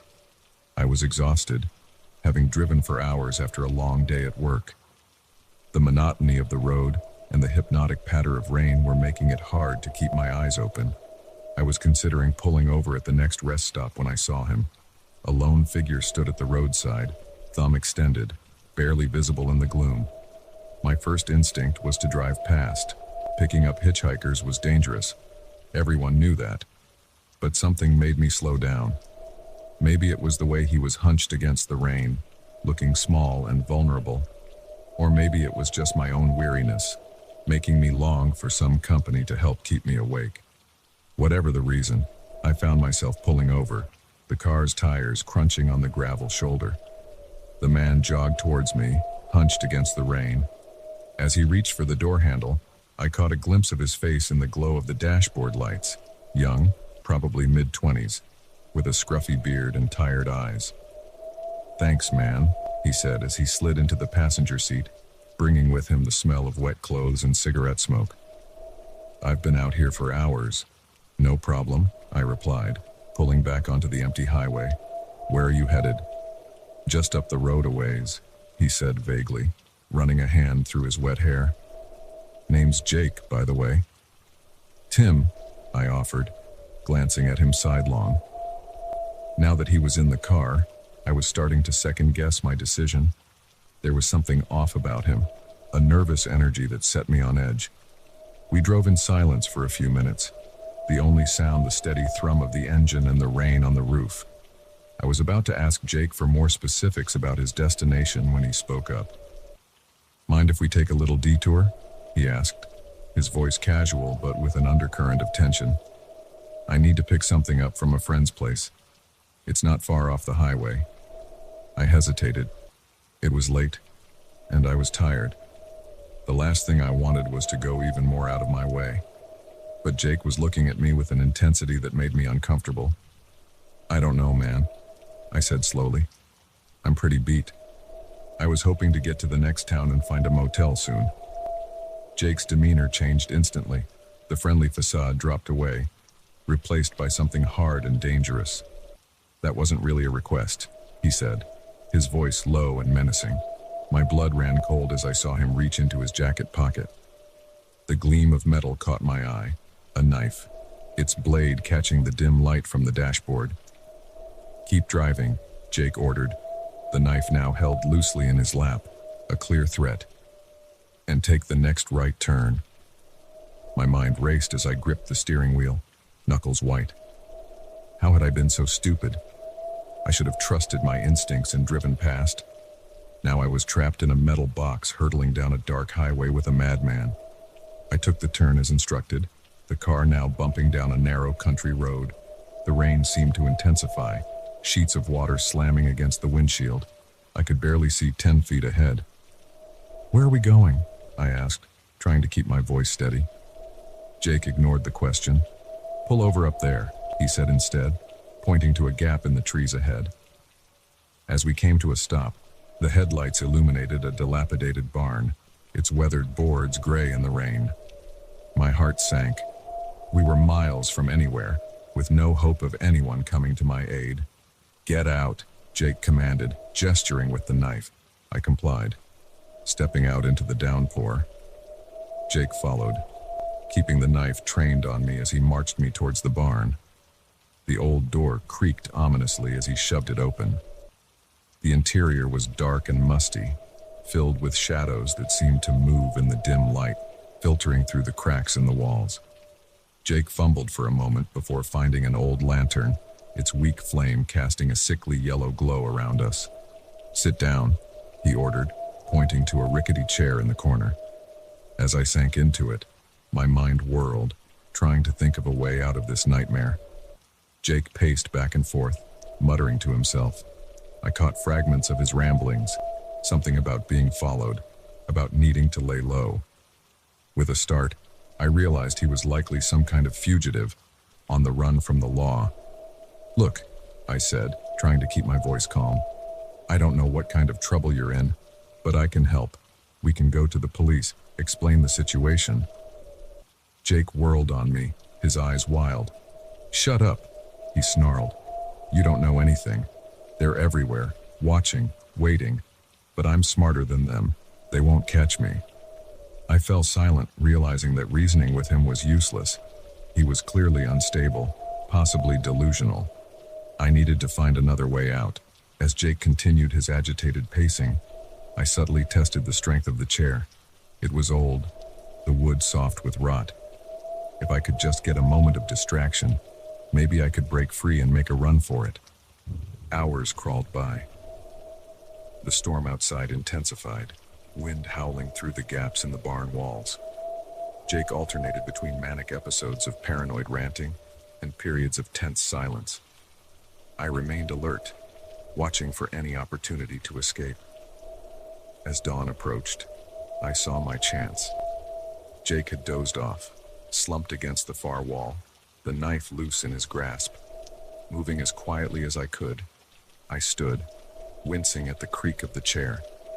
I had taken only 2 steps when a floorboard groaned beneath my feet. Jake's eyes snapped open, instantly alert. With a roar of rage, he lunged at me. I reacted on pure instinct, grabbing the lantern and hurling it at him. The glass shattered, spilling oil and flames across the dry, rotted wood of the barn floor. Fire spread with terrifying speed. Jake screamed, more in anger than pain, as he batted at the flames, licking at his clothes. I didn't wait to see more. I ran, coughing as acrid smoke filled my lungs. The old barn door was swollen with moisture, stuck fast. I slammed my shoulder against it once, twice, 3 times before it finally gave way with a splintering crash. I tumbled out into the pre-dawn gloom, gulping in great lungfuls of clean, rain-washed air. Behind me, I could hear Jake's shouts turning to screams of genuine terror as the fire consumed the barn. For a moment, I hesitated. Could I really leave him to die? But self-preservation won out.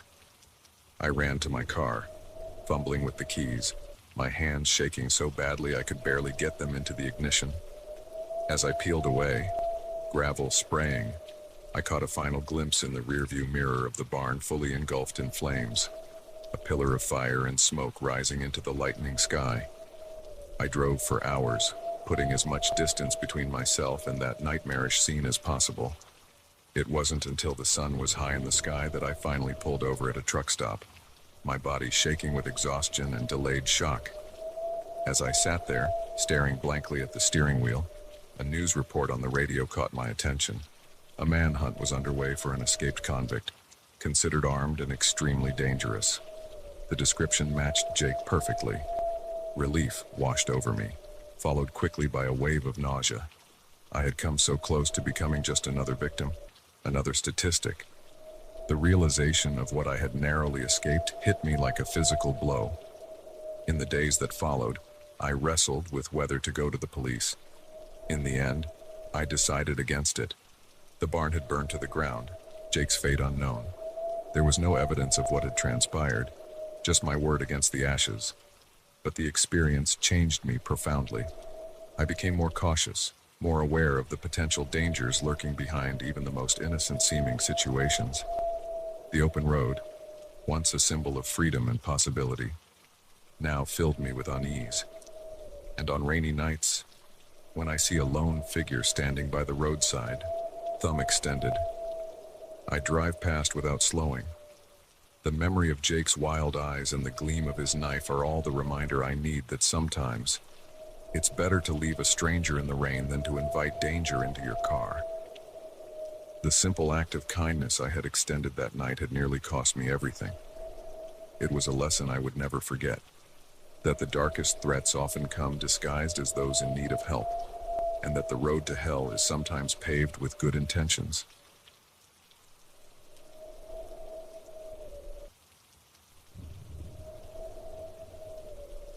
The open road had always been my sanctuary, but on that endless night, it became a trap, with an unseen predator stalking me through the darkness. I'd been driving for hours, the monotony of the highway broken only by the occasional glare of passing headlights. It was late, well past midnight, and I was on the final stretch of a cross-country move. My old life was packed into boxes in the back of my SUV, and a new job waited for me 2 states over. I was tired but wired, fueled by gas station coffee and the promise of a fresh start. The first time I noticed the truck, I didn't think much of it, just another traveler on this lonely stretch of highway. It was an old pickup, its once white paint now a dingy gray in the moonlight. It hung back, maybe a quarter mile behind me, steady and unremarkable. An hour passed, and I realized the truck was still there. Every time I checked my rearview mirror, I saw those same headlights, maintaining that same distance. It could have been coincidence. Maybe they were headed to the same city, taking the same route. But something about it made the hair on the back of my neck stand up. I decided to test my growing suspicion. At the next exit, I signaled and pulled off the highway. The truck followed. My heart rate picked up as I navigated the empty streets of a small town, making random turns, left, right, another right, and every time, those headlights stayed with me. This was no coincidence. I was being followed. Panic started to set in as I pulled back onto the highway. My palms were sweaty on the steering wheel, and I found myself constantly glancing in the rearview mirror. The truck was still there, a menacing presence in the darkness. I tried to rationalize it. Maybe it was just some bored local kids playing a prank, or an overzealous cop who thought I looked suspicious. But deep down, I knew it was something worse. The steady, relentless pursuit spoke of a darker purpose. I pressed down on the accelerator, pushing my speed well above the limit. The truck matched my pace effortlessly. I slowed down, and it slowed too, always maintaining that same eerie distance. Close enough to see me, but not close enough for me to make out any details of the driver. My mind raced, trying to think of a plan. I could try to outrun them, but my SUV was no match for the pickup in terms of speed. I could pull over and confront them, but the thought of facing my pursuer alone on this deserted highway made my blood run cold. I fumbled for my phone, intending to call 911, but my heart sank as I saw the no service and message on the screen. Of course, I was in the middle of nowhere, miles from the nearest town. The game of cat and mouse continued for what felt like hours.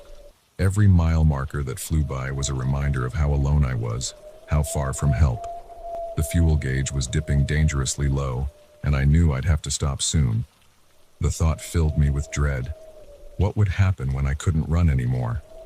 Just as despair was starting to overwhelm me, I saw a glimmer of hope. A sign for a rest area, coming up in 2 miles. My heart leapt. Surely there would be other people there, maybe even a night attendant or security guard. Safety in numbers. I took the exit, relief flooding through me as I saw the lights of the rest area ahead. But as I pulled into the parking lot, my hope turned to ash. The place was deserted. No other cars, no lights on in the main building, just empty parking spaces and shadows. I parked under the harsh glare of a floodlight, killing the engine, but leaving the keys in the ignition. My eyes darted to the rearview mirror, watching for the truck. For a long moment, nothing happened. Had I lost them? Had this all been in my imagination? Then I saw it. The truck rolled slowly into the parking lot, its engine a low growl in the stillness of the night. It circled around, coming to a stop directly behind me, blocking my exit. I sat frozen, my breath coming in short gasps. This was it. Whatever sick game my pursuer had been playing, it was about to come to an end. I watched, terrified, as the driver's door of the truck opened. A figure stepped out, tall and broad-shouldered. In the harsh light, I could see it was a man, his face hidden by the shadow of a baseball cap. He stood there for a moment, just staring at my car. Then he started walking towards me. Panic exploded in my chest. I fumbled with the keys, my hands shaking so badly I could barely get them into the ignition. The engine roared to life just as the man reached my driver's side window. I didn't wait to see what he would do. I slammed the car into reverse, the tires squealing as I backed up. There was a thud and a shout as my bumper connected with something. The man, the truck. I didn't know and didn't care. I shifted into drive and floored it, racing out of the parking lot and back onto the highway. My breath came in ragged gasps as I pushed the SUV to its limits. The speedometer climbing past 90, 100, 110.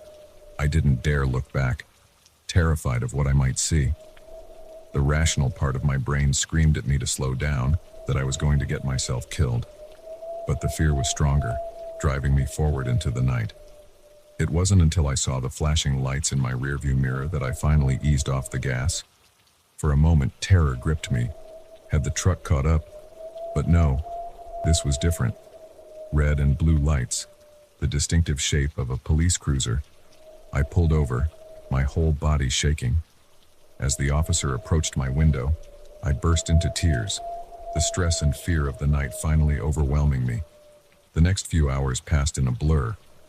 I told my story to the skeptical officer, then again to his sergeant. They found no sign of the truck, no evidence of the pursuit I'd endured. In the harsh light of day, it all seemed absurd, like a bad dream, but I knew what I had experienced. The terror had been real, the danger palpable. As I finally pulled away from the police station, continuing my journey with an escort for the first few miles, I couldn't shake the feeling that it wasn't over. Every truck I passed made my heart race. Every set of headlights in my rearview mirror sent a chill down my spine. The open road, once a symbol of freedom and possibility, now felt like a hunting ground. I made it to my destination eventually, physically unharmed but forever changed. I installed extra locks on my new apartment door, bought a can of pepper spray to keep in my car. I avoided driving at night whenever possible, and never on lonely highways. Months passed, and the intensity of the fear began to fade, but I never forgot. And sometimes, on dark nights when I can't sleep, I find myself wondering about the truck and its driver. Who were they? What did they want? And most chillingly, are they still out there, cruising the highways, looking for their next victim? The rational part of my mind tells me it's over, that I'm safe now. But another part, the part that remembers the terror of that endless night, knows better. Because the truth is, you're never really safe on the open road. There are predators out there, patient and relentless, waiting for the perfect moment to strike. So if you're ever driving late at night, and you notice a vehicle that seems to be following you a little too closely, a little too persistently, don't ignore that uneasy feeling in your gut. It might just save your life. Because sometimes, the real monsters aren't hiding under your bed or in your closet.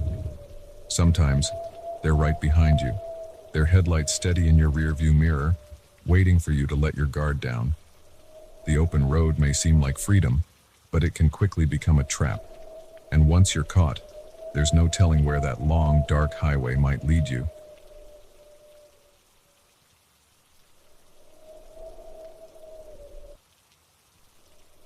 The moment I met Sarah, I should have known. There was something in her eyes, a glint of something not quite right, but I was too caught up in the excitement of my trip, too eager for a friend in a strange city, to see the danger lurking behind her smile. I had been in Bangkok for 3 days, and the chaos of the city was starting to wear on me. The constant noise, the press of bodies in the streets, the overwhelming assault on all my senses. It was exhilarating, but exhausting. When I stumbled into the common room of my cheap hostel that evening, sweaty and footsore from a day of sightseeing, all I wanted was a cold drink and a quiet corner to decompress. That's when Sarah appeared, seemingly out of nowhere, a cold beer in each hand and a wide grin on her face. "You look like you could use this," she said, holding out one of the bottles. Her Australian accent was thick, but friendly. I accepted the beer gratefully, and soon we were chatting like old friends. Sarah had been traveling through Southeast Asia for months, and she was full of stories and advice. She knew all the best places, the hidden temples, the street food stalls with the most amazing pad thai, the bars where the locals went to escape the tourist crowds. "You know," she said, leaning in conspiratorially after we'd been talking for hours. "There's this amazing night market not far from here. It's off the beaten path, not in any of the guidebooks.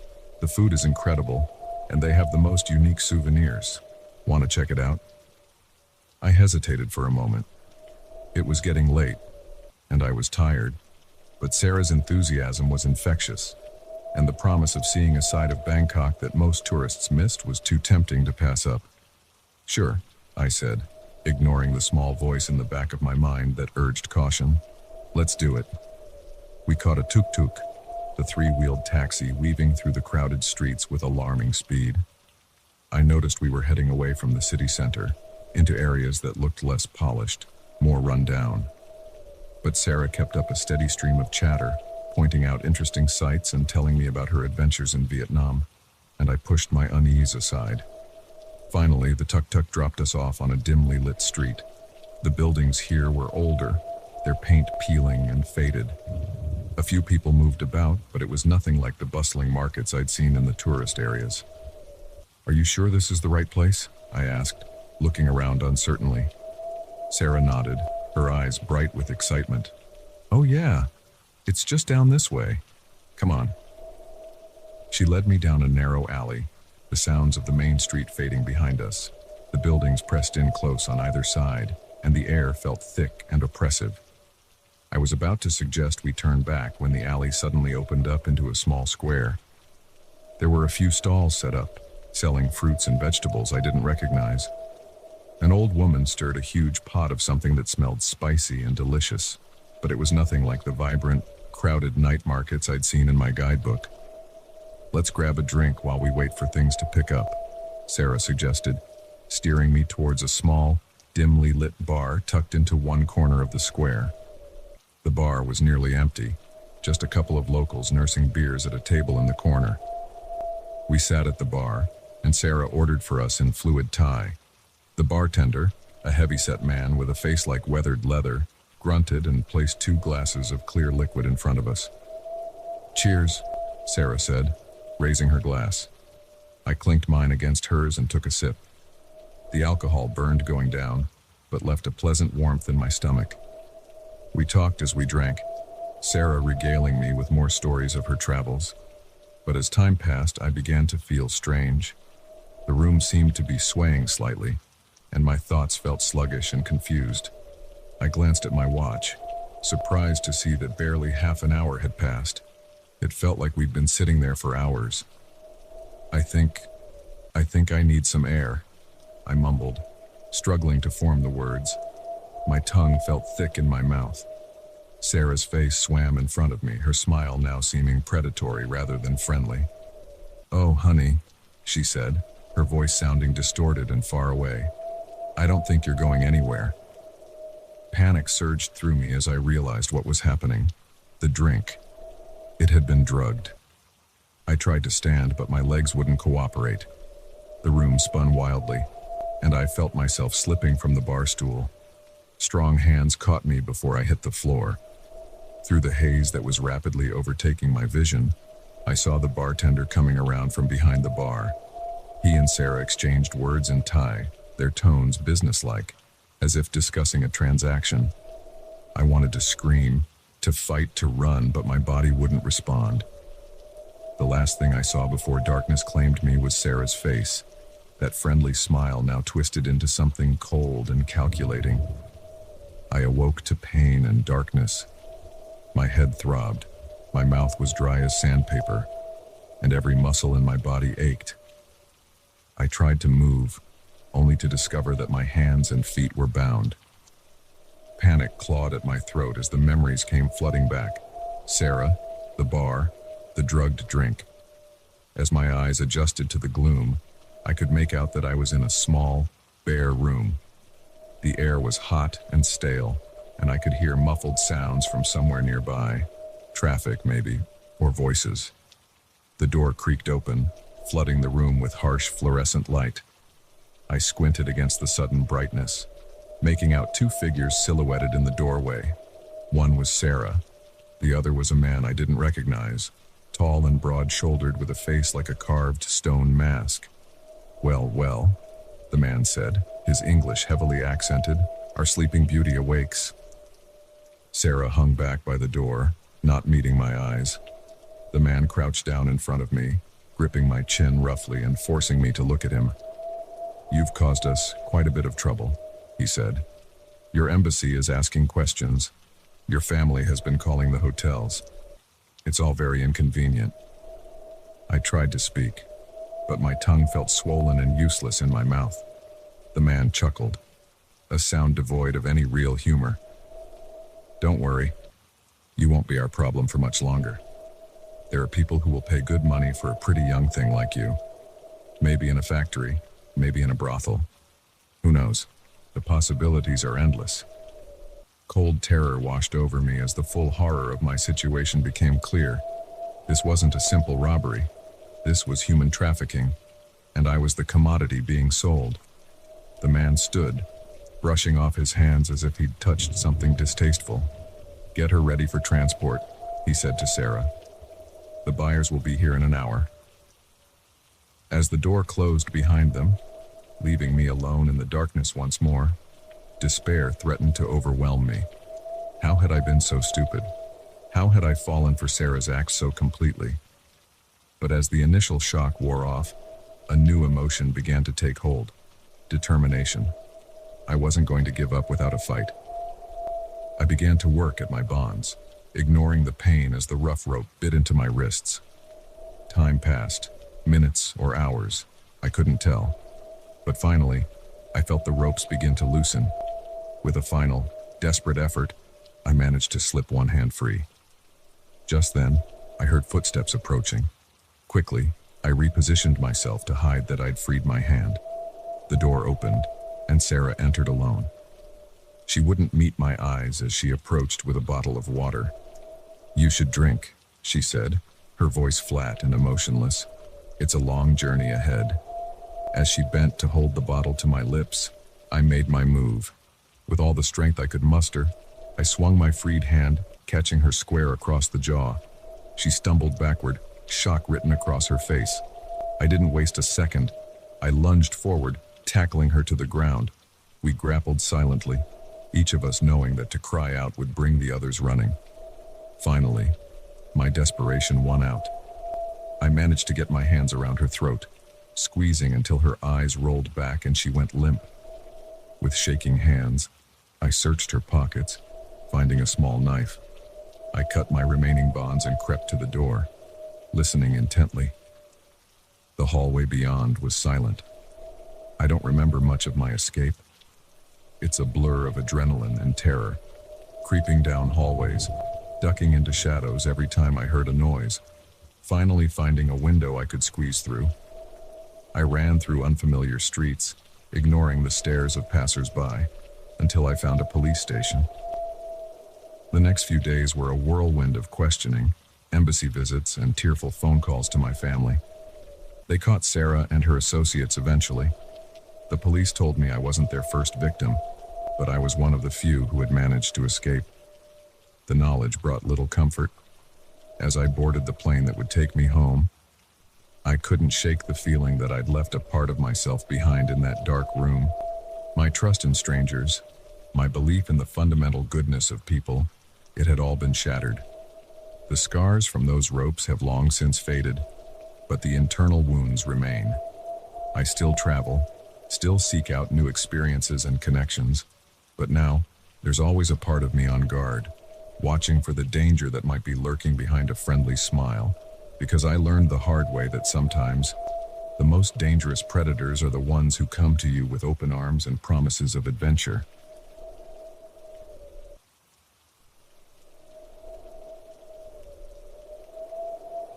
The abandoned building loomed before me, a decaying monument to forgotten industry. I never imagined that my quest for the perfect photograph would lead me into a nightmare of shadows and survival. Photography had always been my escape, a way to see beauty in the overlooked and forgotten corners of the world. Urban exploration was my latest obsession, and this old factory on the outskirts of town promised to be a goldmine of haunting images. The late afternoon sun cast long shadows across the crumbling facade as I approached, my camera bag heavy on my shoulder. The chain-link fence surrounding the property was already breached, a ragged hole torn in the rusted metal. I slipped through easily, my heart racing with a mixture of excitement and trepidation. The main entrance was boarded up, but I found a broken window around the side. Climbing through, I found myself in what must have been an old office space.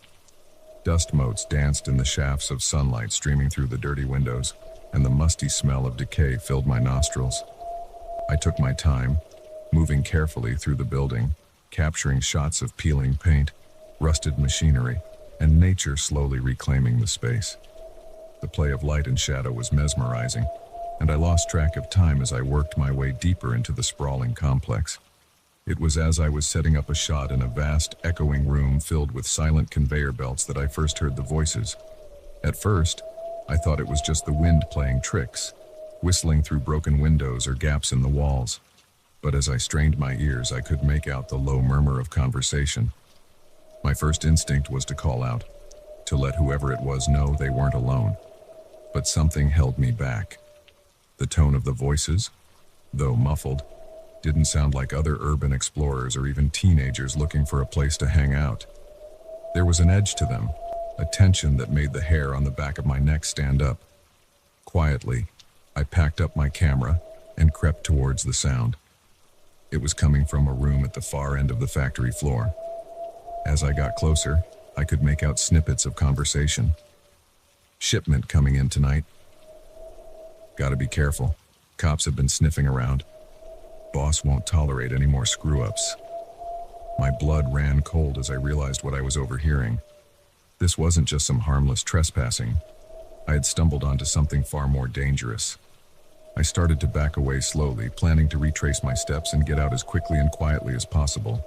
But in my haste, I knocked into an old metal drum. It teetered for a heart-stopping moment before crashing to the floor with a sound like a gunshot in the cavernous space. The voices stopped abruptly. What was that? Check it out.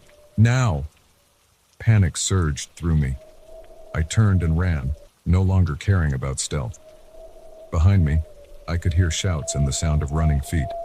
I sprinted across the factory floor, dodging around rusted equipment and piles of debris. I could see the window I'd entered through up ahead. Freedom was just yards away, but as I rounded a corner, I came face to face with a man I hadn't seen before. He was as surprised as I was, his eyes widening as he took in my camera gear. "Hey!" he shouted, reaching for me. I didn't think, I just reacted. I swung my heavy camera bag, catching him square in the face. He went down hard, and I leapt over his prone form, my lungs burning as I pushed myself harder. I tumbled through the window, feeling glass scrape against my arm as I fell to the ground outside. I scrambled to my feet, ready to make a run for it, but froze as I heard the unmistakable sound of a gun being cocked. "Don't move," a voice growled behind me. Slowly, I turned around. Two men stood there, both holding pistols pointed squarely at my chest.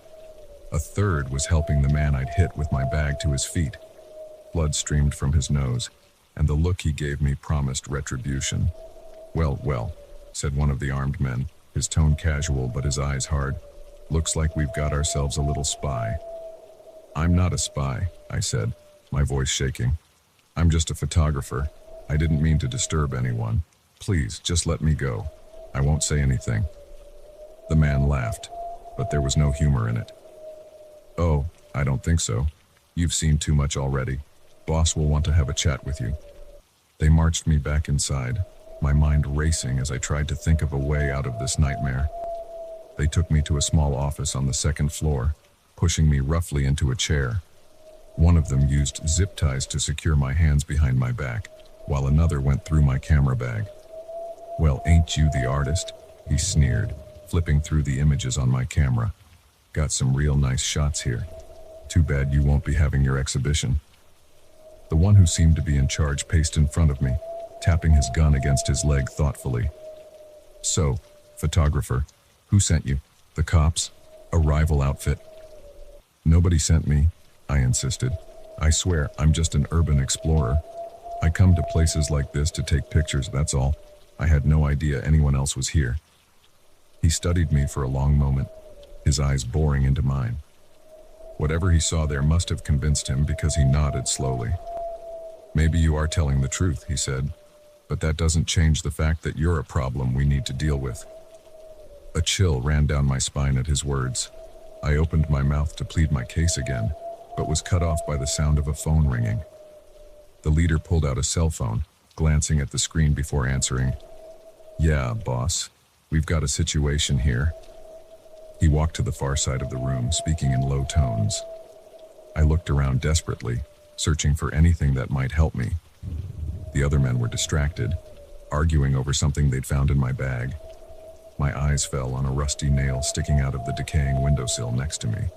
Slowly, carefully, I began to work my bound hands against the nail, trying to saw through the zip tie. The plastic was thick and unyielding, but I could feel it starting to give. The leader finished his call and turned back to me, his expression grim. "Boss says we can't take any chances. We're moving out tonight, and you're coming with us.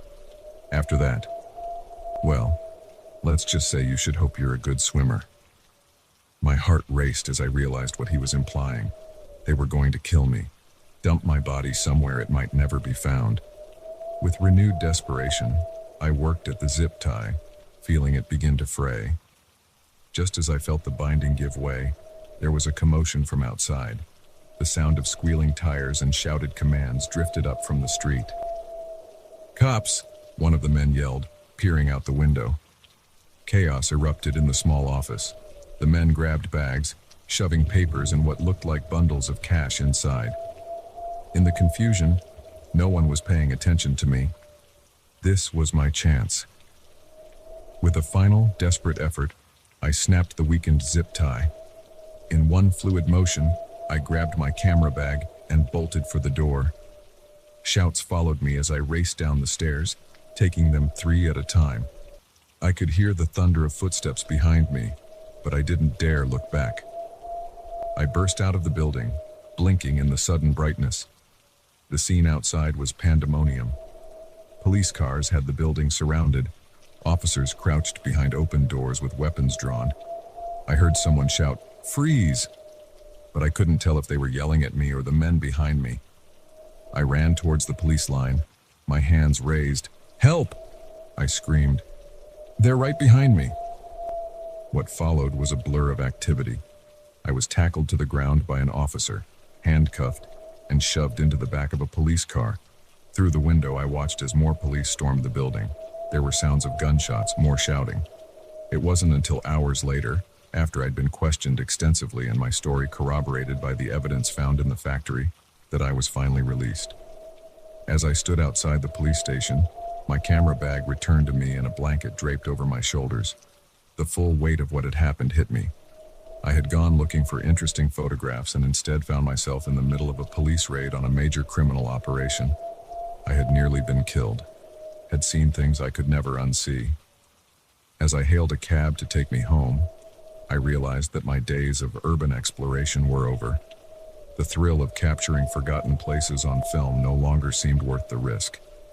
The abandoned factory had given me the shot of a lifetime, but it had also shown me just how dangerous the world could be.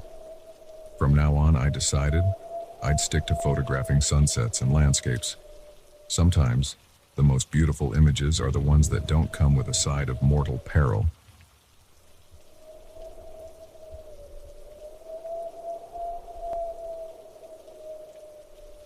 The flash of hazard lights pierced the rainy darkness, a beacon of distress on the desolate highway. I never imagined that my instinct to help would lead me into a nightmare that would haunt me forever. It was just past midnight, and I was driving home after a long shift at the hospital. The rain had been relentless all day, turning the world outside my windshield into a blur of wet shadows and reflective surfaces. I was tired, my eyes stinging from the strain of focusing on the road, but I was only about an hour from home. Just a little further, I told myself, fighting back a yawn. That's when I saw them. The flashing hazard lights of a car pulled over on the shoulder. As I drew closer, I could make out the silhouette of someone waving their arms frantically. My exhaustion evaporated, replaced by a surge of adrenaline and concern. I'm a nurse.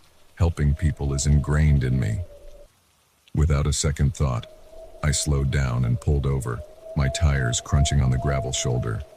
As I put the car in park, I could see it was a woman standing there, her clothes soaked through, her hair plastered to her face by the rain. "Are you okay?" I called out as I stepped from my car, the rain immediately drenching me. "Do you need help?" The woman's face crumpled with relief. "Oh, thank God," she said, her voice trembling. "But my car just died and I can't get any cell service out here. I don't know what I would have done if you hadn't stopped." I approached her car, an older model sedan that had seen better days. "Pop the hood," I suggested. "I'm no mechanic, but maybe I can spot something obvious." As she reached into the car to pull the hood release, I heard the sound of another vehicle approaching. Headlights illuminated us briefly as a pickup truck slowed and pulled over behind my car. A sense of relief washed over me. More help had arrived. The truck's door opened, and a man stepped out. He was tall and broad-shouldered, wearing a rain-slicked jacket and a baseball cap pulled low over his eyes. "You folks having some trouble?" he called out, his voice gruff but not unfriendly. "Yeah," I replied, turning back to the woman's car. Her vehicle just died. I was about to take a look. I heard the man's footsteps approaching as I leaned under the hood, squinting in the dim light. Everything looked normal to my untrained eye.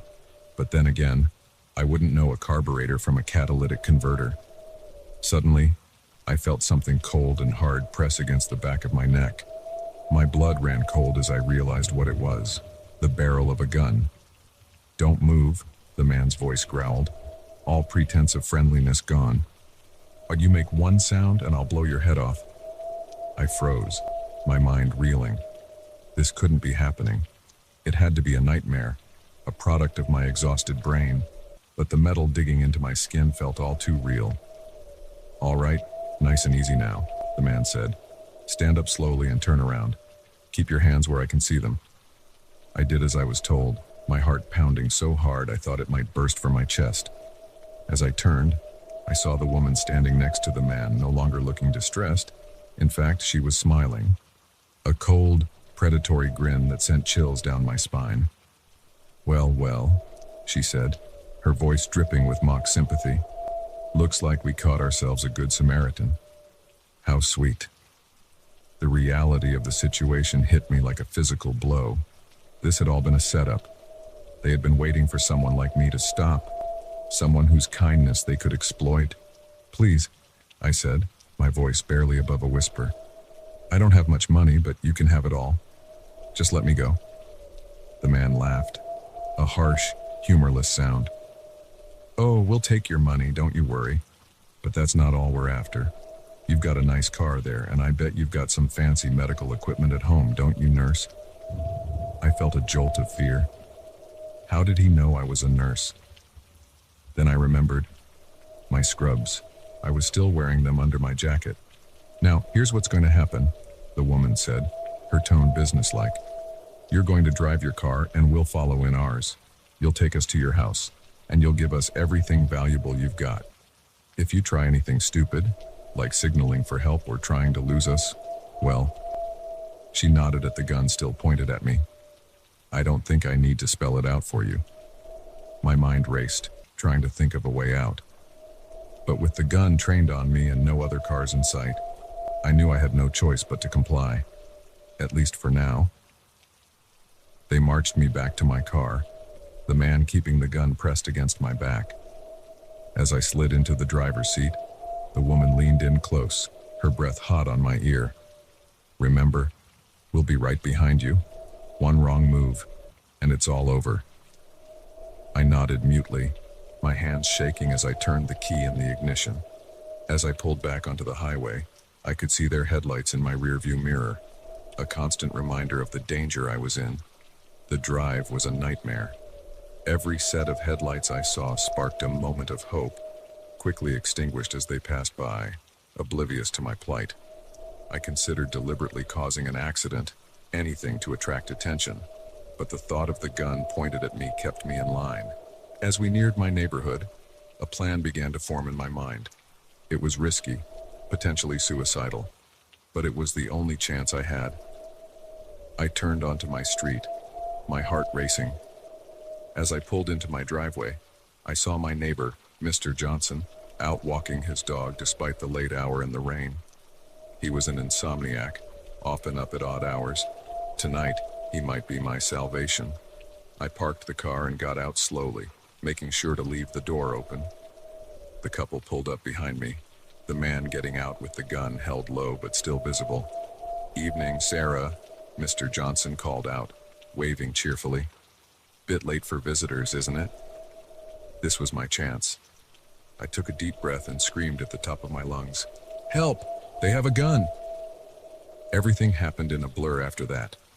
I heard the man curse, saw him raise the gun, but before he could fire, 100 pounds of angry German shepherd slammed into him. Mr. Johnson's dog, usually so gentle, had sensed the threat and reacted instinctively. The gun went off, the sound deafening in the quiet street, but the bullet went wide. I saw the woman running back to their car, panic written across her face. Mr. Johnson was on his phone, presumably calling 911. I didn't wait to see what happened next. I ran for my front door, fumbling with my keys, my hands shaking so badly I could barely get the lock open. Once inside, I slammed the door shut and collapsed against it, sliding to the floor as the adrenaline drained from my body, leaving me weak and trembling. The next few hours passed in a blur of police sirens, questioning, and statements. The man had been subdued by Mr. Johnson and his dog, while the woman had been caught trying to flee the scene. Both were now in custody. As dawn broke, casting a pale light over the rain-soaked street, I sat on my front porch, a blanket draped over my shoulders and a cup of untouched coffee cooling in my hands. The police had finally left, and the neighborhood was quiet once more. But I knew things would never be the same. The world felt different now, darker and more dangerous. My faith in humanity, in the simple act of helping a stranger in need, had been shaken to its core. I knew that the next time I saw someone broken down on the side of the road, I would hesitate.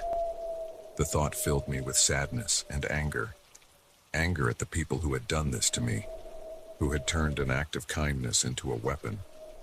But as I sat there, watching the sun slowly rise, I made a decision. I wouldn't let this experience change who I was at my core. I became a nurse to help people, and I wouldn't let fear stop me from doing that. I would be more cautious, yes, but I wouldn't stop caring, stop trying to make a difference.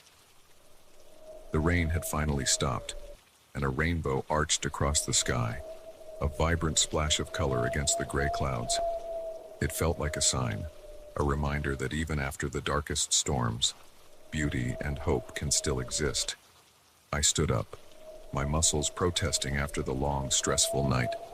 As I turned to go back inside, I saw Mr. Johnson walking towards me, his dog trotting faithfully by his side. He raised a hand in greeting, a gentle smile on his weathered face. And in that moment, I realized something important. Yes, there are dangers in this world. People who would exploit kindness for their own gain. But there are also people like Mr. Johnson, everyday heroes who step up when it matters most. For every person who would do harm, there are countless others who would help, who would put themselves at risk to save a stranger. As I waved back to Mr. Johnson, I felt a weight lift from my shoulders. The night's events had shaken me, but they hadn't broken me. I was still here, still standing. And as long as there were people like Mr. Johnson in the world, I knew that kindness would always win out in the end. The road ahead might be uncertain, but I was ready to face it. One step at a time, one act of kindness at a time. I would reclaim my faith in humanity. And maybe, just maybe, my story would inspire others to keep their hearts open, even in the face of fear. Because in the end, it's not the darkness that defines us, but how we choose to light the way for others.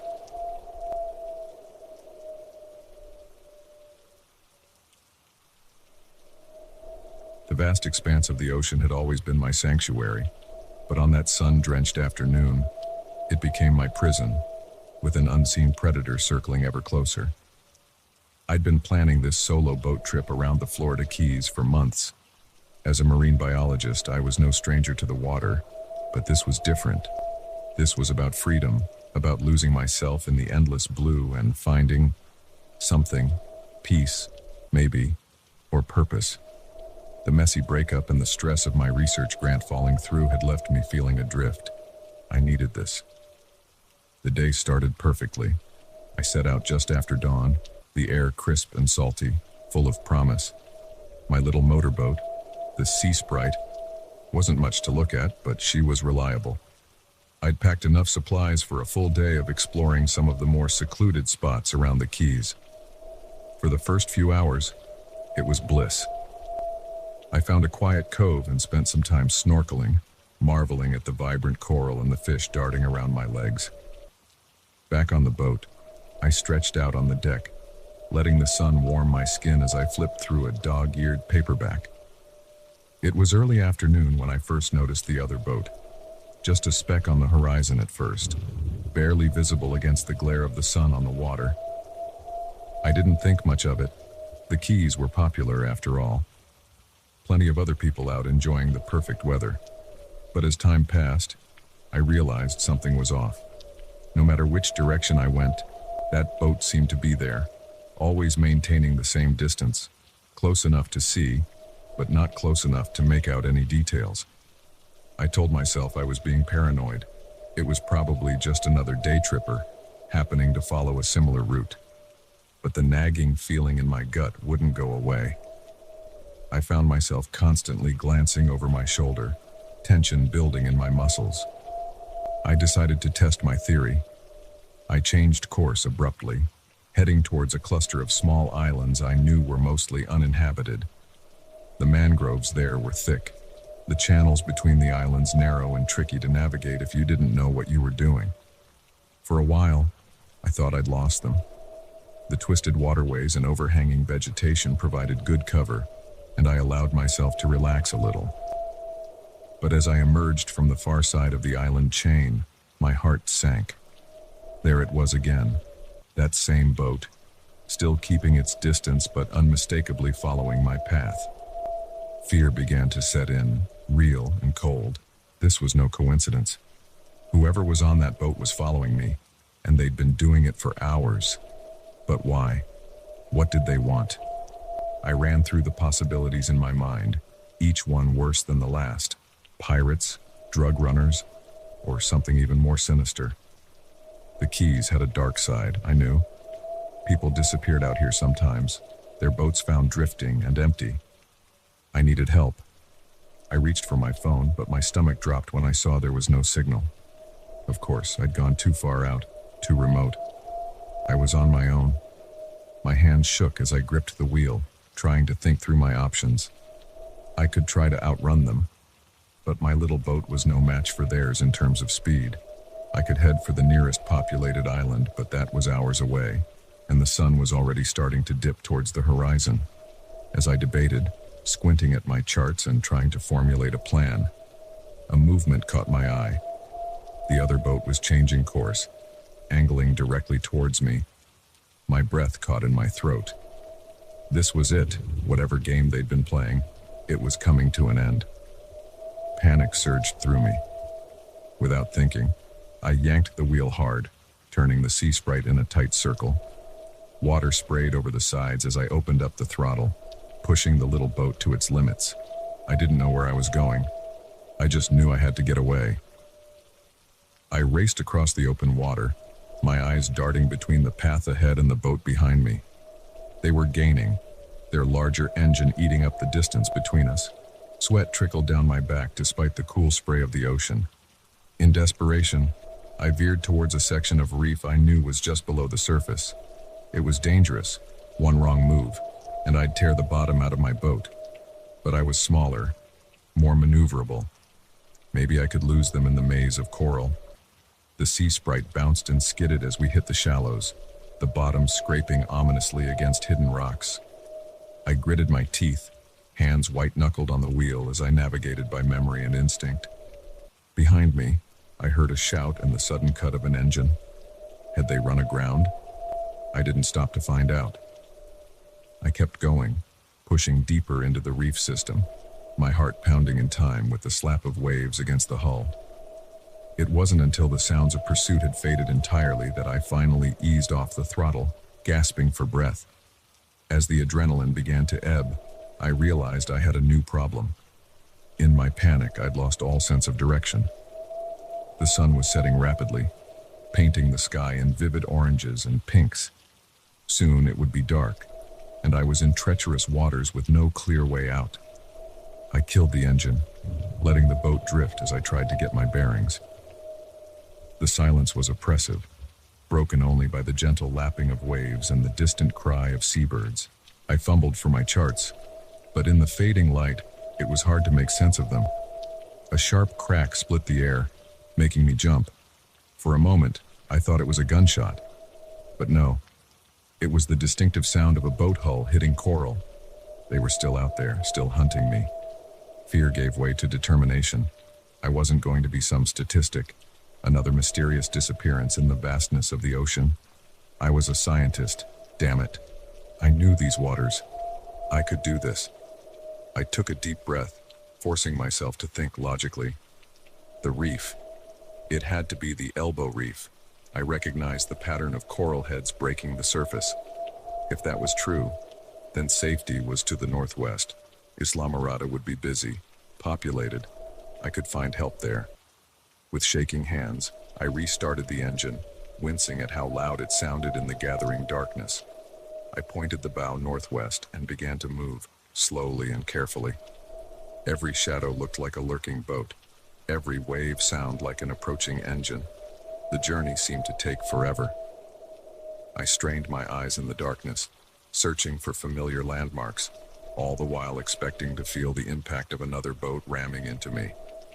But slowly, painfully slowly, pinpricks of light began to appear on the horizon. Islamorada, safety. As I neared the harbor, I saw flashing lights. For a heart-stopping moment, I thought it was them, that they'd somehow gotten ahead of me. But no, it was the Coast Guard. Someone must have reported a boat behaving erratically, because they were clearly on alert. I've never been so happy to be boarded in my life. As I babbled out my story to the skeptical-looking guardsmen, I felt the last of my energy drain away. They found no sign of the mysterious boat, no evidence to back up my wild tale. I'm sure they thought I was drunk or hallucinating from too much sun, but I knew what I'd seen, what I'd felt, the primal fear of being hunted, of being alone and vulnerable in a vast and uncaring sea. They escorted me back to the marina, my little Sea Sprite looking pathetic and battered next to their sleek vessel. As I stepped onto solid ground for the first time in what felt like days, my legs buckled beneath me. Strong hands caught me, lowered me gently to sit on the weathered boards of the dock. Someone pressed a bottle of water into my hands, and I drank greedily, suddenly aware of how parched I was. Around me, people moved in a blur of activity, harbor police taking statements, curious onlookers gathering to gawk at the spectacle. But all I could think about was that boat. Who were they? What did they want? Would they try again? The answers never came. The official report chalked it up to dehydration and sun exposure, a cautionary tale about the dangers of solo sailing. But I knew the truth. The ocean, my sanctuary, had shown me its darker side. The vastness I once found comforting now seemed menacing, full of hidden dangers and unseen threats. I didn't go out on the water again for a long time after that. When I finally did, it was with others, never alone. I kept my eyes on the horizon, always watching for that familiar silhouette. Because I knew that somewhere out there they might still be waiting, watching, hunting. The sea had been my home, my passion. Now it was a reminder that even in the most beautiful places, darkness can lurk just beneath the surface. Every time I smell salt air or hear the cry of a seagull, I'm back there, alone on a tiny boat, with unknown predators circling ever closer.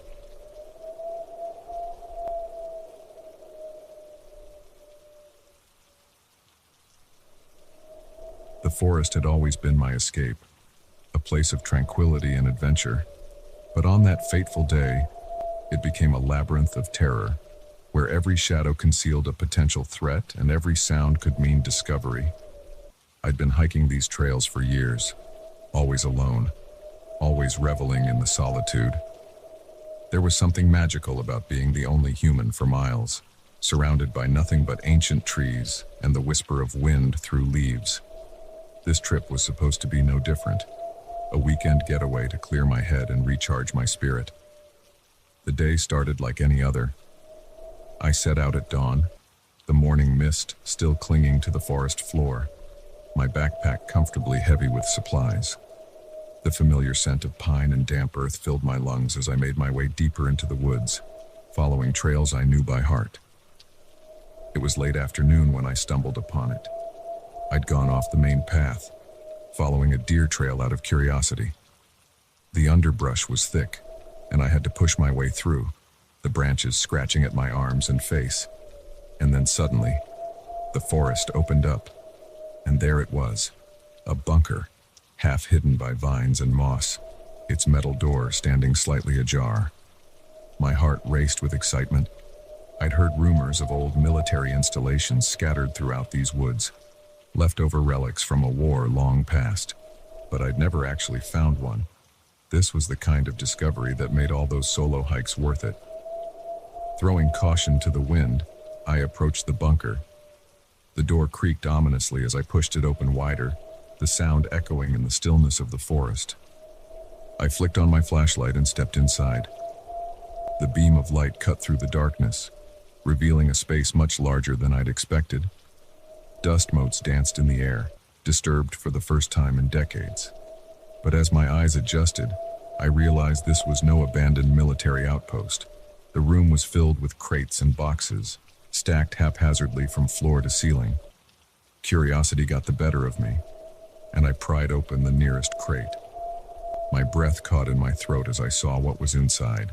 Stacks of crisp $100 bills, more money than I'd ever seen in my life. My mind reeled. This wasn't just some forgotten cash. This was active. Someone was using this hidden bunker, and judging by the contents, it wasn't for anything legal. That's when I heard it. Voices, distant but growing closer. Men's voices, rough and angry, coming from the direction I'd entered the clearing. I froze, my blood turning to ice in my veins. "I'm telling you, I saw someone come this way," one voice said. "Closer now. If you led someone to the stash, Hank's gonna have your head," another replied. Panic surged through me.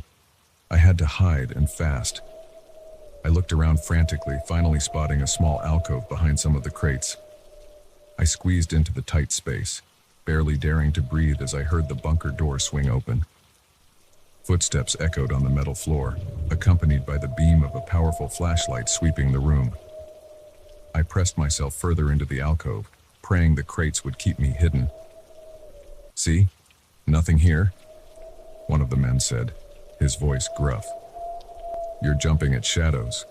"I could have sworn," the other replied, uncertainty clear in his tone. "Wait a minute. This crate's been opened." My heart nearly stopped. The crate I'd looked in, I'd left it open in my haste to hide. "Someone's been here," the first man growled. "Search the place. Whoever it is can't have gone far." I held my breath as I heard them moving around the room, shifting crates and boxes. They were methodical, thorough. It was only a matter of time before they found me. In desperation, I looked around my hiding spot for anything I could use as a weapon. My hand closed around a heavy flashlight I'd stashed in my backpack. It wasn't much, but it was all I had. The footsteps grew closer. A crate near my hiding spot scraped across the floor. This was it. I was about to be discovered. In that moment, survival instinct took over. As the man's face appeared around the edge of the crate, I swung the flashlight with all my might. There was a sickening crunch as it connected with his temple, and he went down hard. The other man shouted in surprise, and I took advantage of the moment of confusion to bolt. I burst out of my hiding spot, leaping over the fallen man and racing for the door. "Hey, stop!" The second man's shout was accompanied by the unmistakable sound of a gun being cocked. I didn't stop. I ran like I'd never run before, bursting out of the bunker and into the fading afternoon light. Behind me, I heard the explosive crack of a gunshot, felt the whistle of a bullet passing far too close to my head. The forest that had once been so familiar now seemed alien and hostile. Branches whipped at my face as I crashed through the underbrush, my lungs burning as I gasped for air. I had no idea where I was going. All I knew was that I had to get away. I could hear them behind me, crashing through the woods, shouting to each other. They knew the area better than I did, and they were gaining. In desperation, I veered off to the side, hoping to lose them in the denser part of the forest. The ground became steeper, the footing more treacherous. I slipped and stumbled. My hands scraped raw from catching myself on rough tree bark. As I scrambled up a steep incline, my foot caught on a root, and I fell hard. I tumbled down the slope, leaves and twigs scratching my skin, until I came to a stop at the bottom of a small ravine. For a moment, I lay there, dazed and winded. Then I heard it, the sound of running water. A stream. Hope surged through me. If I could follow the water, it might lead me out of the forest. I dragged myself to my feet, ignoring the protests of my battered body, and started to move along the stream bed. The water was shallow but fast-moving, the rocks slippery under my feet. The voices of my pursuers had faded, but I didn't dare slow down. They could still be out there, searching. As the light began to fade from the sky, turning the forest into a maze of lengthening shadows, a new fear set in. I was lost, injured, and alone in the wilderness, with dangerous men potentially still hunting me. I kept moving, using the stream as my guide. Hours passed, each one an eternity of fear and exhaustion. The moon rose, casting an eerie glow through the trees. Every snapping twig made me jump. Every rustling leaf could be a pursuer closing in. It was well past midnight when I finally saw it, lights in the distance. At first, I thought I was hallucinating from exhaustion, but as I drew closer, I realized it was real. A road, civilization. I stumbled out of the tree line onto the shoulder of a quiet country highway, my legs finally giving out beneath me. I collapsed onto the rough asphalt, torn between laughter and tears of relief. A car appeared in the distance, its headlights cutting through the darkness. I waved my arms frantically, praying it wasn't my pursuers, praying they would stop. The car slowed, then pulled over. An older couple peered out at me, their faces a mixture of concern and wariness. "Are you all right?" the woman asked, taking in my bedraggled appearance. I opened my mouth to explain, but where could I even begin? How could I make them understand the terror of the past few hours, the deadly secret hidden in the heart of the forest? In the end, I simply shook my head. "I got lost," I said, my voice hoarse. "Can you please take me to the police?" They did, and what followed was a whirlwind of questions, statements, and disbelieving looks. The police searched the area I described, but found no trace of the bunker or the men who had chased me.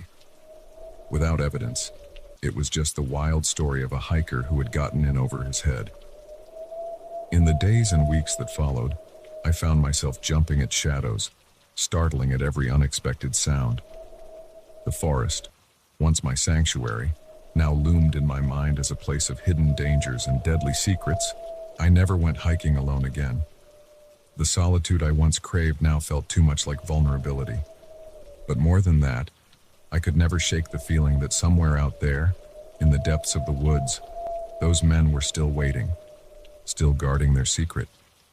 And that one day, they might come looking for the hiker who had stumbled upon their hidden world and lived to tell the tale. The wilderness had shown me its darker side, reminding me that even in the most beautiful places, danger can lurk just out of sight.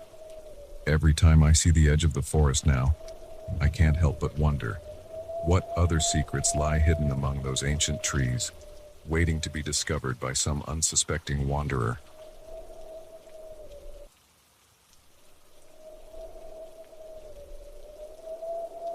The moment I stepped into that house, I should have known something was off.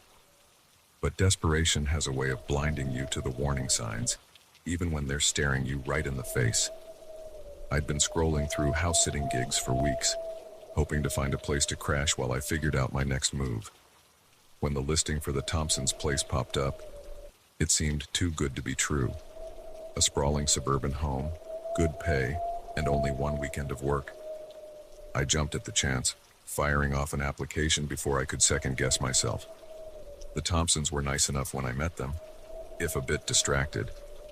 Mrs. Thompson, a tall woman with perfectly coiffed hair, gave me a whirlwind tour of the house while Mr. Thompson, a stern-looking man in an expensive suit, hovered in the background.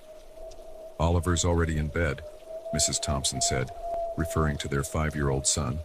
"He shouldn't wake up him, but you know where his room is if he needs anything."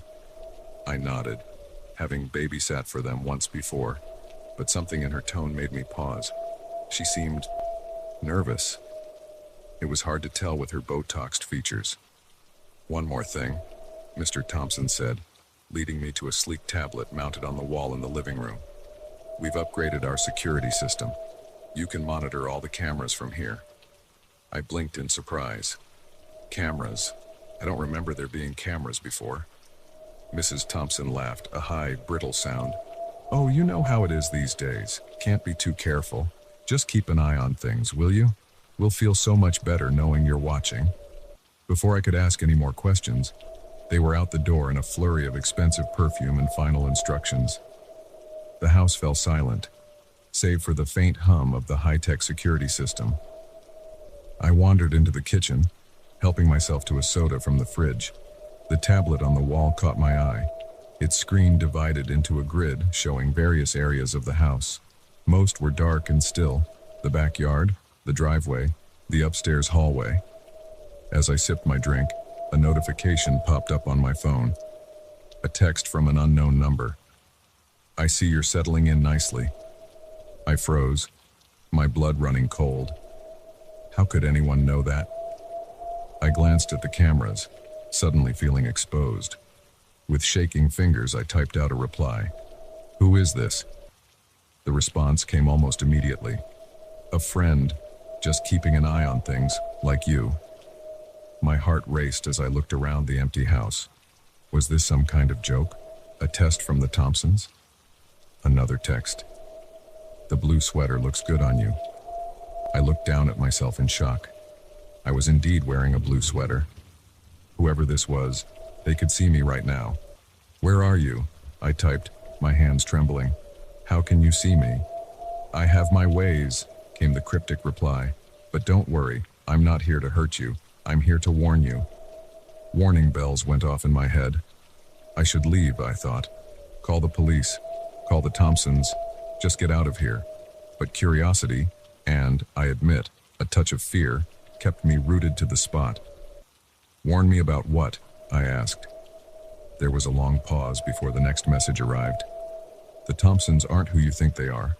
This house, it's not safe. Keep your eyes open." A chill ran down my spine. I was about to demand more information when I heard a noise from upstairs.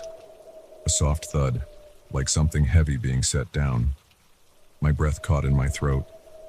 Oliver was supposed to be asleep, and I was alone in the house. Wasn't I? I crept towards the stairs, my heart pounding so loudly I was sure anyone nearby could hear it. The security tablet caught my eye as I passed, and I froze in shock. The camera in Oliver's room showed an empty bed, the covers thrown back. Where was he? Another text buzzed on my phone. Check the attic. Attic.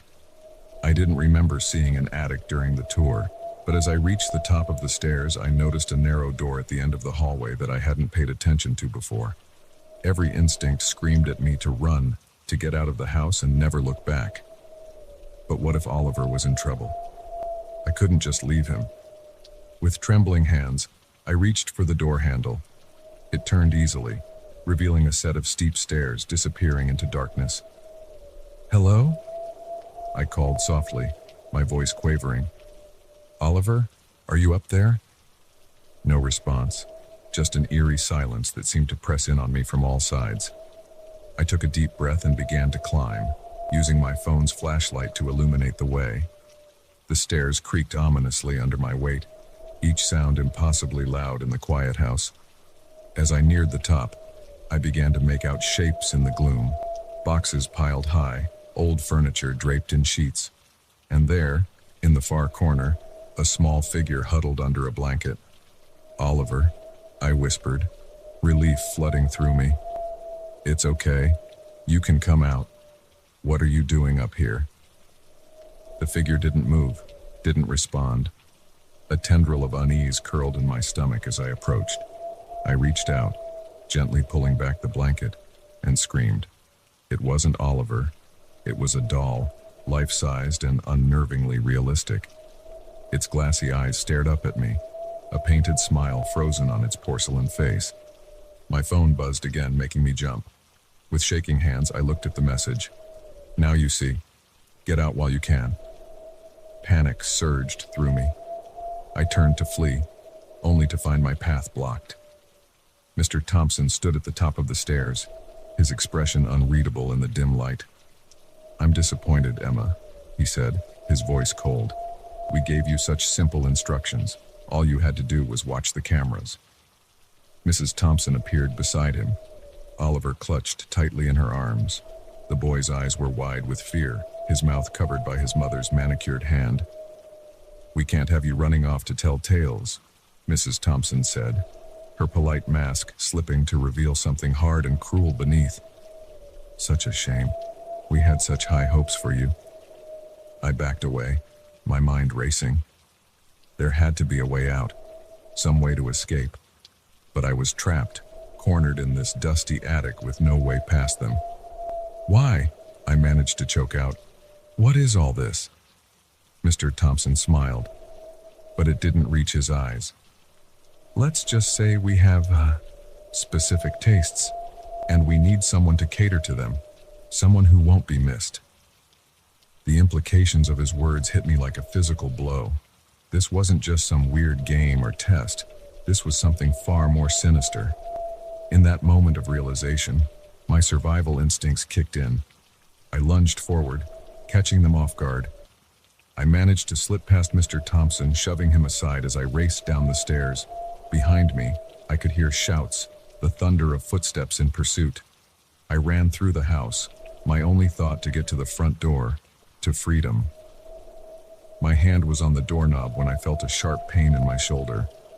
I cried out, my vision blurring as I stumbled. Whatever they had injected me with worked fast. The room spun, and I felt myself falling. The last thing I saw before darkness took me was Mrs. Thompson's face, looming over me with that same cold smile. "Sweet dreams, Emma," she said softly. "When you wake up, the real fun will begin." I don't know how long I was out. When I came to, I was in a small, windowless room. My head throbbed, and my mouth felt like it was stuffed with cotton. As my eyes adjusted to the dim light, I made out shapes around me, other people, slumped against the walls or curled up on thin mattresses. My phone was gone, but a familiar weight in my pocket gave me a spark of hope. They hadn't found the small canister of pepper spray I always carried. I don't know how long I sat there, gathering my strength and waiting for an opportunity. But when it came, a moment of distraction as they brought in another victim, I was ready. The next few minutes were a blur of action and adrenaline. The pepper spray bought me precious seconds, enough to slip past my captors and find my way out of what I now realized was a basement. I emerged into the pre-dawn light, gulping in the fresh air as I ran. I didn't stop until I reached a gas station several miles away, where I finally called the police. The aftermath was a whirlwind of questions, investigations, and disbelief. The Thompsons were arrested, their carefully constructed facade crumbling under the weight of evidence. Other victims were found, some who had been missing for months. As for me, I'm still trying to process what happened. The trust I once had in people, in the simple act of helping out, has been shattered. Every house-sitting request now feels like a potential trap. Every friendly face a possible mask for something sinister. But I survived. And in doing so, I helped bring down an operation that had hurt so many others. It's a small comfort, but it's something to hold on to as I try to rebuild my life and my faith in humanity. The next time my phone buzzes with a text from an unknown number, though, I think I'll just throw it away.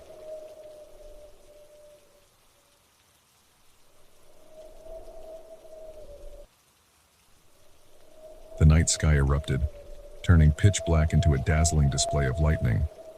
In that moment, I couldn't have imagined that nature's light show would be the prelude to a nightmare that would haunt me for years to come. I was driving home from my mom's place, exhausted after a long day of helping her move furniture and pack boxes. My daughter, Lily, was fast asleep in the back seat, her favorite stuffed rabbit clutched tightly to her chest. The drive should have taken about 2 hours, but as the storm intensified, I knew we were in for a longer night.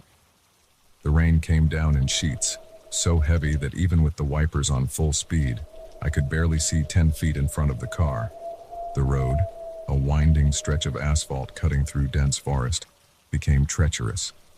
Every flash of lightning illuminated the trees, creating eerie, twisted shadows that seemed to reach for us. I gripped the steering wheel tightly, my knuckles white with tension. We were still about an hour from home, and the storm showed no signs of letting up. I considered pulling over to wait it out, but the thought of sitting vulnerable on the side of this deserted road made me uneasy. That's when it happened. A deafening crack of thunder startled me, and in that split second of distraction, the car hit a slick patch of road. I felt the wheels lose traction, and suddenly we were spinning. Everything moved in slow motion. I saw the trees rushing towards us, heard Lily's startled cry as she woke up, felt the sickening lurch as the car left the road.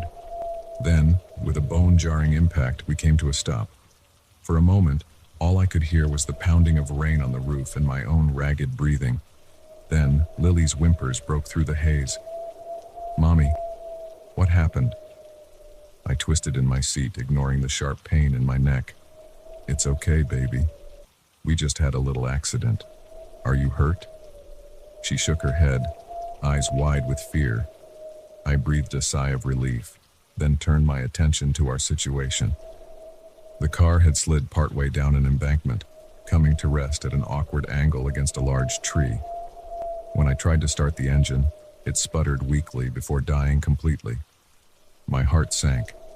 We were stuck in the middle of nowhere in a raging storm. I reached for my phone, praying we'd have signal, but the screen remained stubbornly blank. No service. "Okay," I said, trying to keep my voice calm for Lily's sake. "We're going to be fine. Someone will come along soon and we'll get help." But as the minutes ticked by, turning into an hour, then 2, no one came. The rain continued its relentless assault, and the temperature in the car began to drop. Lily had crawled into the front seat with me, and I held her close, trying to share what little warmth I could. Just when I was starting to lose hope, I saw it, a pair of headlights cutting through the gloom. Relief washed over me as I saw a truck slow down and pull over. A figure emerged from the vehicle, hunched against the rain.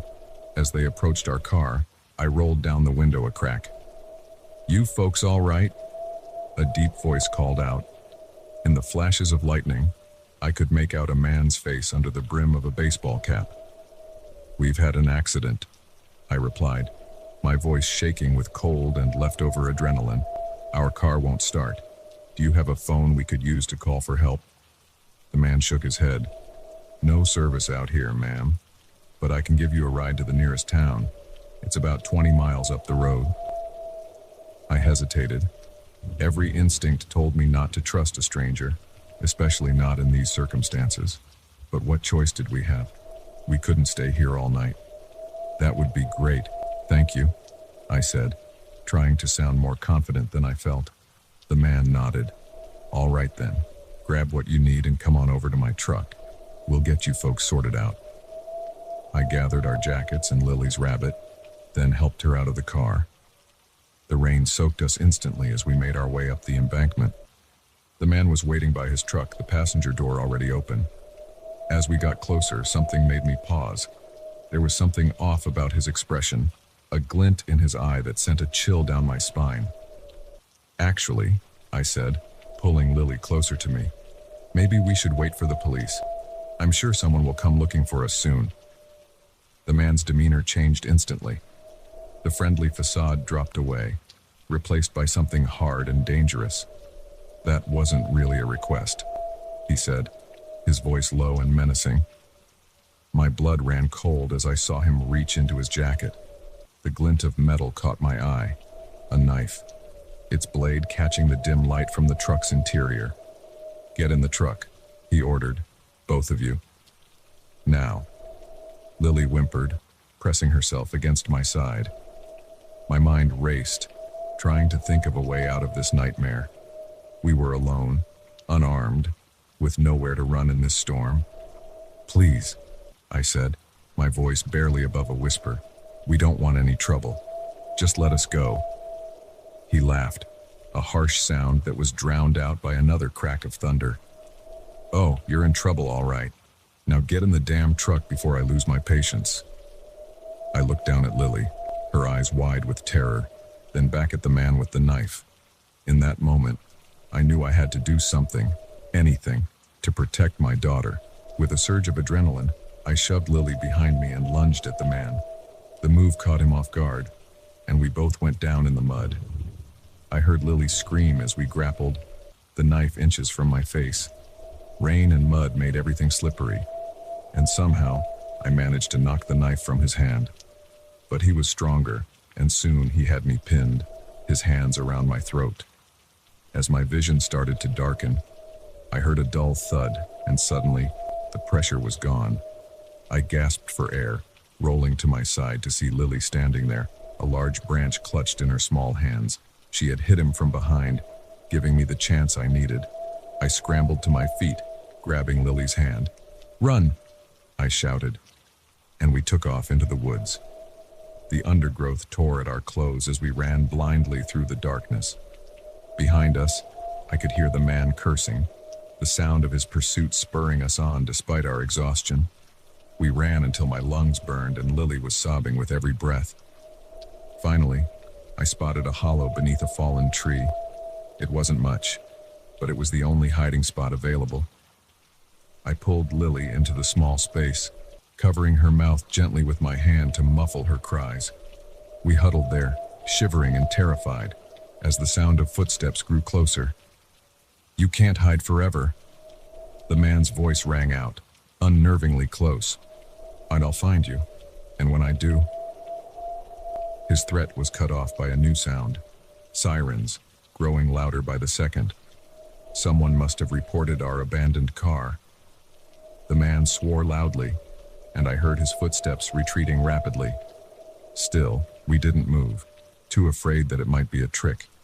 It wasn't until we heard voices calling out, flashlight beams cutting through the trees, that I finally allowed myself to hope. "Here!" I shouted, my voice hoarse. "We're over here!" The next few hours passed in a blur. Police officers and paramedics swarmed the area. Lily and I were wrapped in blankets, checked for injuries, and questioned extensively about what had happened. They found the man's truck, abandoned further up the road, but no sign of him. The knife was recovered from where it had fallen in our struggle, providing some evidence to corroborate our story. As we sat in the back of an ambulance, Lily curled up against my side. I couldn't stop shaking. The realization of how close we had come to a far worse fate hit me like a physical blow. "You saved us," I whispered to Lily, stroking her hair. "You were so brave." She looked up at me, her eyes still wide but no longer filled with terror. "We saved each other, Mommy," she said softly. In that moment, despite everything we had been through, I felt a fierce surge of pride and love. We had faced the unthinkable and survived, not just because of luck, but because we had fought for each other. The road ahead would be long. I knew there would be nightmares, therapy sessions, and a long journey to feeling safe again.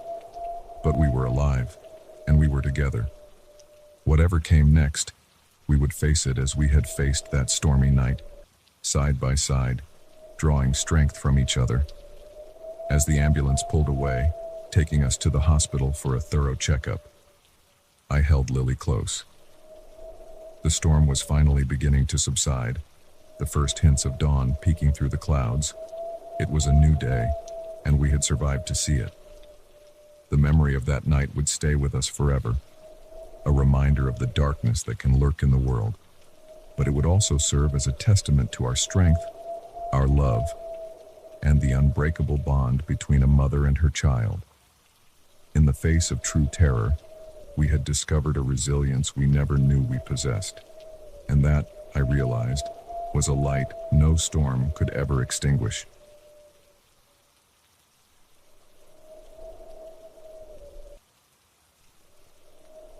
The old key turned in the lock with a heavy click, and as I pushed open the cabin door, I couldn't shake the feeling that I was opening more than just a weekend getaway.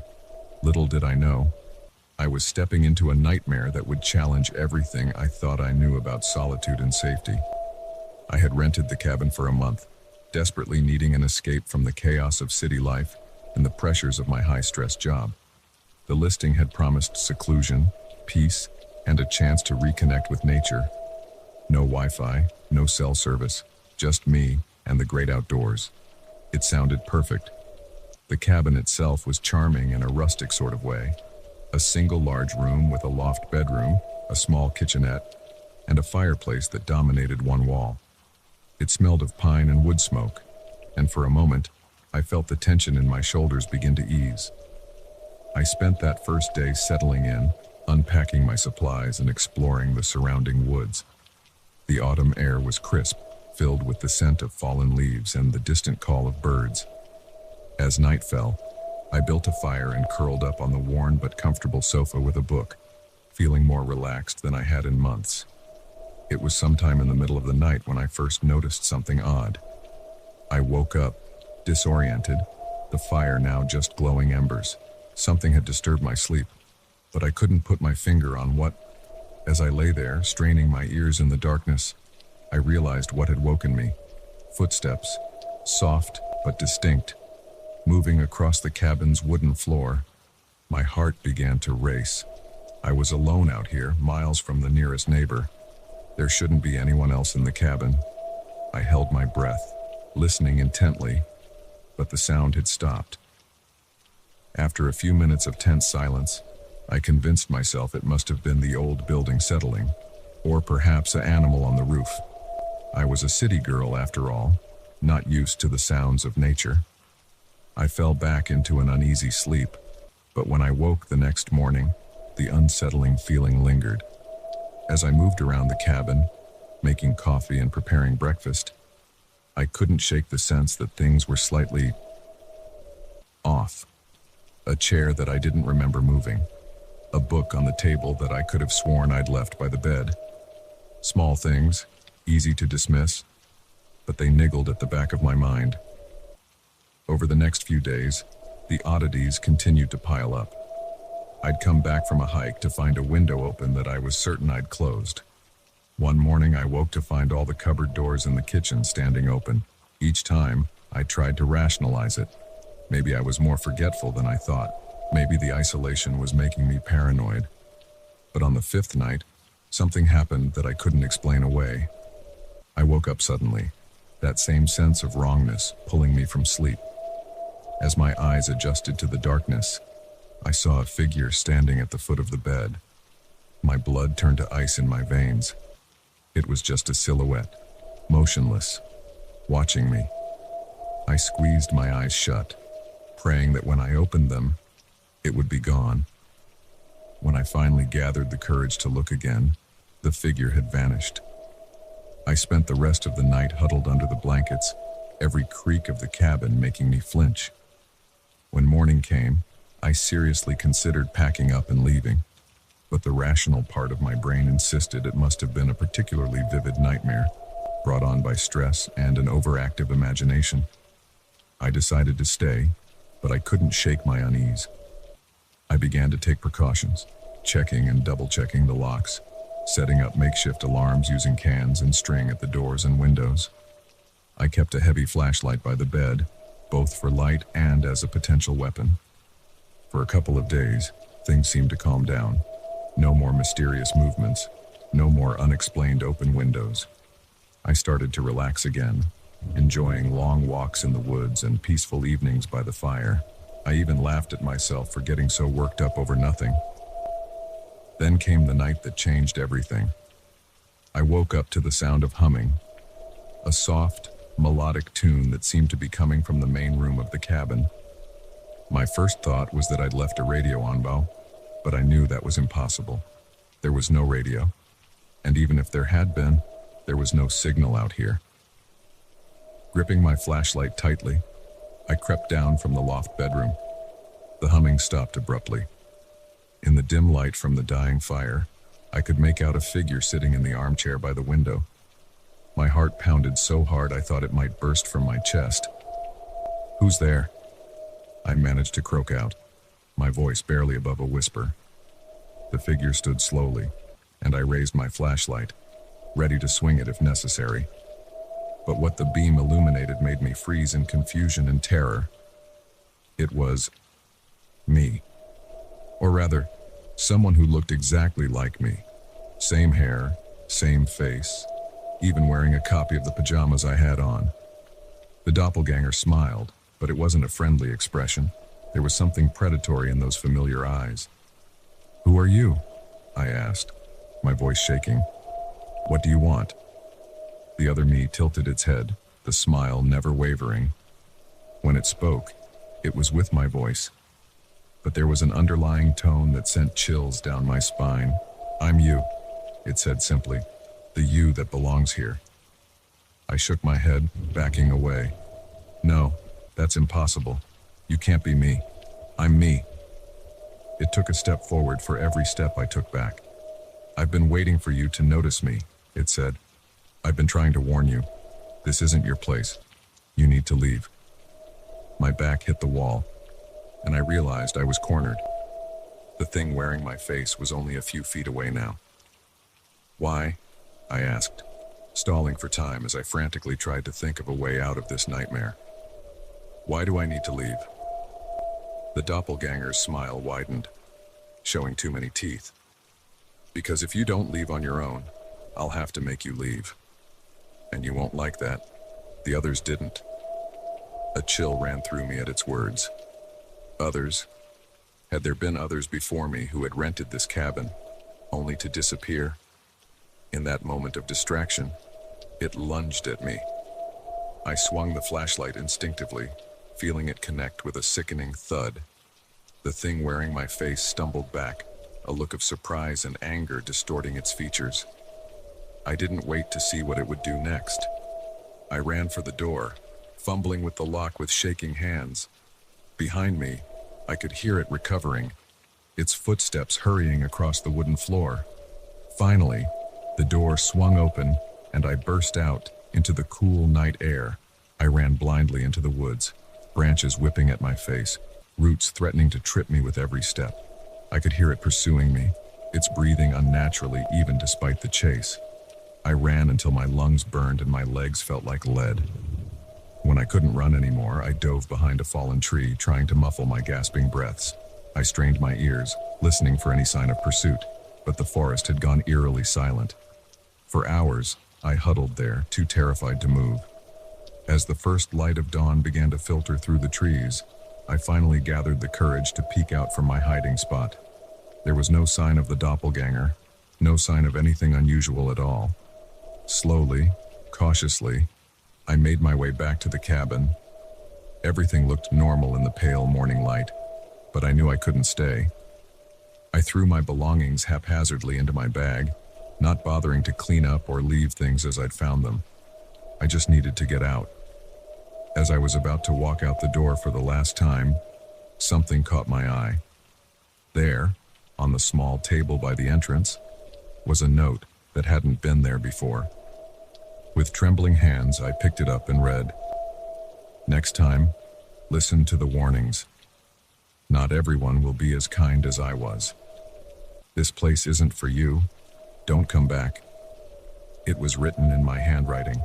I dropped the note and ran to my car, not looking back as I sped down the gravel road. I didn't stop driving until I was back in the familiar noise and chaos of the city. In the days and weeks that followed, I tried to convince myself that it had all been some sort of stress-induced hallucination. But deep down, I knew the truth.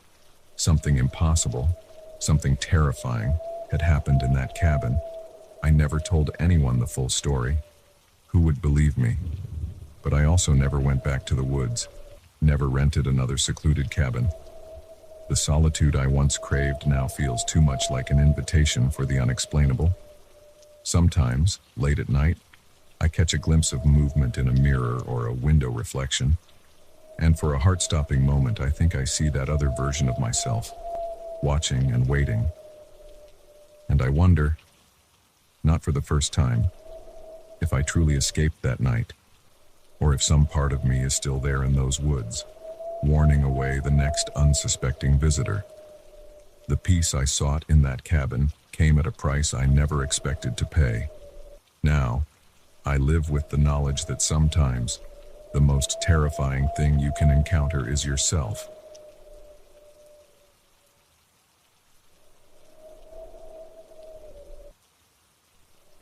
The crackling campfire had always been a source of comfort, but that night, as hostile eyes gleamed in the darkness beyond its light, it became a beacon marking us for danger.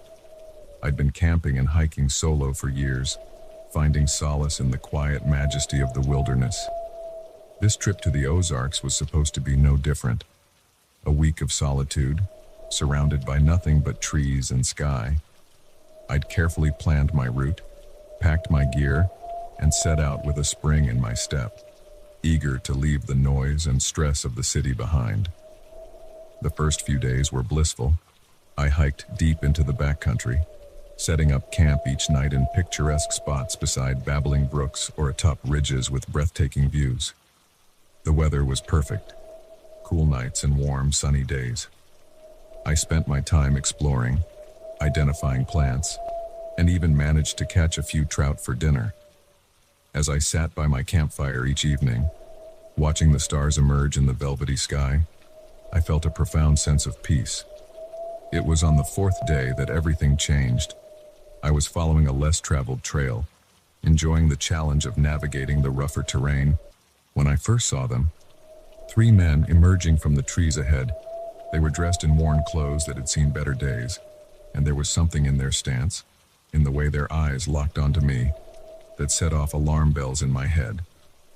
"Well, well," the tallest of them called out, his voice carrying a hint of amusement that didn't reach his eyes.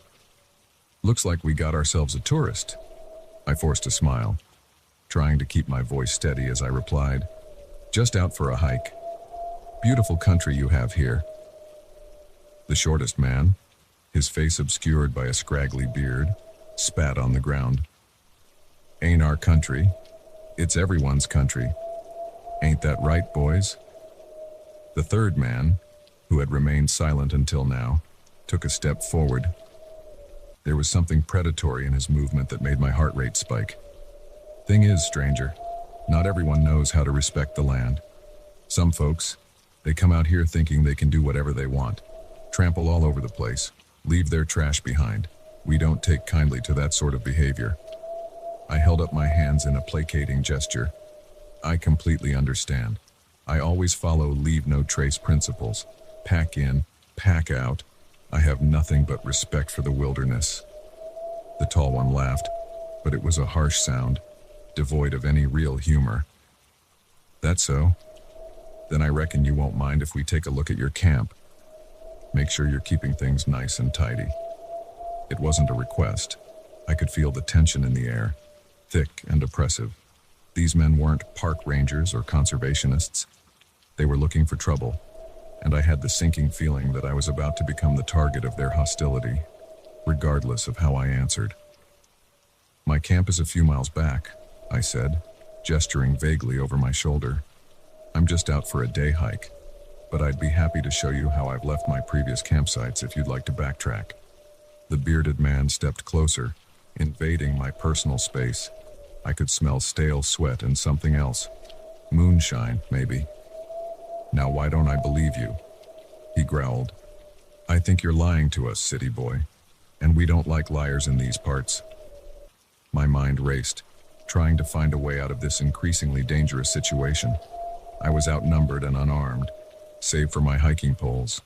And even if I could outrun them, they undoubtedly knew these woods far better than I did. Look, I said, fighting to keep my voice calm. I think there's been a misunderstanding. I'm not looking for any trouble. Why don't I just head back the way I came and we can all go about our day?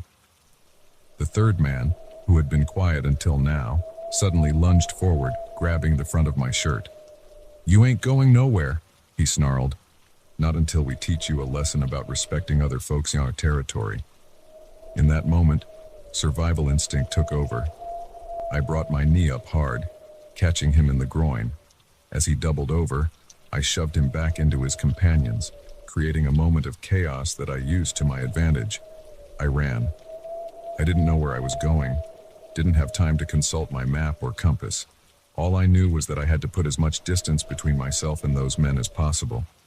I could hear them shouting behind me, their voices filled with rage and the promise of violence. The forest that had seemed so welcoming just hours before now felt like a green maze, full of obstacles designed to trip me up or slow me down. Branches whipped at my face, roots threatened to snag my feet. But fear gave me speed and agility I didn't know I possessed. I ran until my lungs burned and my legs felt like lead. Only then did I allow myself to slow, straining my ears for any sound of pursuit. The forest was eerily quiet, save for my own ragged breathing and the pounding of my heart.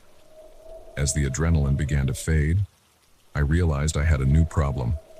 In my panic, I had run blindly, with no regard for direction or landmarks. I was hopelessly lost. The sun was starting to dip towards the horizon, painting the sky in vivid oranges and pinks. Soon it would be dark, and the thought of being lost in these woods at night with hostile strangers potentially still hunting me sent a fresh wave of fear through me. I needed to find shelter, somewhere defensible where I could rest and try to get my bearings. After a few minutes of careful searching, I found a small cave formed by a jumble of massive boulders. It wasn't much, but it would have to do. As I huddled in the cave, the last light fading from the sky, I took stock of my situation. I had my day pack, which contained some water, a few energy bars, and basic first aid supplies. My main pack, with my tent and the bulk of my food, was back at my last campsite, if those men hadn't found and ransacked it already. I had no idea where I was in relation to the trail or my planned route. My phone, which I'd been using as a backup GPS, had no signal out here. I was well and truly on my own. The night was long and terrifying. Every snapping twig, every rustle of leaves sounded like approaching danger. I dozed fitfully, jolting awake at the slightest noise, my heart racing. As dawn broke, I cautiously emerged from my hiding spot. The forest looked different in the pale morning light, less threatening, but no less confusing. I picked a direction that I hoped would lead me back to familiar territory and started walking. Hours passed. The sun climbed higher, beating down mercilessly. My water ran out and thirst began to gnaw at me, but I didn't dare stop at any of the streams I crossed. fearing that lingering in one spot for too long would make me an easy target. It was late afternoon when I heard voices again. My first instinct was to hide, but as I listened, I realized these voices were different. A man and a woman, talking and laughing casually. Other hikers. Relief washed over me as I called out to them. They were startled at first, but their surprise quickly turned to concern as they took in my disheveled appearance and heard my story. The couple, experienced backpackers, helped me get my bearings. We were miles from where I thought I was, but luckily they knew of a ranger station not too far away. They shared their water and some food, and insisted on accompanying me to ensure I made it safely. As we hiked, I found myself constantly looking over my shoulder, half expecting to see those three men emerging from the trees. But we made it to the ranger station without incident. The rangers took my report seriously, but warned me that without any real evidence and there wasn't much they could do.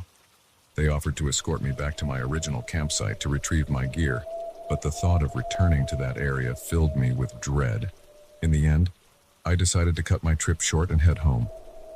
As I drove away from the mountains, my hand still shaking slightly on the steering wheel, I couldn't help but reflect on how quickly my peaceful retreat had turned into a nightmare. The wilderness I loved had shown me its darker side, a reminder that even in the most beautiful places, danger can lurk just out of sight. I still go hiking and camping, but never alone now. And whenever I'm in the backcountry, I find myself more alert, more aware of my surroundings. The peace I once found in solitude has been replaced by a cautious respect for the unknown. Those men in the woods had tried to teach me a lesson about territory and respect. In the end, I suppose they did, just not the one they intended. I learned that the line between civilization and savagery is thinner than we like to believe, and that sometimes the most dangerous animals in the forest walk on two legs.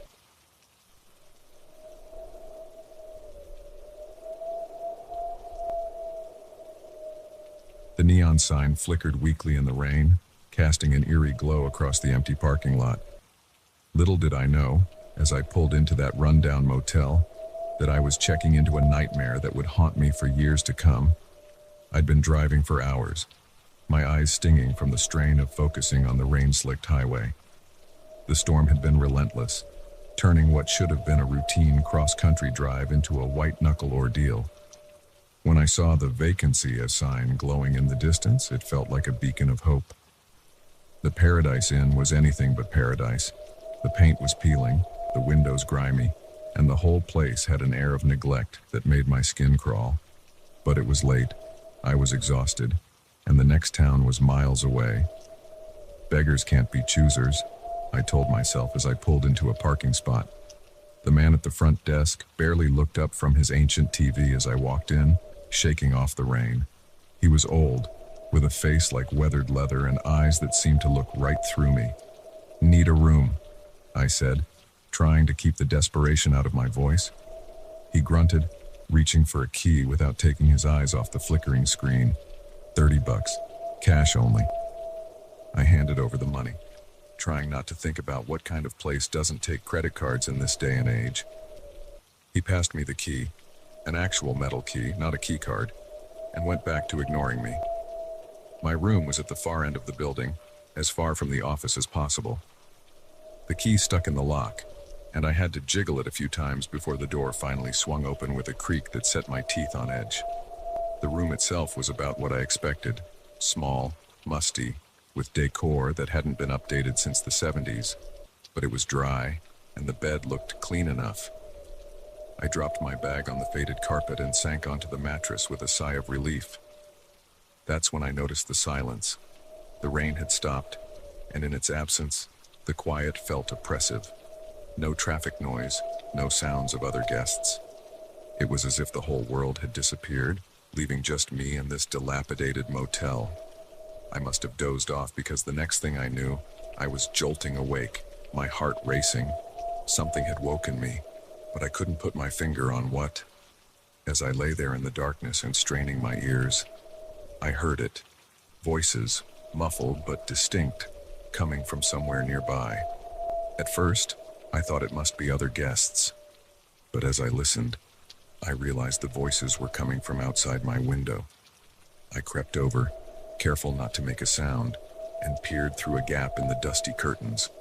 Two men were standing in the shadows just beyond the reach of the parking lot lights. They were talking in low, urgent tones, glancing around furtively as if afraid of being overheard. Something about their manner set off alarm bells in my head. I couldn't make out everything they were saying, but a few phrases jumped out at me. Shipment coming in tonight. Gotta be careful. Cops have been sniffing around. Boss won't tolerate any more screw-ups. My blood ran cold as I realized what I was overhearing. This wasn't just some shady business deal. This sounded like something far more sinister. I backed away from the window, my mind racing. Should I call the police? But what would I tell them? I had no real evidence, just snippets of a conversation I wasn't supposed to hear. And something told me that in a place like this, the local cops might not be too eager to investigate. I was contemplating my options when I heard a sharp knock at my door. My heart leapt into my throat. Had they seen me watching? Housekeeping, a woman's voice called out. I frowned. Housekeeping? At this hour? In a place like this? Against my better judgment, I opened the door a crack. A middle-aged woman stood there, her eyes darting nervously down the hallway. Please, she whispered, her voice trembling. You have to help me. They're going to kill me. Before I could react, she pushed past me into the room, closing the door quickly behind her. In the harsh fluorescent light, I could see the fear etched on her face, the bruises peeking out from under her collar. Who's going to kill you? I asked, though I had a sinking feeling I already knew the answer. The men who run this place, she said, her words tumbling out in a rush. It's not just a motel. They bring girls here. Young girls. They keep them in the basement until the buyers come. Horror washed over me as the implications of her words sank in. Human trafficking. Right here, in this unassuming little motel in the middle of nowhere. We need to call the police, I said, reaching for my phone. She grabbed my arm, her eyes wide with panic. No, you don't understand. The local cops are in on it. They get a cut to look the other way. My mind reeled. If we couldn't trust the police, and what could we do? I thought about simply getting in my car and driving away, pretending I'd never seen or heard anything. But one look at the desperation on the woman's face, and I knew I couldn't do that. Okay, I said, trying to sound calmer than I felt. We need a plan.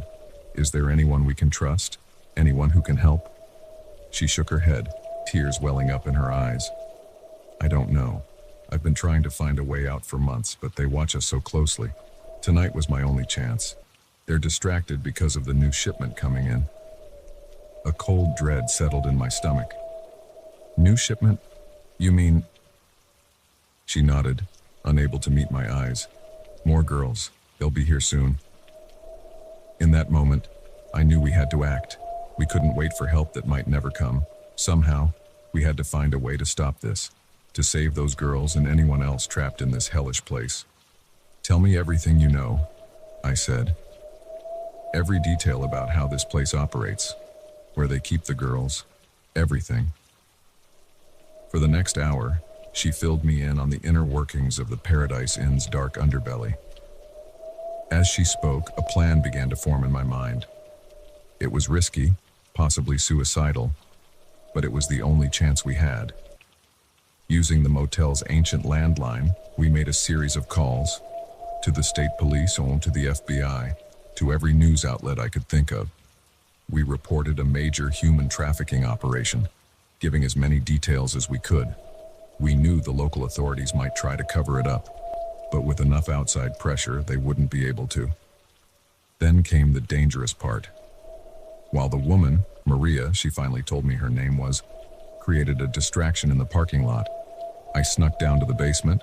The lock on the door was flimsy, and I managed to break it open with a fire extinguisher I'd taken from the hallway. What I saw inside will haunt me for the rest of my life. A dozen young women and girls, huddled in the darkness, their eyes wide with fear and confusion. Some looked like they'd been there for months, others only days. My heart broke for them, for the trauma they'd endured and the innocence they'd lost. "It's okay," I said softly, holding out my hands to show I meant no harm. "We're here to help. You're safe now." Getting them out was nerve-wracking. Every creak of the floorboards, every distant voice made my heart race. But somehow, miraculously, we made it. We piled into my car in an old van Maria had hot-wired, and we drove. We were barely a mile down the road when we saw the flashing lights. For a terrifying moment, I thought it was the corrupt local police coming to drag us back. But as the vehicles got closer, I saw state trooper insignias and even a few FBI jackets.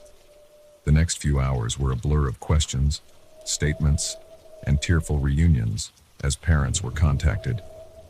I watched as the girls were led away to safety, as men in handcuffs were shoved into police cars. The enormity of what we'd done, what we'd uncovered, began to sink in.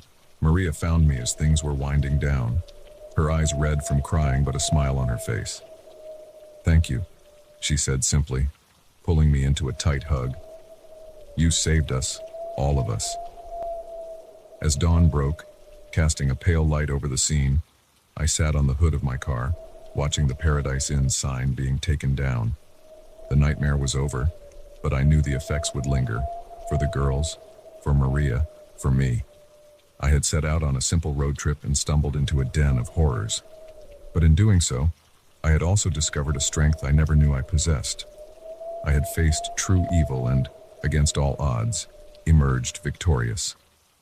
As I finally pulled away from the Paradise Inn for the last time, I knew I was leaving as a different person than the one who had arrived just hours before.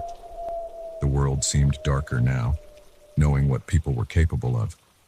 But it also seemed brighter, knowing that even in the darkest places, hope and courage could prevail. I drove on, carrying with me the weight of what I'd witnessed, but also the knowledge that sometimes one person can make a difference. And I silently vowed that I would never again turn a blind eye to the suffering of others, no matter how tempting it might be to simply drive on by.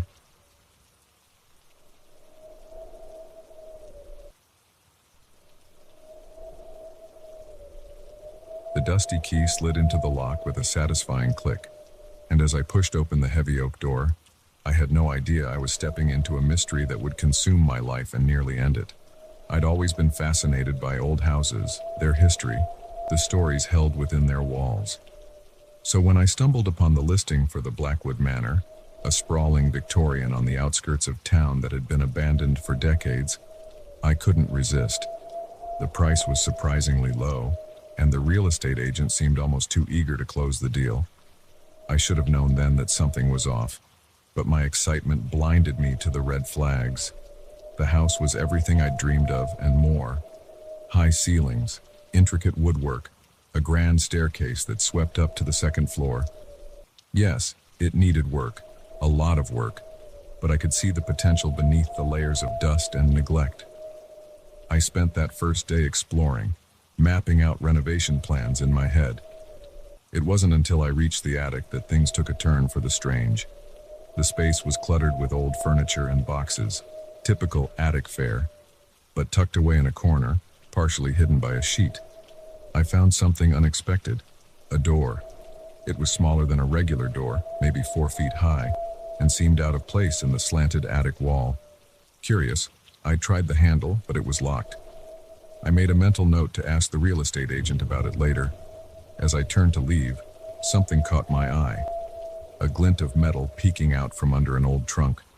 I moved the trunk aside and found a small key, ornate and tarnished with age. On a whim, I tried it in the little door's lock. To my surprise, it fit perfectly. The door opened with a groan, revealing a small, dark room beyond. I fumbled for my phone, using its flashlight to illuminate the space. What I saw made my breath catch in my throat. The walls were covered in photographs, hundreds of them, maybe thousands, yellowed with age and curling at the edges. They showed people, men, women, children, all in various poses and settings. but something about them felt off. The expressions were too stiff, the eyes too vacant, and in every single photo, barely noticeable unless you were looking for it, was a shadowy figure lurking in the background. I stepped closer, examining the photos. The shadowy figure was always there, sometimes just a hint of a silhouette, sometimes clearer. A tall, thin shape with unnaturally long limbs. In some of the photos, it seemed to be reaching for the subjects, its fingers elongated and claw-like. A chill ran down my spine. This had to be some kind of elaborate hoax, right? A previous owner's weird art project or something. But as I looked closer, I recognized some of the settings in the newer-looking photos. They were places around town, the park, the old library, even the street outside this very house. I was so engrossed in the photos that I didn't hear the attic door close. It wasn't until I turned to leave that I realized I was locked in. Panic set in as I pounded on the door, calling for help, even though I knew no one was in the house. After what felt like hours, the door suddenly swung open. I nearly fell out of the little room, my heart racing. The attic was empty, just as I'd left it. But something felt different. The air was heavier, and I couldn't shake the feeling that I was being watched. I fled downstairs, trying to convince myself that I'd just accidentally locked myself in, but deep down, I knew that wasn't the case. Over the next few weeks, as I worked on renovating the house, strange things kept happening. I'd wake up to find furniture rearranged, or doors I'd sworn I'd closed standing wide open. Sometimes I'd catch a glimpse of movement out of the corner of my eye, only to turn and find nothing there. But the most unsettling thing was the photographs. New ones kept appearing in that little room. Photos I knew hadn't been there before, and they were of me. Me sleeping, me working on the house, me walking down the street, always with that shadowy figure lurking in the background, getting closer each time. I became obsessed with uncovering the truth behind the photos and the house's history. I spent hours at the local library, digging through old newspapers and town records. What I found chilled me to the bone. The house had a dark past. Over the decades, dozens of people who had lived there had disappeared without a trace. The disappearances were always brushed off. People assumed they'd moved away without telling anyone or run off to start a new life. But I knew better. I started seeing connections everywhere. The shadowy figure in the photos matched descriptions in local legends of an entity called the Watcher. People claimed it stalked its victims, growing stronger as it fed on their fear before finally taking them.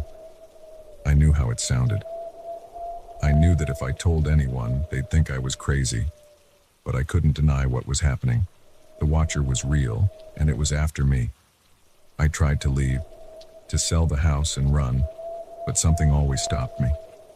My car would mysteriously break down, or sudden storms would make the roads impassable. It was as if the house itself was keeping me there. Then came the night that nearly broke me. I woke up to the sound of my camera clicking, the old film camera I'd found in the attic and had been meaning to get rid of. In the dim light, I saw it floating in midair, turning to point at me. Behind it, barely visible, was the shadowy figure from the photos. I screamed and ran, locking myself in the bathroom. I stayed there until dawn, shaking and sobbing. When I finally gathered the courage to come out, I found a newly developed photo on my bed. It showed me sleeping, and the Watcher's hand reaching for my face, closer than ever before. I knew then that I was running out of time. I had to find a way to stop this thing, to break whatever hold it had on the house and on me. My research had turned up whispers of a ritual, a way to banish the Watcher. It was dangerous, and there was no guarantee it would work, but I was out of options. I spent the next week preparing, gathering the items I needed, and steeling my nerves. On the night of the full moon, I stood in the center of the attic, surrounded by candles and symbols I'd drawn on the floor. The little room's door stood open, the photographs seeming to watch me with malevolent intent. As I began the ritual, chanting words in a language I didn't understand, The house came alive around me. Wind howled through the halls. Doors slammed open and shut, and I could hear whispers coming from the walls themselves. The shadowy figure appeared, more solid than I'd ever seen it. Its face was a void, its arms reaching for me with those terrifying, elongated fingers. I wanted to run, every instinct screaming at me to flee, but I forced myself to stand my ground. I was the last line of defense. If I failed, this thing would keep taking victims for who knows how long. Just when I thought I couldn't take any more, when the watcher was so close I could feel the cold emanating from its form, there was a flash of blinding light. The thing screeched, an inhuman sound that made my ears ring. And then, suddenly, it was gone. The house fell silent. The oppressive atmosphere that had hung over everything lifted, leaving behind a sense of peace I hadn't felt since I first stepped foot in Blackwood Manor. In the little room, I found the photographs crumbling to dust. Whatever power had preserved them was gone. I'd like to say that was the end of it, that I moved on and everything went back to normal. But the truth is, you don't go through something like that without it changing you. I still live in the house. I couldn't bear to let someone else move in, unaware of its history, but I've turned it into a sanctuary of sorts, a place for people who've experienced things that defy explanation. Sometimes, late at night, I think I catch a glimpse of a shadow out of the corner of my eye, but I'm not afraid anymore. I faced the darkness and came out the other side. Whatever's out there, whatever's lurking in the shadows of old houses and hidden rooms, I'll be ready for it. The Watcher taught me that the world is stranger and more dangerous than we like to believe, but it also showed me that we're stronger than we know. Sometimes, all it takes to banish the monsters is the courage to stand our ground and face them head on.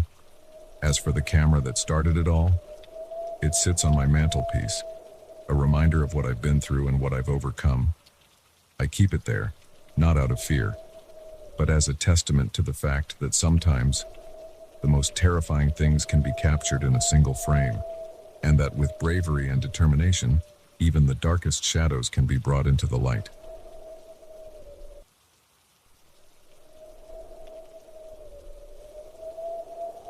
The scream of tires on asphalt shattered the night's silence, and in that moment, I knew my life would never be the same. What should have been a routine drive through a sleepy town became a desperate fight for survival, with every shadow concealing potential danger and every decision carrying the weight of life or death. It was just past midnight, and I was driving through the small town of Millbrook on my way home from a late shift at the hospital 2 counties over. The streets were deserted, the only light coming from the occasional street lamp and the glow of my headlights. I was tired, my mind already drifting to thoughts of my warm bed waiting for me at home. That's when I saw it. In the harsh glare of my high beams, 2 men were struggling in an alley beside the town's only bank. One man had the other in a chokehold, and even from a distance, I could see the glint of a knife. Without thinking, I hit the brakes, my car screeching to a stop. For a split second, everything froze. The 2 men turned to look at me, and I saw the flash of panic in the attacker's eyes. Then, chaos erupted. The man with the knife shoved his victim to the ground and took off running. The other man staggered to his feet, clutching his throat and gasping for air. I should have driven away. I should have called the police and let them handle it. But the nurse in me couldn't leave someone who might need medical attention. I got out of my car, already reaching for my phone to call 911. "Are you okay?" I called out, approaching cautiously. "I'm a nurse. Let me help you." The man looked up at me, and in that moment, I realized I'd made a terrible mistake. There was no fear or gratitude in his eyes, only cold, calculating anger. Before I could react, he lunged at me, his hand closing around my wrist with bruising force. "You shouldn't have stopped," he growled, twisting my arm behind my back. I felt the press of cold metal against my neck, the knife I'd seen earlier. "Now you're coming with us." Us. The word sent a chill down my spine. This hadn't been an attack. It had been a performance, designed to lure in some unsuspecting Good Samaritan, and I'd fallen for it, hook, line, and sinker. The other man reappeared, emerging from the shadows of the alley. He was grinning, a predatory gleam in his eye that made my blood run cold. Well, well, he said, his voice low and menacing. Looks like we caught ourselves a hero. They marched me back to my car, the knife a constant threat against my skin. You're driving, the first man ordered, shoving me into the driver's seat. And if you try anything stupid, I'll cut your throat before you can blink. As we pulled away from the curb, my mind raced. Where were they taking me? What did they want? The streets of Millbrook blurred past as I drove, following their terse directions. We were heading out of town, toward the network of back roads that wound through the surrounding forest. Turn here, the man in the passenger seat barked, pointing to a narrow dirt road I'd never noticed before. The pavement gave way to gravel, then to bare earth as we drove deeper into the woods. The branches of overhanging trees scraped against the roof of my car, and I could feel the uneven ground jolting us with every yard. Finally, we came to a stop in a small clearing. An old, dilapidated cabin stood before us, its windows dark and empty. My captors forced me out of the car and towards the building, the knife now pressed against my lower back. As we entered the cabin, the smell of damp wood and decay assaulted my nostrils. The interior was sparse, a few rickety chairs, a table covered in maps and papers, and in the corner, something that made my heart stop, a large metal safe, its door standing open to reveal stacks of cash and jewelry. Congratulations, the man who'd been driving sneered. You've just stumbled into the biggest bank heist this county's ever seen. The reality of my situation hit me like a physical blow. These weren't just opportunistic thugs. They were organized criminals, dangerous and desperate, and I was a loose end, a witness they couldn't afford to let go.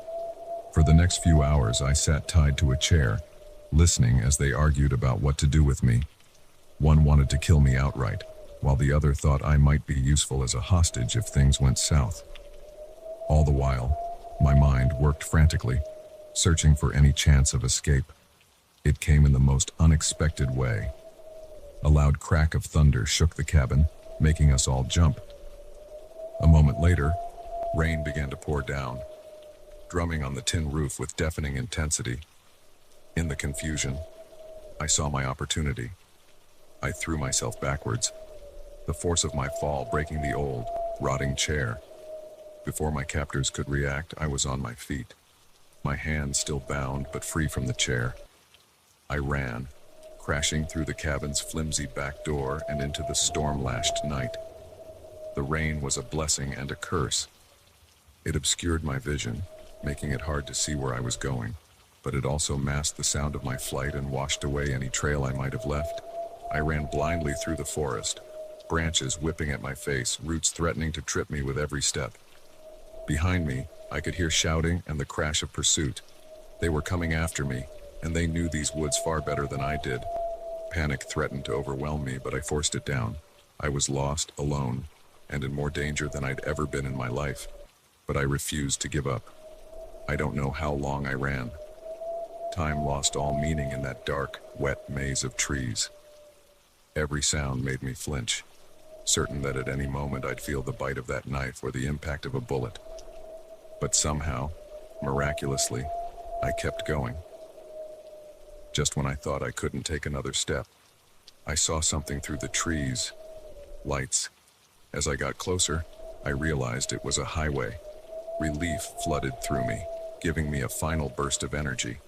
I broke through the tree line and onto the shoulder of the road, waving my still-bound hands frantically at the oncoming headlights. The car screeched to a stop, and for a heart-stopping moment, I feared it might be my pursuers. But then the driver's door opened, and a concerned-looking woman stepped out.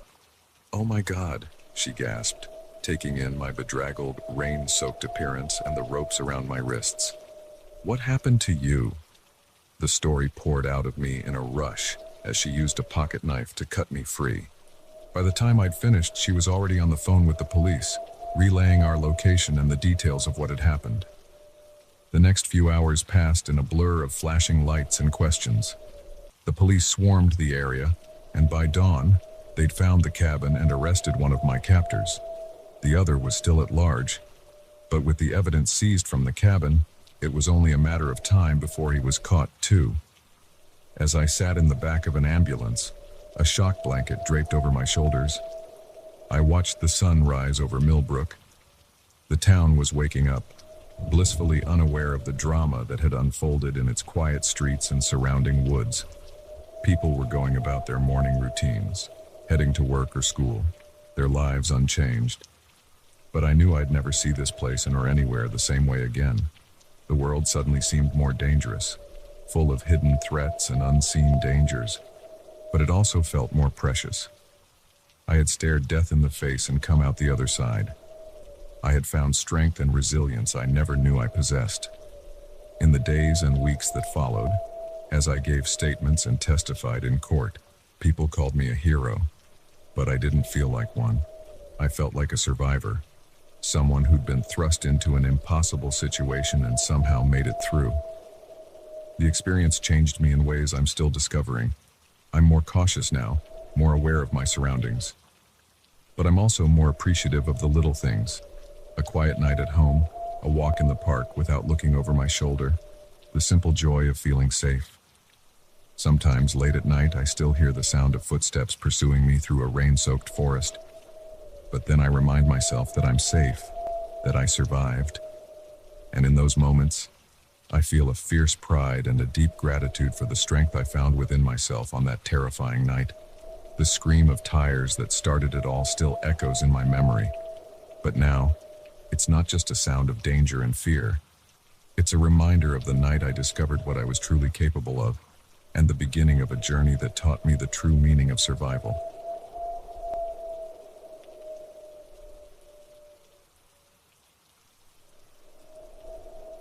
The first droplets of rain hit my face as thunder rumbled in the distance. In that moment, I had no idea that the approaching storm would be the least of my worries, or that the cabin I spotted through the trees would become my own personal hell.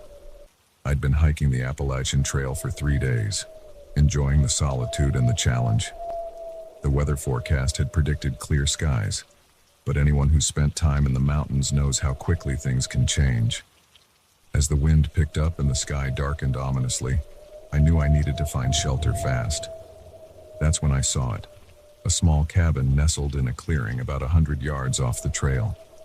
It looked old, but solid, the kind of refuge hikers dream about when caught in a storm. I made a beeline for it, reaching the porch just as the heavens opened up. The door wasn't locked, which I took as a good sign. Clearly, this was meant to be a shelter for hikers like myself. I stepped inside, shaking the rain from my jacket and taking in my surroundings. The cabin was simple but cozy. A stone fireplace dominated one wall, with a stack of firewood nearby. There was a small kitchenette, a table with 2 chairs, and a narrow bed pushed against the far wall. It wasn't luxury, but compared to my tiny tent, it felt like a 5-star hotel. I set about making myself comfortable, grateful for the unexpected reprieve from the elements. I got a fire going, its warmth chasing away the damp chill that had settled into my bones. As I heated up some of my trail rations, I couldn't help but feel that I'd lucked out. The storm outside was intensifying, rain lashing against the windows and wind howling through the trees. In here, I was safe and dry. It wasn't until I was settling in for the night, curled up on the surprisingly comfortable bed, that I first noticed something odd. There was a sound, barely audible over the storm, coming from somewhere in the cabin. A faint scratching, like nails on wood. I sat up, straining my ears. It seemed to be coming from the floor near the fireplace. Probably just a mouse, I told myself. Old cabins like this were bound to have some wildlife visitors. Still, I got up to investigate, flashlight in hand. As I approached the fireplace when the scratching stopped, I knelt down, running my hand over the floorboards, looking for any signs of rodent activity. That's when I felt it, a slight give in one of the boards, as if it wasn't fully nailed down. Curiosity got the better of me. I worked my fingers into the gap and lifted. The board came up easily, revealing a small space beneath. And in that space was a book. It was old, its leather cover cracked and faded. With a mixture of excitement and trepidation, I pulled it out. A diary, maybe. Some record of the cabin's history. I opened it carefully, mindful of its fragile state. The pages were filled with handwritten entries, the ink faded but still legible. I started reading and felt my blood run cold. The diary belonged to a man named Jacob Hawthorne. He described in chilling detail how he had built this cabin as a trap, a place to lure unsuspecting hikers. He wrote about the guests he had entertained here, the things he had done to them. The level of depravity was horrifying, but the most terrifying part was the date of the last entry. It was from just 2 weeks ago. I dropped the book like it had burned me, my mind reeling. This couldn't be real. It had to be some sick joke, right? But as I looked around the cabin with new eyes, I started noticing things I had overlooked before. The scratches on the inside of the door, the faint stains on the floor that could be explained away as water damage, but now looked disturbingly like something else. And the realization that there was no lock on the outside of the door, but there was a heavy bolt on the inside. Panic set in. I had to get out of here, storm or no storm. I grabbed my pack and made for the door, only to find that it wouldn't open. The wood had swollen in the damp, jamming it in the frame. I pushed harder, my breath coming in short gasps, but it wouldn't budge. That's when I heard it. Over the howling of the wind and the pounding of rain on the roof, there was a new sound. Footsteps on the porch. I froze, my heart hammering in my chest. The footsteps stopped at the door. There was a pause, and then a key turned in the lock. The door swung open, and there he stood. An older man, tall and lean, with a weathered face and eyes that seemed to glitter in the firelight. He was soaked from the rain, but he was smiling. It was not a kind smile. "Well," he said, his voice gravelly and low, "looks like I have a guest." I backed away, my eyes darting around for a weapon, an escape route, anything. "Who are you?" I managed to ask, though I already knew the answer. "Name's Jacob," he said, stepping inside and closing the door behind him. The click of the lock was like a gunshot in the quiet cabin. "But I suspect you already know that, don't you? Found my little book, did you?" He moved further into the room, and I retreated until my back hit the wall. Now, he said, his tone almost soothing. "No need to be afraid. We're going to have such fun together, you and I." The glint of metal caught my eye, a knife held casually in his right hand. My breath caught in my throat as the full horror of my situation hit me. I was trapped in this cabin with a madman, miles from help, with a raging storm outside. What followed was the most terrifying night of my life. Jacob toyed with me, alternating between casual conversation and violent outbursts. He told me about the others, the guests who had come before me, how some had lasted days, others only hours. All the while, that knife never left his hand. I tried to reason with him, to appeal to any shred of humanity he might have left. But looking into his eyes, I saw nothing but a dark, twisted joy. This was a game to him, and I was just the latest piece on his board. As the night wore on, I felt myself growing weaker, whether from fear, exhaustion, or something he had slipped into the water he forced me to drink. I wasn't sure, but I knew that if I didn't act soon, I would become just another entry in that horrifying diary. It was nearly dawn when I saw my chance. Jacob had been growing increasingly erratic, his movements less coordinated. In a moment of carelessness, he set the knife down on the table. I lunged for it, my fingers closing around the handle just as he realized his mistake. What happened next was a blur of violence and desperation. We grappled, each of us fighting for control of the knife. I felt the blade slice into my arm, but the pain was distant, overwhelmed by the surge of adrenaline and the absolute certainty that this was my only chance at survival. Somehow, through luck or sheer will, I ended up on top. The knife plunged deep into Jacob's chest. His eyes widened in surprise, then anger, then finally went blank as the life drained out of him. I scrambled away, my breaths coming in ragged gasps. The storm had passed, and in the gray light of dawn, the cabin looked different. Smaller somehow, less of a shelter and more of a tomb. Moving on autopilot, I gathered my things and stumbled out into the cool morning air. I walked for hours, my mind blank, putting as much distance between myself and that cabin as I could. When I finally reached a ranger station, I broke down, the events of the night pouring out of me in a jumbled, hysterical rush. The aftermath was a whirlwind of police interviews, medical examinations, queries, and traumatic flashbacks. They found the cabin, and with it, evidence of Jacob's other victims. Families finally got closure for loved ones long missing. I was hailed as a hero, the one who had finally ended Jacob Hawthorne's reign of terror. But I didn't feel like a hero. I felt broken, haunted by the memory of that night and the lives that had been lost in that lonely cabin. The physical wounds healed, but the mental scars ran deep. It's been years now, and I've learned to live with what happened. Therapy helped, as did the support of my family and friends. I even started hiking again, though never alone, and never in that part of the country. But sometimes, on stormy nights when the wind howls outside my window, I find myself back in that cabin. I feel the weight of the knife in my hand, see the light fade from Jacob's eyes. And I remember how thin the line is between safety and danger, between being the victim and becoming something else entirely. The cabin in the woods was supposed to be a shelter from the storm. Instead, it became the eye of a hurricane that changed my life forever. It taught me that sometimes, the most dangerous storms are the ones that rage inside the human heart, and that survival often comes at a cost we can never fully anticipate.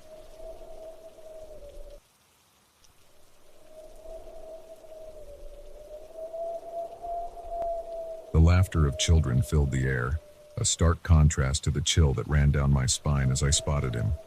A lone figure with a camera, his lens trained not on the carousel or the cotton candy stands, but on the playground. In that moment, I didn't know that my instinct to intervene would plunge me into a nightmare that would haunt me for years to come. It was the 4th of July, and the local park was buzzing with activity. Families sprawled on picnic blankets, the scent of barbecue mingling with the sweet aroma of funnel cakes. I was there with my sister and her kids, enjoying a rare day off from my job as a social worker. It was supposed to be a day of relaxation and celebration, but years of working with at-risk children had honed my senses to potential threats. At first, I tried to brush it off. Maybe he was a parent, capturing memories of his own child. But as I watched him move from one group of kids to another, always keeping his distance, always alone, the unease in my gut grew. His camera was professional grade, far too expensive for casual vacation shots. I nudged my sister. "Hey, Sarah, do you see that guy over there? The one with the camera?" She followed my gaze, her brow furrowing.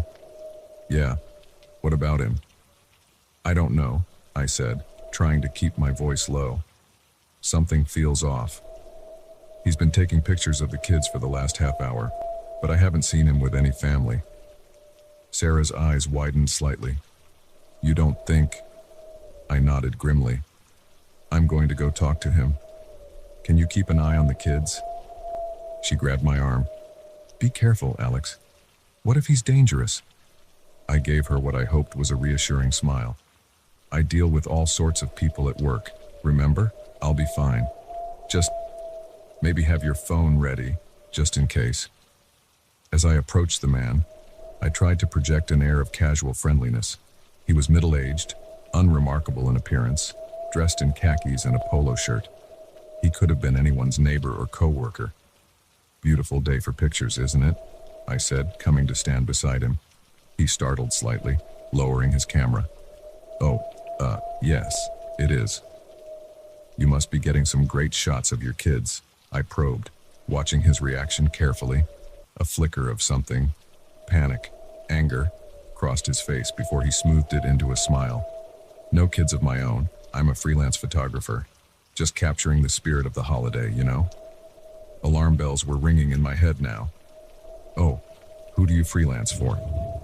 He hesitated, just a fraction too long. Various local publications. Nothing you'd have heard of, probably. I decided to push harder. You know, as a parent, I'd be a little uncomfortable with a stranger taking pictures of my kids without permission. Maybe you should stick to the decorations and food stands. His demeanor changed instantly. The friendly facade dropped away, replaced by something cold and hard. Listen, lady, he growled. I don't know who you think you are, but this is a public park. I have every right to be here and take pictures of whatever I want. I stood my ground, even as my heart raced. Actually, you don't. Not of minors without parental consent. I'm going to have to ask you to leave, or I'll call the police. For a moment, I thought he might back down, but then his hand shot out, grabbing my wrist with bruising force.